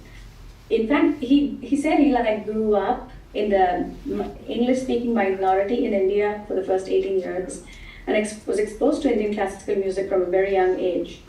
And he toured as an accompanying musician with the legendary Buddhadev Das Gupta, a sarod player. His work, Ludus Ragalis, is based on raga music, and he also created a new rag called Bharava. If anyone wants to know more about it, you can reach me offline. But I was just fascinated with his background and his deep knowledge of this, of Indian music. So wanted to share that. So now we come to, with a brief background on Indian music, we come to Kramik Pustak Malika, which is like the central topic for me. I want to mainly emphasize its importance. So let's talk about Bhatkhande's Kramik Pustak Malika and its importance. So here's a picture of Pandit Vishnu Narayan Bhatkhande, an extraordinarily complex visionary of Indian classical music and the most influential musicologist in the history of classical music, and definitely a key icon in establishing it as the modern classical music tradition of India. Bhatkhande believed that to achieve nationalization of Indian classical music, it had to be institutionalized, centralized, standardized, and made accessible to all, and he dedicated himself to it through multi-dimensional work. In particular, what's of interest here is that Bhatkhande is regarded as one of the most important theorists and proposed the third system of raga classification that is used today. He also devised a notation system for classical music. He wrote a series of books of great renown, 18 original works spanning 3 languages. It's quite amazing what he was able to achieve, including the first modern treatise on Indian classical music in the early 1900s called Hindustani Sangeet Paddhati, which loosely translates to System of Hindustani Music, and also wrote the Hindustani Sangeet Paddhati Kramik Pustak Malika, which is what is central to me, which is the standard reference of compositions that is used today. A monumental effort, first of its kind for sure. Kramik Pustak Malika democratized music and made the entire corpus of popular ragas and compositions accessible to all at the time. This 6-volume work, with over 3,500 pages, illustrates ragas and their parts using a compilation of about 1,900 plus traditional short compositions from various schools of music, called Gharanas, spanning about 4 centuries in a variety of languages and dialects, composed in total of 186 ragas and 24 tals. I had to study this when I was curious to know how many numbers, and here they are, 186 ragas, 24 tals. These were carefully collected, notated, and documented by Bhatkhande through his research tours across India, and the book series was published between 1916 and 1937. It was originally written in the North Indian language, Marathi, which happens to be my mother tongue, by the way, and uses the system of notation that Bhatkhande devised himself. This work is universally recognized as the founding source of modern-day North Indian classical music and has never been transcribed in its totality into Western staff notation until Professor Barlow and I looked into this. This is just a fun word cloud. These are the different raga names that one comes across in the Kramik Pustak Malika. So Kramik Pustak Malika was largely inaccessible to anyone not familiar with Indian notations or Devanagari script. And this issue was, further compounded due to lack of digitization and lack of a native digital format that can be used in computing. So my work involved addressing both these with the aid of research and software.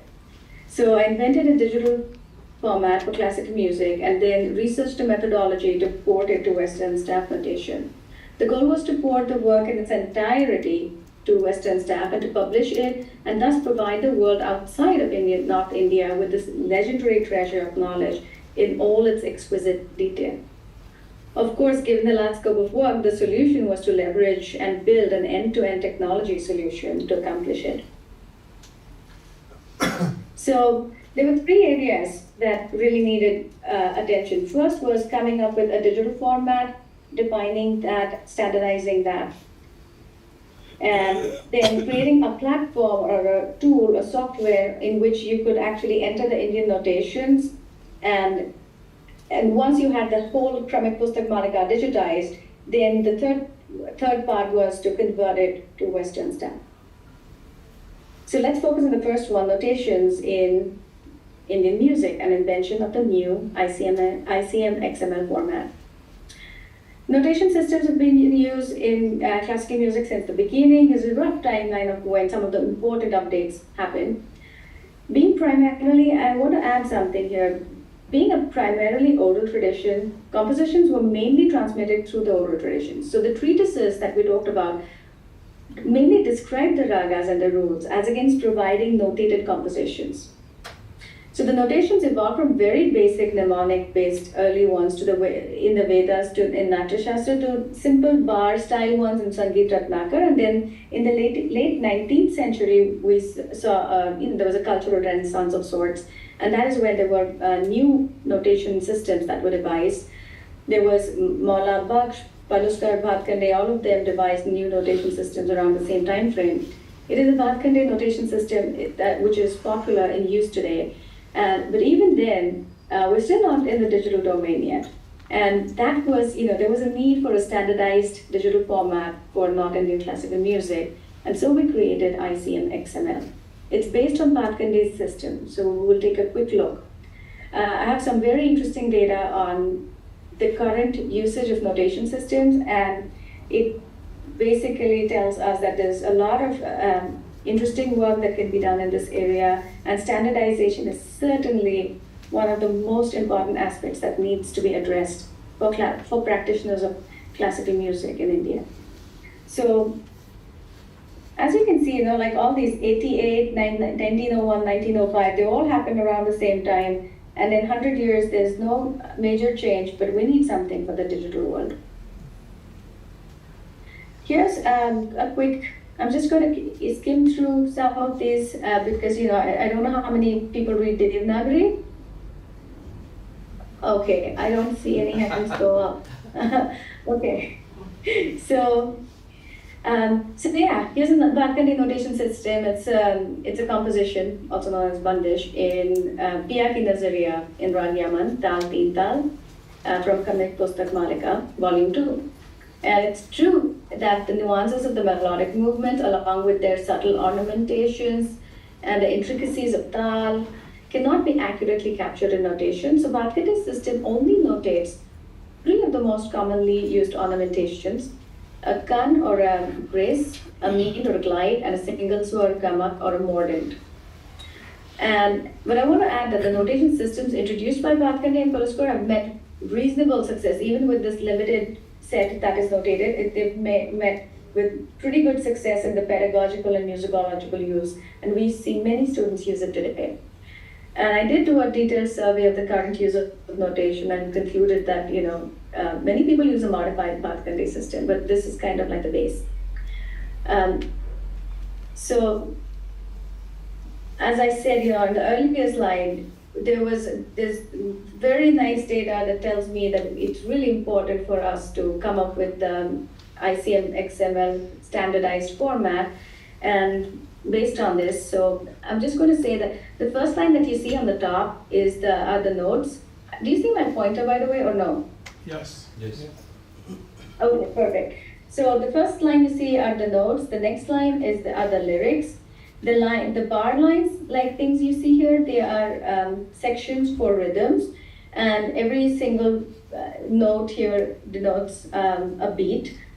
And then there are small notes above, so this is a grace note, or there is circular brackets around, which is a gamak, or there is connecting line here, which is a glide or a mean. These are the main elements that we wish to incorporate in ICM XML. And so ICM XML was created. It's like Music XML, which you might be familiar with, but for Indian music. So ICM XML is a standard open format for exchanging digital, North Indian classical music notations that conforms to the Bhatkhande notation style. It is designed for sharing composition between applications like notation programs, music education programs, and music databases, and so on. It conforms to accurate and complete representation of Bhatkhande style notation with some additions, which in version 1.0 are mainly limited for digitization and internationalization, along with inclusion of a set of metadata pertaining to the composition identification. The ICM XML format has been defined using an XSD schema. Here's some more, information about, it's a digital file format. It has composition information, universally unique identifiers for composition, rag and tal. Details about the tal is the rhythm cycle, by the way, and rag is the scale. I'm just coming up with very broad terms for these. It includes the lyrics, markers, and notation subsequence, which has all the information that we saw in the Bhatkhande system. And it also includes certain hints for playback, because the compositions don't themselves specify beats per minute. They just specify kind of like a range, slow, medium tempo, or fast tempo, stuff like that. So it includes hints that can be used for playback. So yeah, this is the schema. I don't know. I'll just briefly pause if you want to kind of take a look at it. I don't believe we'll have time to go through this. And so, more importantly, this is our version of Hello World. So for those who are not familiar, Hello World is our minimal program, or the simplest example that's used for illustration purposes. In this simplistic composition, it's basically one avartan, or one cycle of composition in 16 beat cycle called Tintal, with tonic pitch Sa, which is middle C when we do the mapping, and repeating on each beat. So that's here's the UUID for the composition, some information around the composition, the rag name, tal name, lay is the speed, composition type, the information around the tal, and then kind of like a cell notation sequence, which, yeah, I wouldn't go into detail, but basically this is a good example of ICM XML. So yeah, the first standardized digital format for Indian classical music notations was thus defined. And this is a significant step towards bringing the North Indian classical music into the world of data and computing. It gives us access to all the typical advantages of digitization, so ease of modification, ease of distribution and sharing, ease of archival and search, and ease of remote access, and so on and on and on. This has proven to be a great starting point, it's been heavily leveraged by InSargam, which is the notation editor I built, and importing Kramit Pustak Malika to a Western staff. It's a two-way street, really, right? Like, for unlocking the potential of this format, there is a need for a notation software that will use it, and a tool that will help the practitioners of music to actually create, share, and learn music more effectively.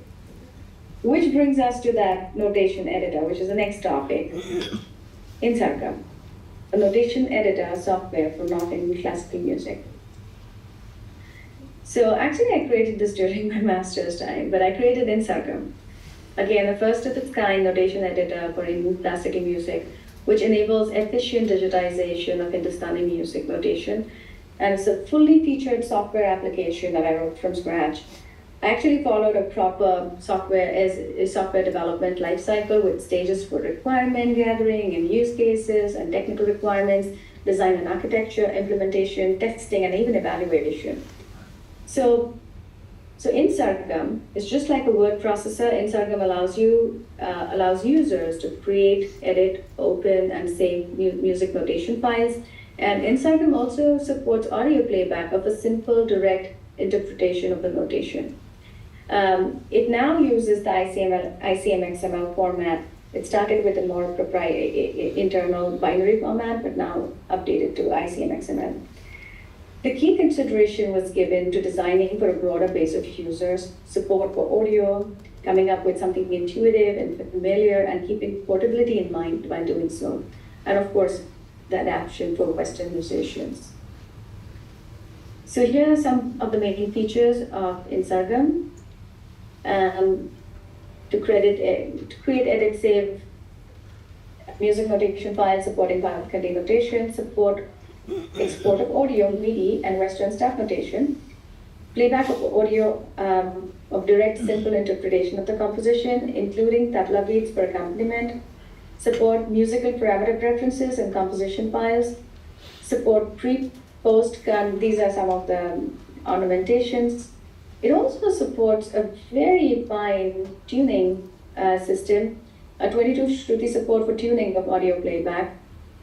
It has support for both Devanagari and Latin script, and markers and highlighting the notes that are not in the given rag. And what I wanted to highlight is also the rag and tal browsers, which are come pre-populated with a database of 100 rags and 20 tals that can be pretty handy. The inbuilt audio system provides audio playback and tuning capabilities, like I said. I don't think this is the right time to go into details, but Indian classical music does use some very cool tuning. It's very subjective, so not included in the notation files, but it's something that we can use for playback. This software is mainly written in Java, and it uses Java Swing, UI, JFugue, and Gurville for sound support, Java, Sax, Proxy Music for XML aspects, and Apache Derby as the database. So I'm just going to go through some screenshots here, just to give you a feel for what the software is like. Here's the editor. Editor mode looks like a spreadsheet. And as you can see, this is a new composition being created. It's got some of the properties there, metadata.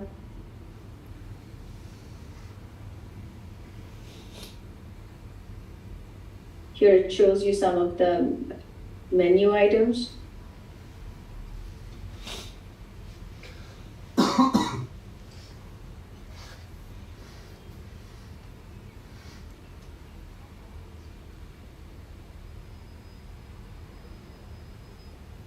I'm jumping through these, but I guess I hope you got a feel for it. And so that was in Sargam. It provided the platform that was required for realizing the Kramik Pustak Malika translation of coding project. As you can see here, all the compositions in KPM have been digitized. Yay! And it's 119 MBs of text, 1891 items. The data was all entered manually from the book. And this project was very implementation heavy. There was a lot of effort involved in entering the data and ensuring its correctness. What made it even more challenging, I think, was the fact that it was not just a lot of data, but also there were many printing and quality issues and such that needed to be dealt with very minute attention to detail. And so yeah, but we have it now, Kramik Pustak Malika ready for the 21st century. And let me show you a sample file, but you know what? That's going to be in another, I might have to share another window, so I might as well continue in the interest of time, because we're cutting pretty close. So now that we have the entire Kramik Pustak Malika in an ICM XML, what remains is to port it to Western stack. And good news is, it's theoretically possible to translate without loss of information, with a few assumptions that are very easy to communicate to musicians. For example, sa in the tonic pitch in Indian music is not a fixed note, but for the sake of transcription, we can say it's middle C and do the transcription. When you're in the software mode, you can actually define your tonic pitch. You can say it's going to be A sharp, and the entire composition can be transposed accordingly. But with such basic assumptions, which are relatively straightforward to communicate, we can actually do this translation. Wondering, like some of you might be curious if there was any formal work done in making North Indian classical music compositions available in Western stack in the past. Not just Bhatkande's work, but just any compositions. Answer is yes, but very few and far in between. So something like 250 years ago, when William Jones notated some songs, and then another 100 years ago, so that's like 150 years ago, when S.M. Tagore had a book, I think, and in fact he actually created it at the request of his European friends, who to help them get acquainted with the characteristic features of rag music and possibly even explore harmony using it. But I consider these historic in the sense that the modern notations were not invented at the time. And so the most relevant work here is about 80 years after that work, which is like, so essentially in 1968 came The Ragas of North India, a book by Walter Kaufman, a professor from Indiana University at Bloomington. And this is an extraordinary work that has been a standard reference on Indian classical for Western musicians for several decades now. It covers about 182 compositions, without lyrics, by the way, from Bhatkhande, translated manually, carefully and painstakingly. It's quite amazing. The major milestone, it's a major milestone in this area, and I've heavily referenced Kaufman's work to compare and contrast and in devising our approach. So, but no work that presents the, I mean, if you think about it, 182 compositions out of 1800 plus, so it's a very small subset of compositions still. So no work that presents that comprehensive and complete translation of Bhatkhande's work has thus, been available until now. So another important question, how do you port from Indian music to Western staff and from Bhatkhande's notation to Western staff, basically defining the methodology. How do you port the composition infos, the notes or the swar, the tal or the rhythm parts, the ornamentation, so on. So luckily, the notes were pretty straightforward to port. These are Indian notes. They are there's 12 notes in an octave, 7 natural notes, and 5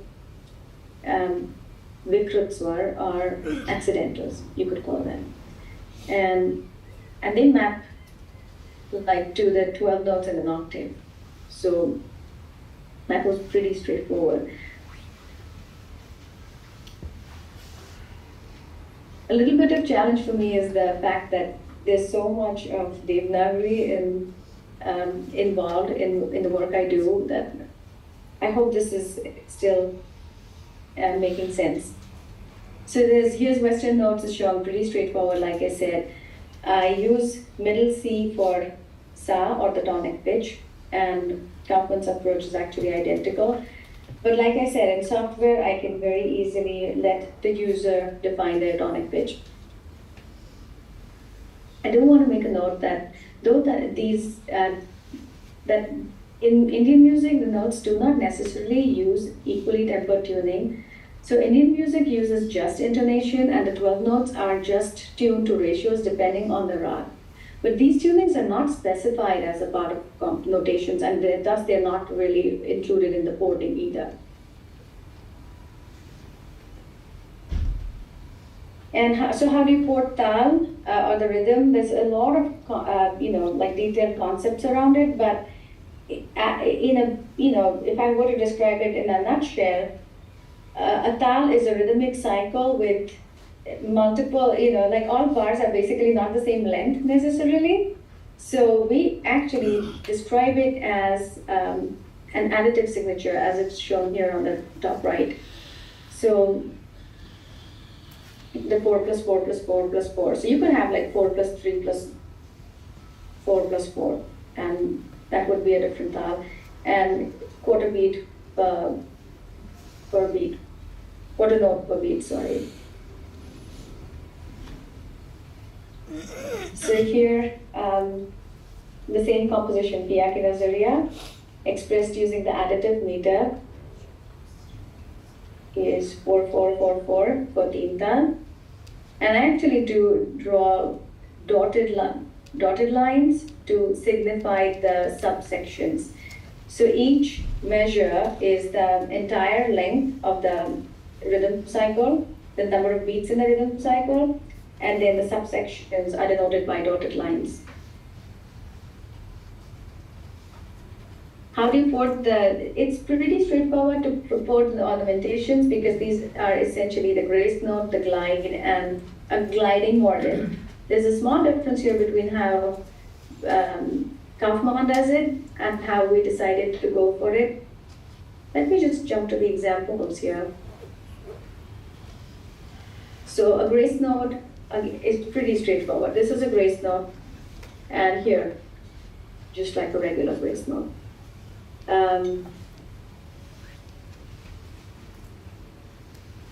a mean or a glide, denoted as it's done in Western style. Fairly straightforward again. For the gamak, a gamak is basically described as a single swar gamak. Is basically you take the next higher note in that rag, the given note, the next lower note, and the given note. And that's exactly what Kaufman does. But since raga rules may dictate what the next, and there may not be a path that is straight path to the next note, we did not want to add any interpretation, and so I actually just do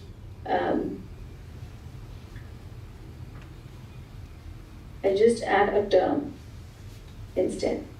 So we allow the user to interpret just like Bhatkhande intended, based on the rag that they are performing.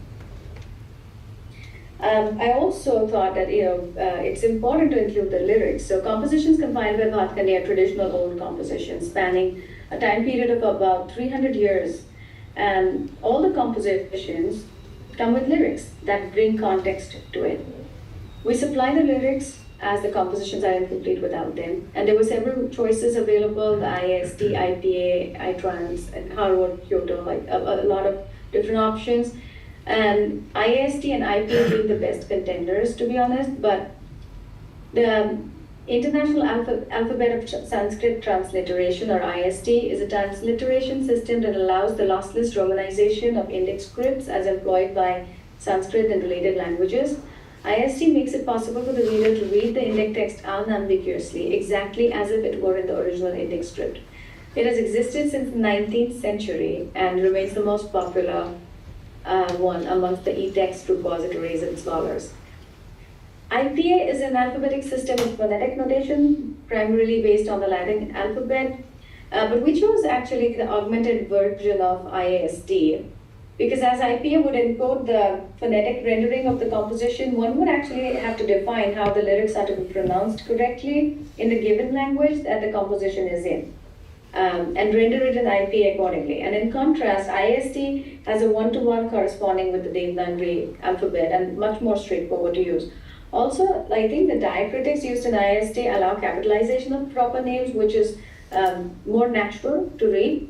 And in contrast, IPA is very highly technical and would require readers to learn the alphabet and its special characters, which kind of contradicts the premise of the project criteria of making the ported compositions easily accessible and understandable. So IST is much more intuitive, and it is the one that we went for. I mean, if you just read this line at the bottom, it's pretty pretty obvious why you would prefer this over this if you wanted to make something accessible.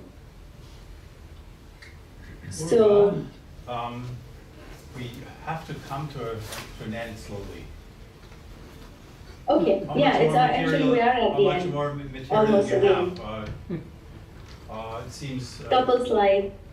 Okay, so maybe could we finish maybe within 5 more minutes? Yes. Okay, definitely. Yeah. Okay. Thank you very much. Thank you. Yeah, sorry I ran over. I think my yeah. So here this is the transliteration, and so I used Music XML basically to port and took all the ICM XML compositions and wrote a converter utility that used the porting that we just saw and rendered everything into Music XML, and then used MuseScore to create the compositions. So here is Piya Ki Nazariya in Bhatkhande, and there you go. So like we said, this is the first of its kind work, and to make the compositions accessible, the bridge has been built, which is invaluable. Time will tell how it will be used. There are some interesting areas for future work. I'll be happy to discuss these offline with anyone interested. And yeah, that's actually, we're pretty much at the end. So I want to say that, by concluding, I would definitely want to talk a little bit about Professor Barlow here. But you see, this is the set, and the one in green, that's Kramik Pustak Malika. And on the right, you see those two books. That's the entire Western staff notation, completely converted and ready. Wow. So I'm currently working on wrapping up some text translations, so this work can be published. The plan is to publish both online as well as in book form. You know, every single interaction that I've had with Professor Barlow has been a source of inspiration. And I mean, his creativity, his intellectual curiosity, rigor, his insights have been nothing short of extraordinary. He was always very approachable, and you know, actually just his mere presence brought just a sense of joy and enthusiasm all around him. I was a remote student with a full-time job at the time, and his rock-solid backing and flexibility helped me navigate and continue making meaningful progress. It's something that is unparalleled, and I will always be indebted for. My interactions with Birgit actually on our Zoom calls were also such a delight and so encouraging. I'm not sure if she's in the audience today. I am. I am. Oh, it's so wonderful to see you. I can see you now. Everyone's like a little dot on my screen.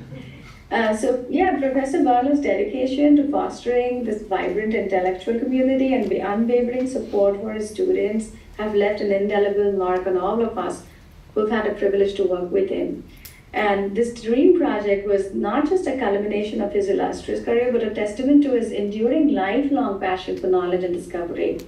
I mean, we were actively working on some of the translation approaches up until the last few months of his passing. His works, often rooted in traditional musical idioms, yet embracing all these modern technological advancements, are just a testament to his very unique vision and creative genius. So as I reflect on this journey, I'm, filled with a lot of deep gratitude. And Professor Barlow's trust, his encouragement, his guidance have shaped not just my academic path, but also kind of inspired me to strive for excellence in everything I do. And it also amazes me that, one person can have such a big impact on the lives of so many. So many of us are here in the room. I miss him dearly, but I think he's very much alive in my thoughts, and I will always strive to honor his memory as I continue taking this work forward. And as I said, I'm just currently working on wrapping up some of these translations. The book can be published. Thank you for allowing me to share my story today.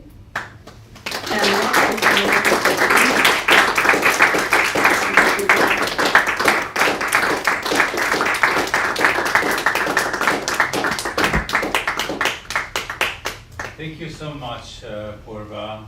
It was such a delight, and I'm very grateful you had the opportunity to present your work here. And I think many of us, or at least some of us, will certainly be in touch with you. My first question would be, how can I download your software? Good question. Not released yet, working on it. Actually, it's very interesting. When I worked on it, it was Java. It was the time of desktop applications. And today, everything's on your cell phones. So I'm actually working again on moving it to a different, porting it to a different platform. OS. Okay. Yeah. To make it more accessible again. Okay, so let us know when it's done. Would it Definitely. be possible to download the old Java version? I can definitely look into that, yeah. Yeah, would be amazing. I would be happy to. Yeah. And how do we get in touch with you? Did you show an email? I didn't see it. I guess we can provide email address, Right, telephone number, anything you want. Yes. Right. Yeah. Kiran, Yes, do you want to work your at magic? Gmail. I can send my information to George. Actually, George has it. Thank you. Right, I do, yeah. Thank you so much, Purva, again.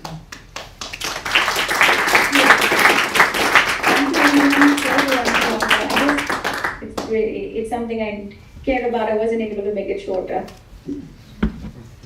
So we'll have a 10-minute break, and then upstairs there's a roundtable discussion that you're all invited to.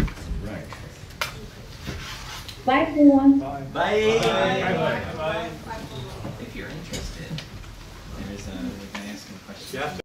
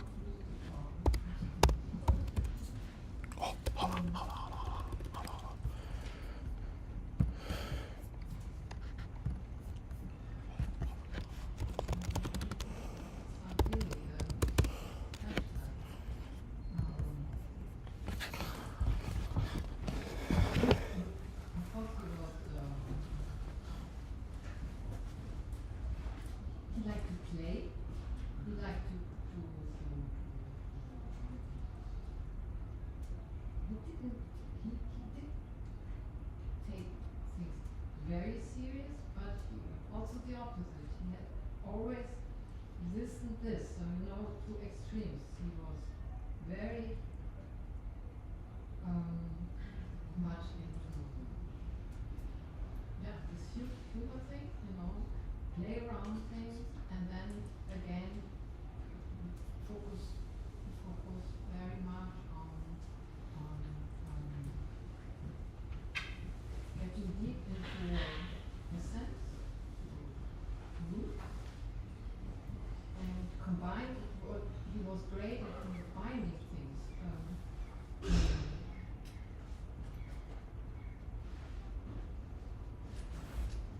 Especially in bringing people together. That was a pleasure actually, because that caused sometimes so much misunderstanding also, because people had these rules, especially within the society, these rules, and for some these rules not really that didn't exist. So he brought us people together, and that was sometimes for the people themselves very amazing, because why I'm sitting with person here, because he was also so open to many kind of people.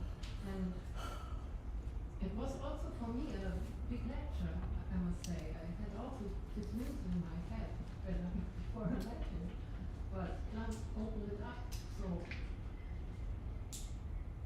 and of course he was extremely creative.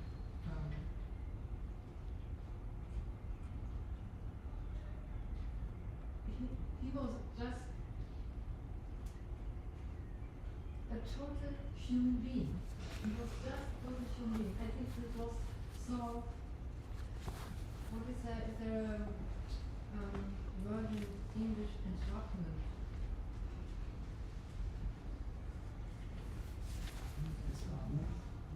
Yeah.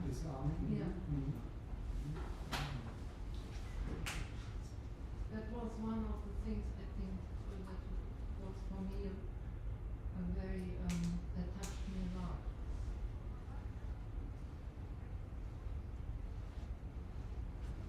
Yeah. Inspiring part, I don't know, but one question I have, of course, we briefly talked about identity. Yeah. You know, and you said, well, Clarence didn't really have an identity. No. Or maybe you can clearly hear you, right? But maybe we can turn on the microphones and It's turned on. Right. That might be for the Aufnahmen, the video. No, that's just for the, you know, so it's easy to understand ourselves. So, yeah. No, he actually refused. I don't know if that's on. It is on. Yeah. Yeah, it sounds easy. Yeah, he always was, identity was for him a strange word. He always said, I'm glad I don't have an identity. So, I don't know much to say about that, but because he grew up, I think he grew up in a completely,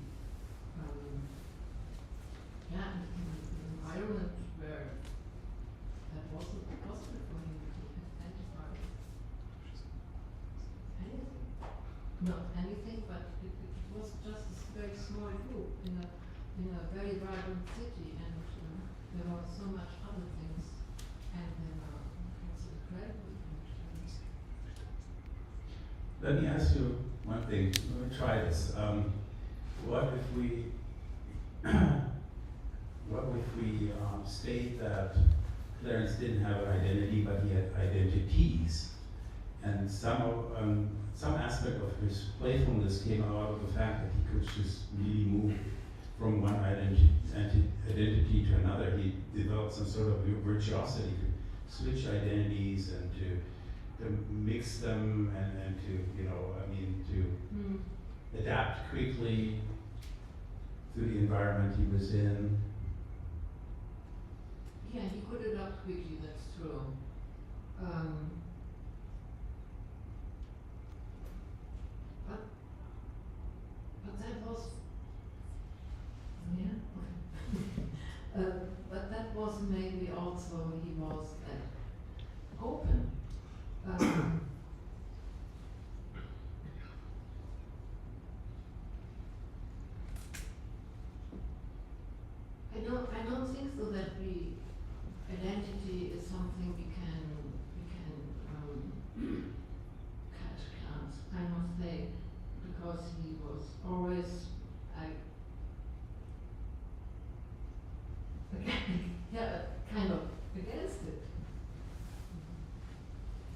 his playfulness, I think this was just his, he was just also all his life a little boy and a wise old man. He was both. I have one more question. How much do you think the fact that he was born in India mattered to him? I know when people were referring to him as Indian, so much, if you're a German, that you would address him and you would refer to him as an Indischer componist, then he would say, "Geh Indisch," which in Kurdish, which is the local dialect of Cologne, means go inside,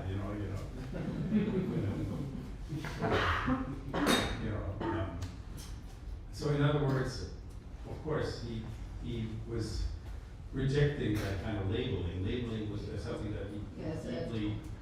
Of course he wasn't Indian. And I never had that feeling I'm together with an Indian, or I know India is so good, but Clarence was raised in the Western culture and also Catholic, and that Indian thing is I think what he got, he grew up in an incredible city, and from there, although sometimes I think when I see his compositions, I have this feeling that he got that from the city, this complex, huge, incredible complex, dense, compositions. Yes, he experienced there what is possible, and you can't control it. Also the city is not controllable. It's so many languages and ethnic ethnicity. And yes, I think he got something through that city. That could well be. So he also kind of got that to a certain extent also from his hometown Cologne. Yes, and actually he was at the schools, Irish schools. Yeah. That was something that influenced him a lot, especially his favorite authors like James Joyce and Ulysses was his favorite book, and you can imagine this was puns and that was, I think, maybe rooted there. And, so that was an influence. The church was an influence. He was, even when he came to Germany, he was still a believer. Devout Christian. Yes. Yeah. And then in one day he just turned that down. And so, yeah, he jumped out.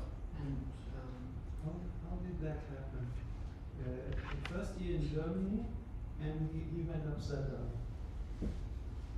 yes, because there were a lot of different influences, and he made also some strange experiences, when he went to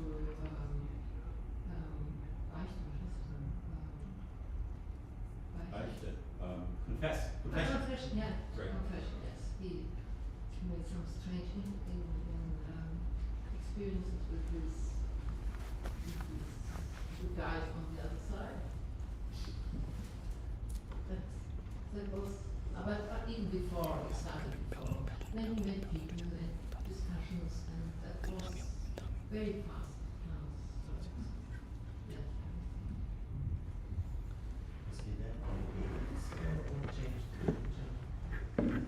No, he stepped completely out because he said, to go to another one. For him, this was a free journey to the Middle Age, and I don't need another one.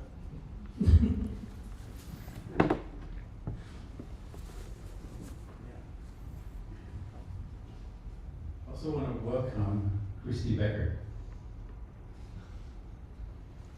This thanks to, that you took the time to come up to Hamburg. Oh, absolutely. And Christy is one of Clarence's oldest friends from Cologne and an amazing pianist. I had the great fortune to hear you perform less than a week ago. And you performed with such intensity and depth.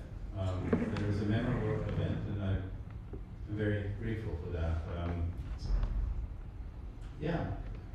Maybe you could say a few words about your contact, your year-long contact and friendship with Clarence.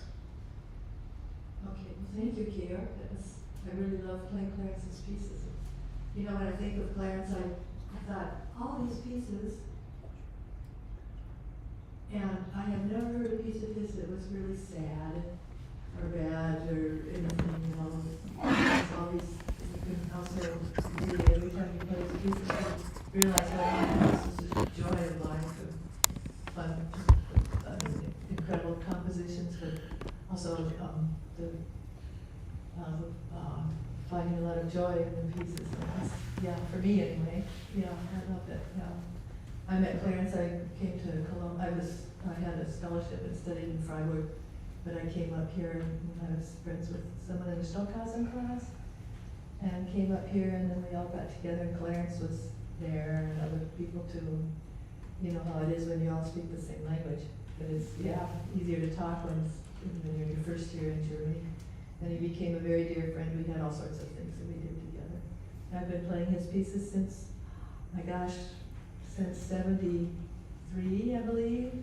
And I heard him play Textmusik at the Hochschule, and I sat with, listening to his Schule, his let me see at the Musikhochschule in Cologne, all the computers, not the computers, the loudspeakers on stage, and we all sat there and listened, and we heard it with Herbert Hank, and yeah, it was fun times from the beginning to the end. Yeah, and we all have him, I know we all do in our hearts and memories, and happy to do something for Clarence. Yeah, we love her. Mm-hmm. Yeah. I also met you way back when. Right, in 1980, 81 maybe. Is that the when same it party, was? the same party with probably Yeah. Clarence at? Probably, yeah. Yeah, most likely, you know. Yeah. It was still a relatively small seat, right? Oh, I don't know. There were quite a few people at those concerts. Well, yeah. Well, I'm officially the moderator. That doesn't mean that I have to talk the whole time. So if you have questions, and there are quite a few people here that have known Clarence personally. Seth Josel has played his music too. Seth is an outstanding guitarist. Manfred Stanke has been very close to Ligeti, but also knew Clarence and has interacted with him. Others who have met Clarence on the street somewhere in Paris in 1982. I met her, ran into him. His girlfriend. I was 20 years old, and she came from London, Cassie. And I met Cassie on the street, and she played Bratsche, I don't know in English. Viola. Okay. She played the viola, and I'm not a musician, but I listened to her, and I found it nice, and I stood there for 1 hour or something, and then we got to know, and after a while, after a month or something, I lost my room, and I could stay with her in a flat with an old guy. It was a friend of her father, and it was in Saint-Germain. And then came Clarence, and Clarence had something to do with a computer, and it was a big computer Bureau. Ehrenretterstraße. In Paris. It was a center of computer. It was in 82 in April, and the computer was a big machine. I think with Tonband. I think the computer was called 4X. Yeah, right, something like that. Yeah. And he was working in the night. He has a special hour between 3 or 4 in the morning. He could go there for 1 hour or something to do his composition. And for that he has to stay some days or about 2 weeks in Paris. That's right? You know. Yeah, I remember that. And at that time I got to know him in this flat with the old guy and Kathy and him. Yeah. We got to know. Okay. He used to do the same at the Institute of Phonetics at the University of Cologne. He had a special agreement with them. He could spend the night there. So he basically slept during the day and spent the entire night programming. No, he was staying with us. I'm talking about Cologne, the Institute of Phonetics, that he had a special deal with. In the early 1970s, that's how I actually started, getting reading. There was no possibility, I think, to stay anywhere. In Paris. In Paris. Yeah, right. But using the night to program and to do his work was something that he was all was natural to him. All his life he was sleeping more or less at the daytime, and he was awake at night, I think. Yeah, I think where he might have started, like in. At 3 o'clock it was breakfast time. If he was earlier, it's 12 or 12:30. He's going away. And I think in California it was later. He told me at 4 o'clock or something. At 4 o'clock he had breakfast. In California? At 4. No, that wasn't possible, because he had a teaching job. No, but he never had to be there before 12. But yeah, something like that. Yeah. Like once he broke me 4 o'clock, I don't know. It's true. Maybe once. Oh, yeah, I didn't accept. And I found this very special. I was 20 years old, and I was Kathy together. We were a bit punk like this. We feel a bit punk, but we weren't punk, but it was modern at that time, and so we felt it's not necessary to stay up in the day all the time. It's better to get up later, and it was okay with us. Thank you. Also want to thank Benedict Mason that he dropped by today, and thank you. And so Benedict and Clarence were really good friends over many years, and exchanging puns, but other things too. And so when did you meet Clarence? And it's very funny today, because when we talked about 1981, despite the diner, I went to Darmstadt in 1988, and Clarence was hiding away in a room giving some seminars, lady seminars, to devoted fans who would avoid all the 20th century post-war avant-garde. And he was doing fascinating talks about analysing how 1981 was composed, and it took maybe 2 or 3 days to go through it all. And I think from then on we became instant friends. I think the thing that drew us together was because I would say that his mother tongue was pure English Anglophone, and my mother tongue, of course, is Anglophone. And so we could associate. I mean, he'd been brought up on colonial Indian English, I think.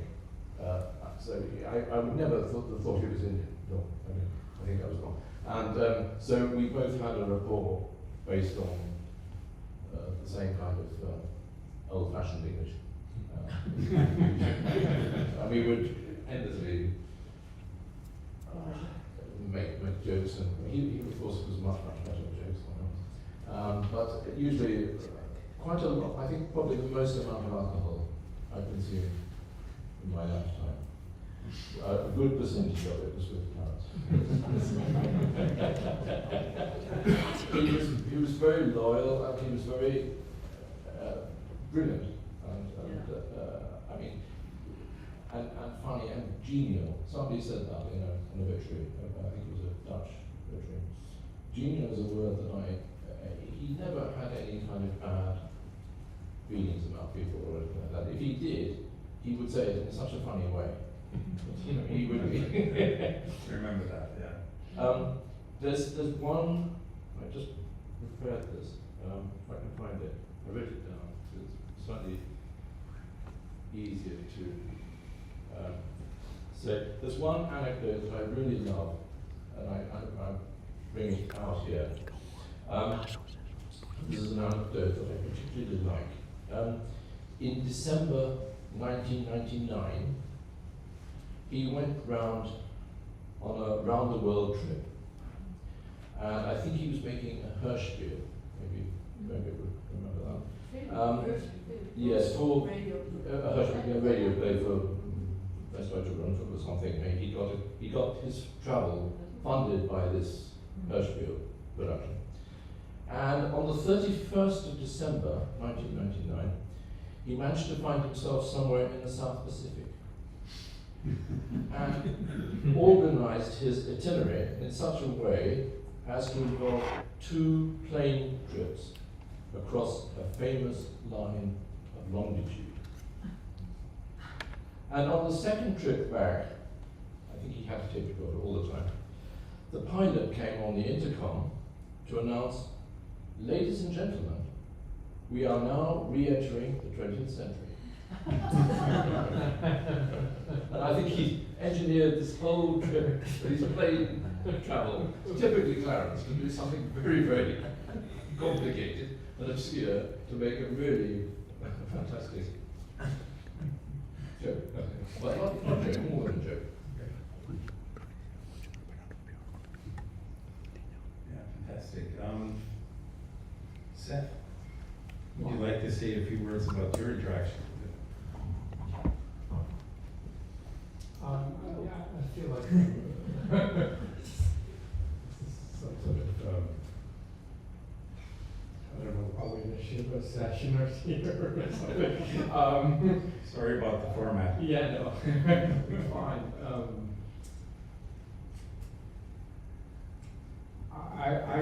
I'm going to be provocative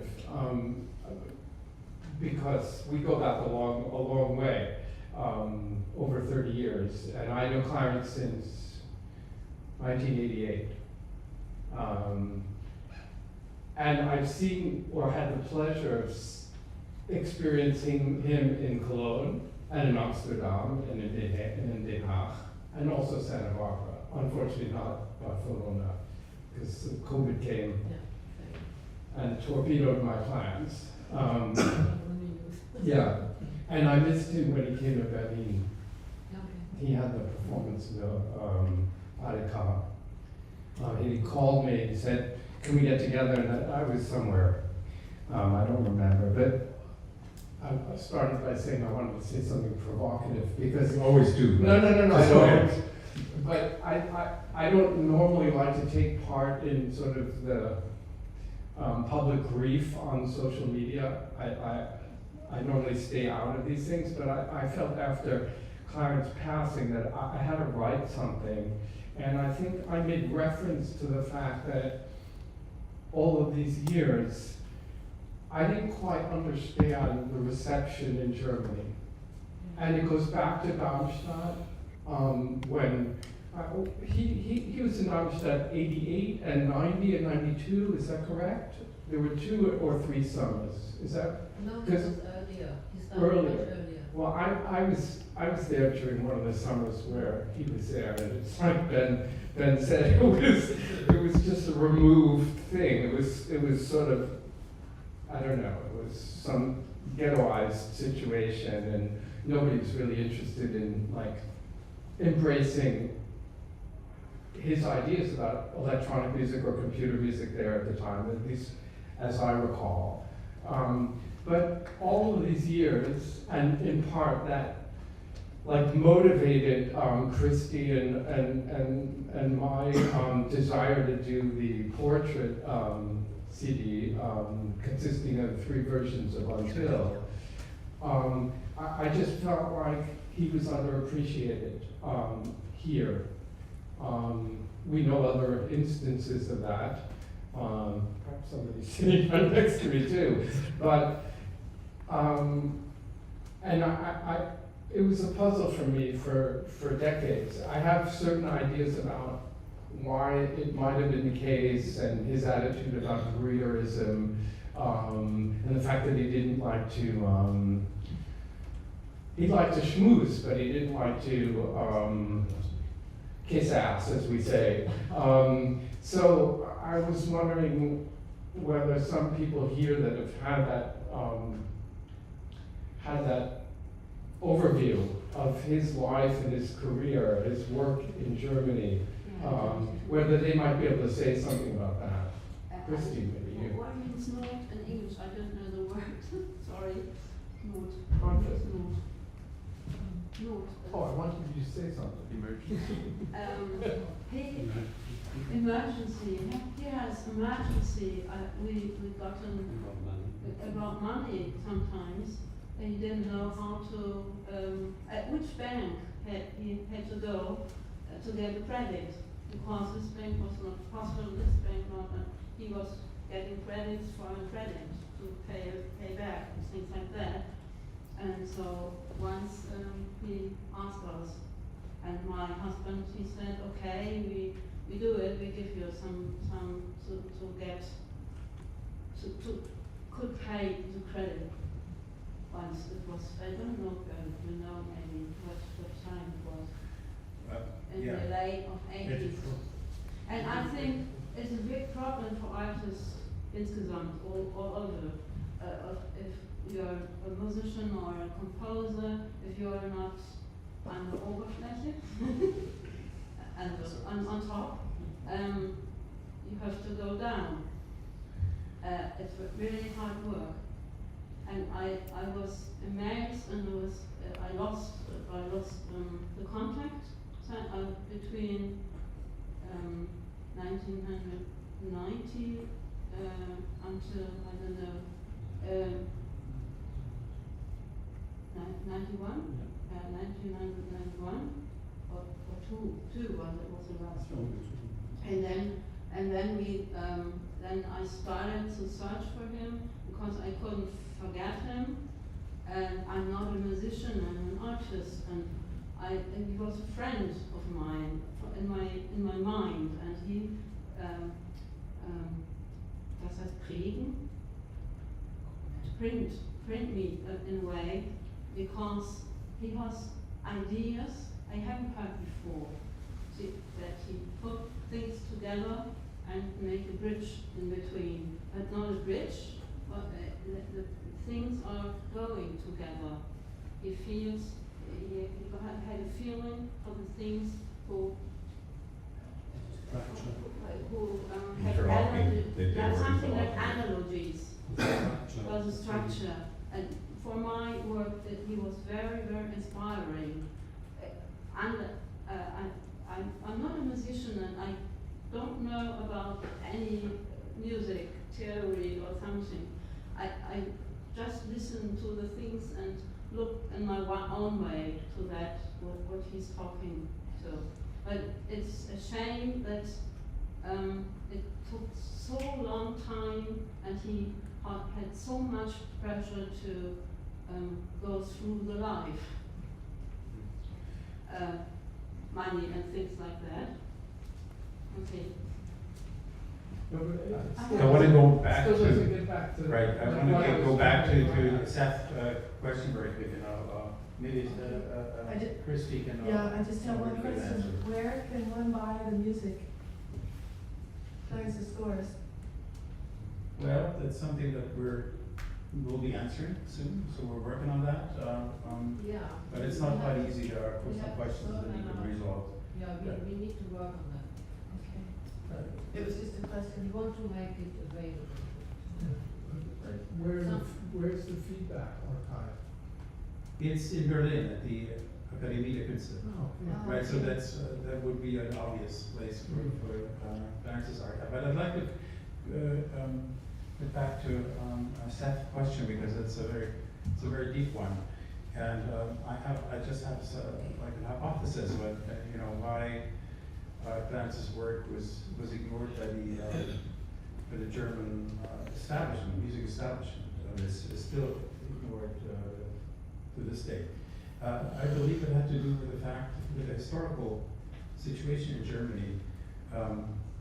We all know about World War II, Third Reich, the cleansing of German music after World War II, turning to composers like Karl Stockhausen and others who have more or less followed a certain paradigm. Then, of course, Theodor W. Adorno, who has said that after Auschwitz, poetry is no longer possible, and that the best way, the best approach to music and art after World War II is to silence ourselves, or at least practice some sort of silence, right? So this idea of silence, became very dominant, and I would say the mainstream German avant-gardists were following very much that kind of paradigm, and Clarence came from a different culture. He didn't have to adhere to it, but that created some sort of a friction between the official kind of German establishment that was in certain ways also using music, contemporary music. We think of Klaus Huber as a way to rid yourself and themselves from guilt. This is like it was a political question. It's like, how do you deal with the weight of these 12 years that changed so much in European and world history, and then Clarence came from a different culture and didn't have that obligation. He didn't have to play the game, and he didn't play the game because, of course, a culture that was trying so hard to rid themselves or itself of the weight of fascism and so many things, and to prove to the world that they have become better people, that they had their own fallacies. They fell into their own traps. And a lot of, like, when you look at the music establishment of the 70s, 80s, 90s, a lot of what you could see, a lot of music that was promoted was music that was catering to the need, to that particular need. And I think that might have been the reason. But recently I asked myself whether the fact that we're entering into the artificial intelligence era could also, in certain ways, like highlight his contributions to it, and also maybe give him a second chance. So maybe those who are maybe involved in artificial intelligence, Georg and Lucie, what do you think? Did you also meet Clarence at some point in your life? Yeah, I studied with him. We went to bars with him in The Hague. Just want to add something, like the way you put it, like he came from a different culture and did not care so much. I would say, like Richard Barrett said today earlier, that this sonata quasi una fantasia, that through mantra he discovered a way of dealing with consonances and harmony and so on. But that does not take into account how I understood this piece as a mocking of mantra, which is a long, complicated joke about mantra. In between, suddenly you have this da da da da and then you have this romantic development. And it's as I understood, was like claiming that Karl-Heinz Stockhausen was selling out, you know, and that, of course, not a way to make friends. And also in the Orchidea Ordinaria, where the conductor is asked to turn around and sing to the public, I like the music, I like the money.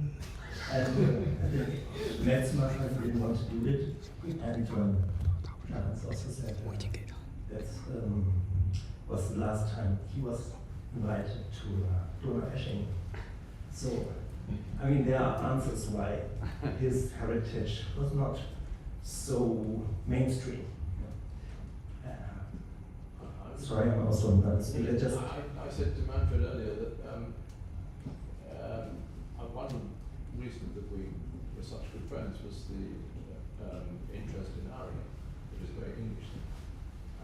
And you cannot be ironic in German.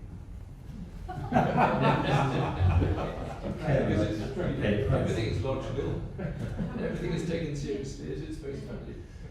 And the other thing that you said, I very much want to agree. Yes, that also seems to me now like he was foreshadowing a lot, you know, of the meme culture, the mashups, everything that's very, or maybe now also a little bit Paddhati, but he came up with that very earlier, and so I can imagine that his the meaning of his work will change throughout the next years or decades.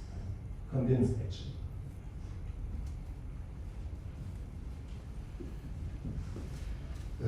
Thank you. I didn't know him until 2 weeks ago. I would just want to explain something. You cannot read the word Çoğulu otobüs işletmesi. That's the song what we are listening to today, I think. I'm coming from Turkey. It's a Turkish word. It's 3 words put together in this song, and it means Çoğulu bus provider of the company. At that time, it's about 1975 to 79. At that time, it's about 50 years ago, and it was not that modern like today. And at that time, you had some other noises with regard to bus stations. I looked at the Wikipedia and the other things I couldn't find in his life where he has been between 1975 to 79. I think he's inspired by the voices of the bus station there. Maybe someone knows much better. I can only translate what it is, and it has something to do, I think so, with the experience there. Thank you. Most likely. Çoğulu is a small village in Ankara. It's in the outback of Ankara. Thank you. Thanks for giving us some background information. There's a very good book. Maybe you would like to get a copy of it. I have a digital copy called Bus Journey to Parametron, which is an account of this trip. We're slowly coming to an end, and I'd like to still ask at least 2 of you. I would like to ask Gabriel about his experiences, and also would like to ask Manfred about his interactions with Clarence. So let's start with Gabriel. Gabriel must have been one of his very last students. I think I was also one of the. I studied only a semester with him when he was in Barcelona, but we kept in touch. After it was very interesting because he was a kind of a professor that we had classes with him, and then we would immediately hit the bar that was nearby. So it was very I don't know, in such a short time. I think we kind of became friends, and it's kind of sad that we couldn't continue it through time. But I don't like entering a little in this conversation just to keep the topic on. I think he had a very, when he told his stories and in conversations with him, he had this very kind of like iconoclastic attitude towards like music and towards art, which was very, I don't know, inspiring and very like, I don't know, disarming. It was very like, he had like you could see that he had still very like a fire to do these things, and I don't know, like if I don't know, he had this. He would be like a modern Diogenes, or like compared to like I don't know other composers. He would be that person. Like he would see the canon of music, and he would I don't know, like where did I read this? He would be very blasphemous with it. It's not like he's not taking it seriously, because blasphemy is serious, but at the same time it's very ironic, and is thinking that it was a thing like nowadays, like so long ago, and you can still see like this kind of origins of meme culture and all these things, like to this piece that it's like words in Turkish that are kind of blended, that are kind of like nonsensical. I remember that I saw like one of the last I think interactions I had with him was like I saw someone on Reddit being like, I'm trying to understand what this title means and I cannot, and I'm asking a lot of people and no one understands it, and I remember like, oh yeah, like I could try to solve this, because I remember Clarence speaking of this, and this was one of our like last interactions by phone. I think I was in Lisbon waiting for a plane and calling him on the phone. Yeah, but I don't know, like a lot of things that like with the short semester that I had with him, and also with other conversations, he had this he had this very deep knowledge about music, about art, but he also had the I was going to say the Clarence, but like the maturity, I think, and the vision to like not take it seriously, but to not see it as sacred. So he had all this knowledge, and he had all this understanding of like the Western canon and of algorithms and all this, but he had the maturity to not take it seriously, to not take it as something sacred. So which allowed him to play with it and to use it to his own to do what he wanted to, like with his own vision. And I don't know, I think that's as a teacher, like more than his practice and the things that he taught in his MOOC, it was more this kind of attitude towards things that I think that I found the most impressive, and I think that I took that with me. And I think, yeah, I have to stop talking. Yeah, I guess that was it. So I'm slowly getting a grasp of it, and so in other words, I believe what you were saying and what others were also saying. I see the common denominator. So Clarence appealed to a side that would allow us to free ourselves from norms. And so in other words, it's like this a person that could offer a path to freedom, and the freedom to overcome our own boundaries. So I guess that's what made it so appealing. It's like he could show that you could also think differently. Right, so before we conclude, I also would like to ask Manfred what his impressions. Well, autobus. Did you bring the autobus to Hamburg? All of a sudden, there came a piece which was called something like, you can pronounce it easily. And we heard it in the Ligeti class, and Ligeti scratched his hand, and it was a very interesting situation. Ligeti, of course, was very fond of machine-related music. Since we all know that he composed his articulation and he worked with Clarence Barlow in the studio at Köln. Okay, and then came the autobus. And Ligeti was fascinated on the one side, and one special event was the most fascinating. This was when the silences occurred, the Ausschübe of Purva. For this is what you said, Gujar. If we have a continuous flow of music, and all of a sudden, there is stops and there is silence. This was the most fantastic thing. Maybe it's the invention of Herbert. I am not sure if they talked, if he talked with Clarence about this. For there were two versions on the LP. We heard both versions, the computer version from the Cat-X machine from Paris and the Herbert version.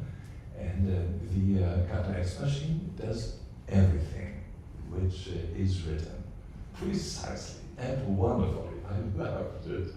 And then Herbert came.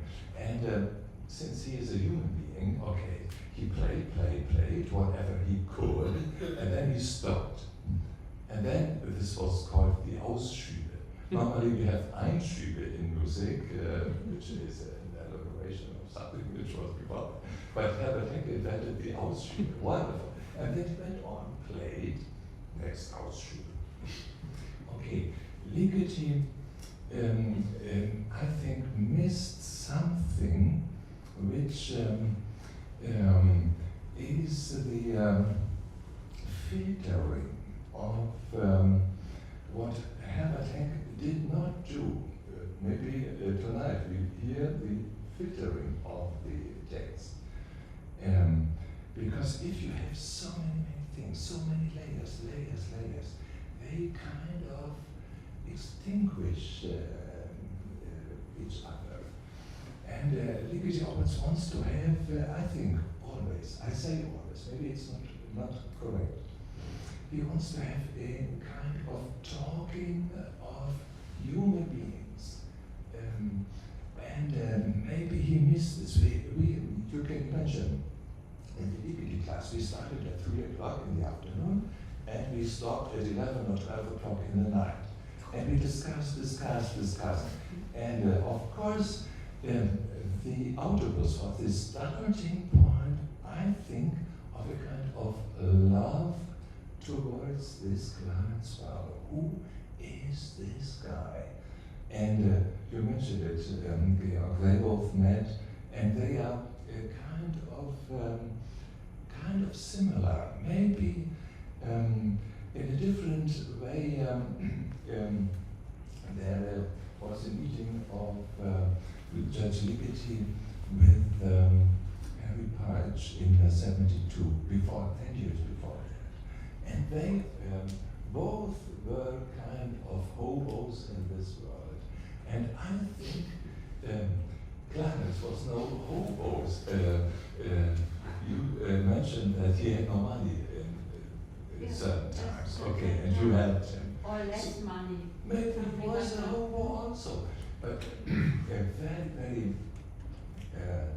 attractive man in his appearance and in his collecting ideas, like a Marc was, and Ligeti was.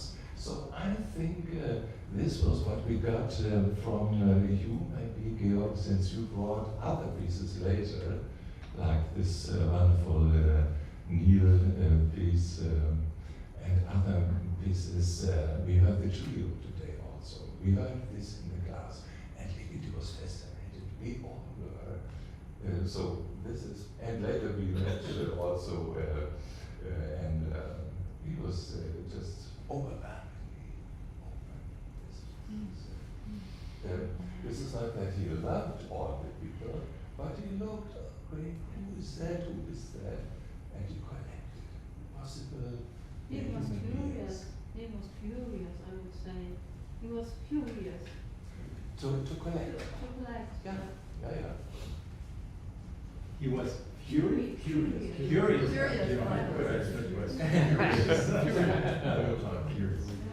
Well, thank you very much.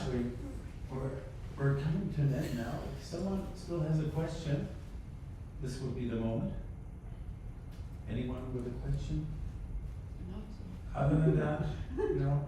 If no one has a question, I would think that this is time now to go downstairs and start dinner.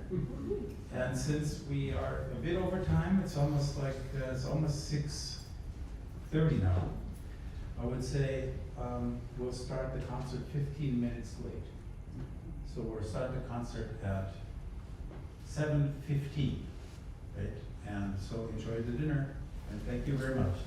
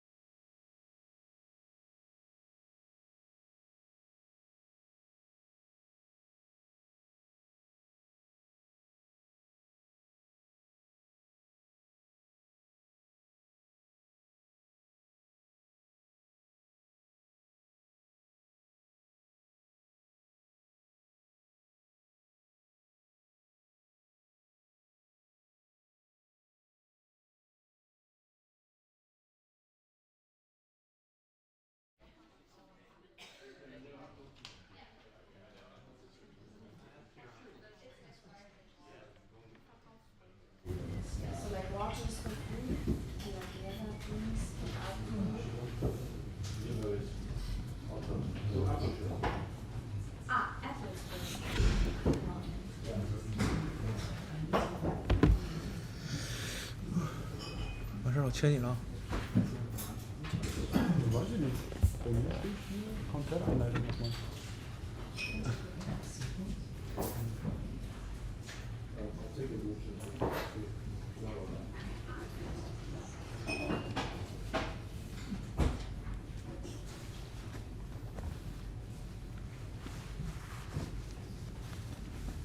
Good evening, everybody. Welcome to the concert celebrating Clarence Barlow, Digits and Sounds. This is a concert that concludes this really fascinating day, the symposium that we had on commemorating this great composer who tragically passed away a year ago. We have done a joint symposium with friends from Cologne.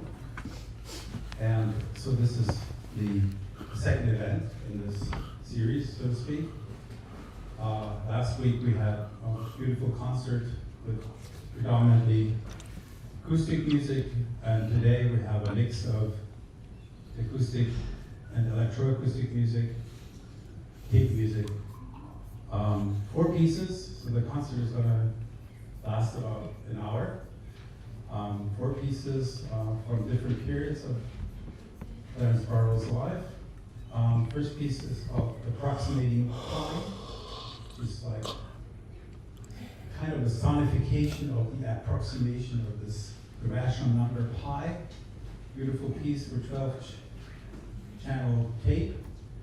After that, we're going to have clarinet piece. People are still coming, right? No, just okay. After that, we're going to have a piece for 4 Bowl and Pierce clarinets.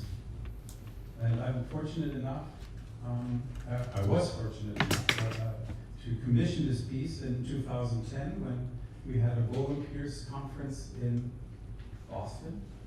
One of the performers, Noah Louise Müller, was actually there, and she played the premiere of it. And this piece employs a scale, an unusual scale, that I suggested to Clarence, and Clarence, like he always, was very interested in ideas that he could pick up. But this scale doesn't have octaves. It consists of the just 12 and the division into 13 steps. And what's unusual about this piece is that he calculated with multi-dimensional scaling, this is a mathematical method, the distance between the geographical distance between the scale tones according to a certain mathematical formula or strategy that he developed, and then he would treat these pitches like the elements of a pinball play, like in German, Flipper.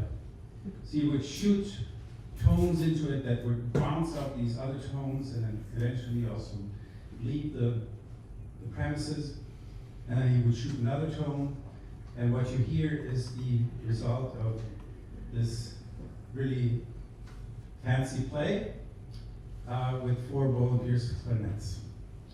The third piece is called 2 out of 13, Chronometry, and that's another tape piece, reminiscent of minimal music, about 5 minutes long. 8:30? Okay, thank you. 8:30, also fascinating, and I suggest that you even walk around while listening to this piece, because you can hear different perspectives. The psychoacoustic, let me put it this way, the psychoacoustics of this piece is quite fascinating. You hear very similar materials coming out of the speakers, but they still differ in many ways.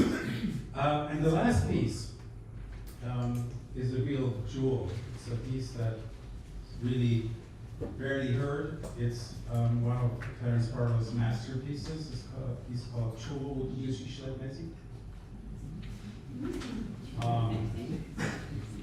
A piece that Barlow composed throughout the 1970s, performed by Don Valle, and is considered one of the most difficult pieces for piano ever written. And so we're really proud that we will have the opportunity to hear this piece performed here at the Liggett Center. And without further ado, I would like to ask the people at the front of the house to fire up the first piece.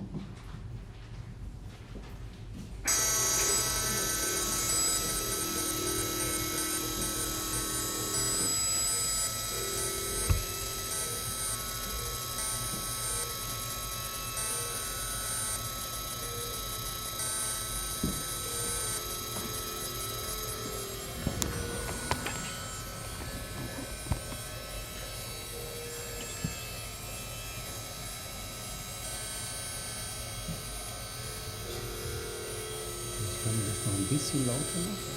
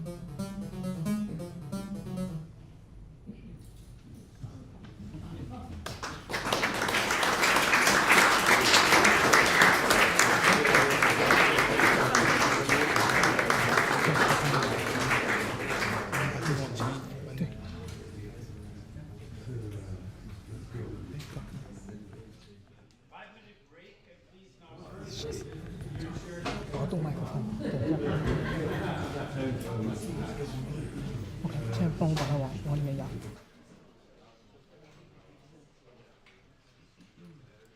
要降下来吗？我来降吗？还是你来？我来弄吧，你帮他们把位置往前移。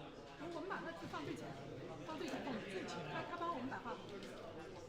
哦，要放最前。对。那降下来我。对，放最前，就直接放钢琴里面。直接对着钢琴里面。直接对着钢琴里面。啊，那我有人帮忙摆。哦，那我要稍微看一下这个线够不够长。OK。因为我以为是。那这个 pause 可能稍微长一点。没关系。Habt ihr eine Niere? Ist das eine Niere? Das ist eine Niere. Ja. Genau. Und jetzt nehmt ihr das mit. Ja. Würde aber gerne weiter runterkommen, noch weiter runter. Okay. Noch weiter runter. Ja. Das wird diese Part. So, jetzt mal bewegen. Genau. So. 我来拿这个。没有。OK。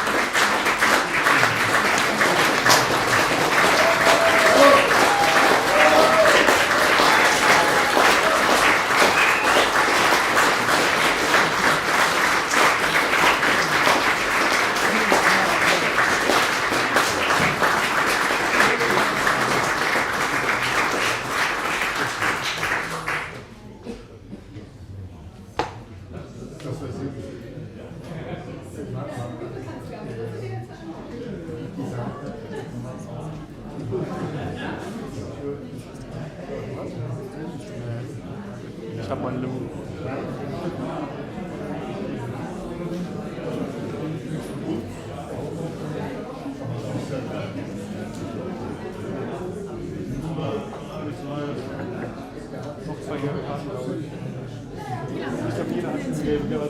啊？你俩没有带手机充电器？是 Lightning 孔吗？对啊。我楼下有一个，我给你拿看。那我自己拿。哦，是完事儿了呀？完事了，结束了，那关了。哦，对，把这个音。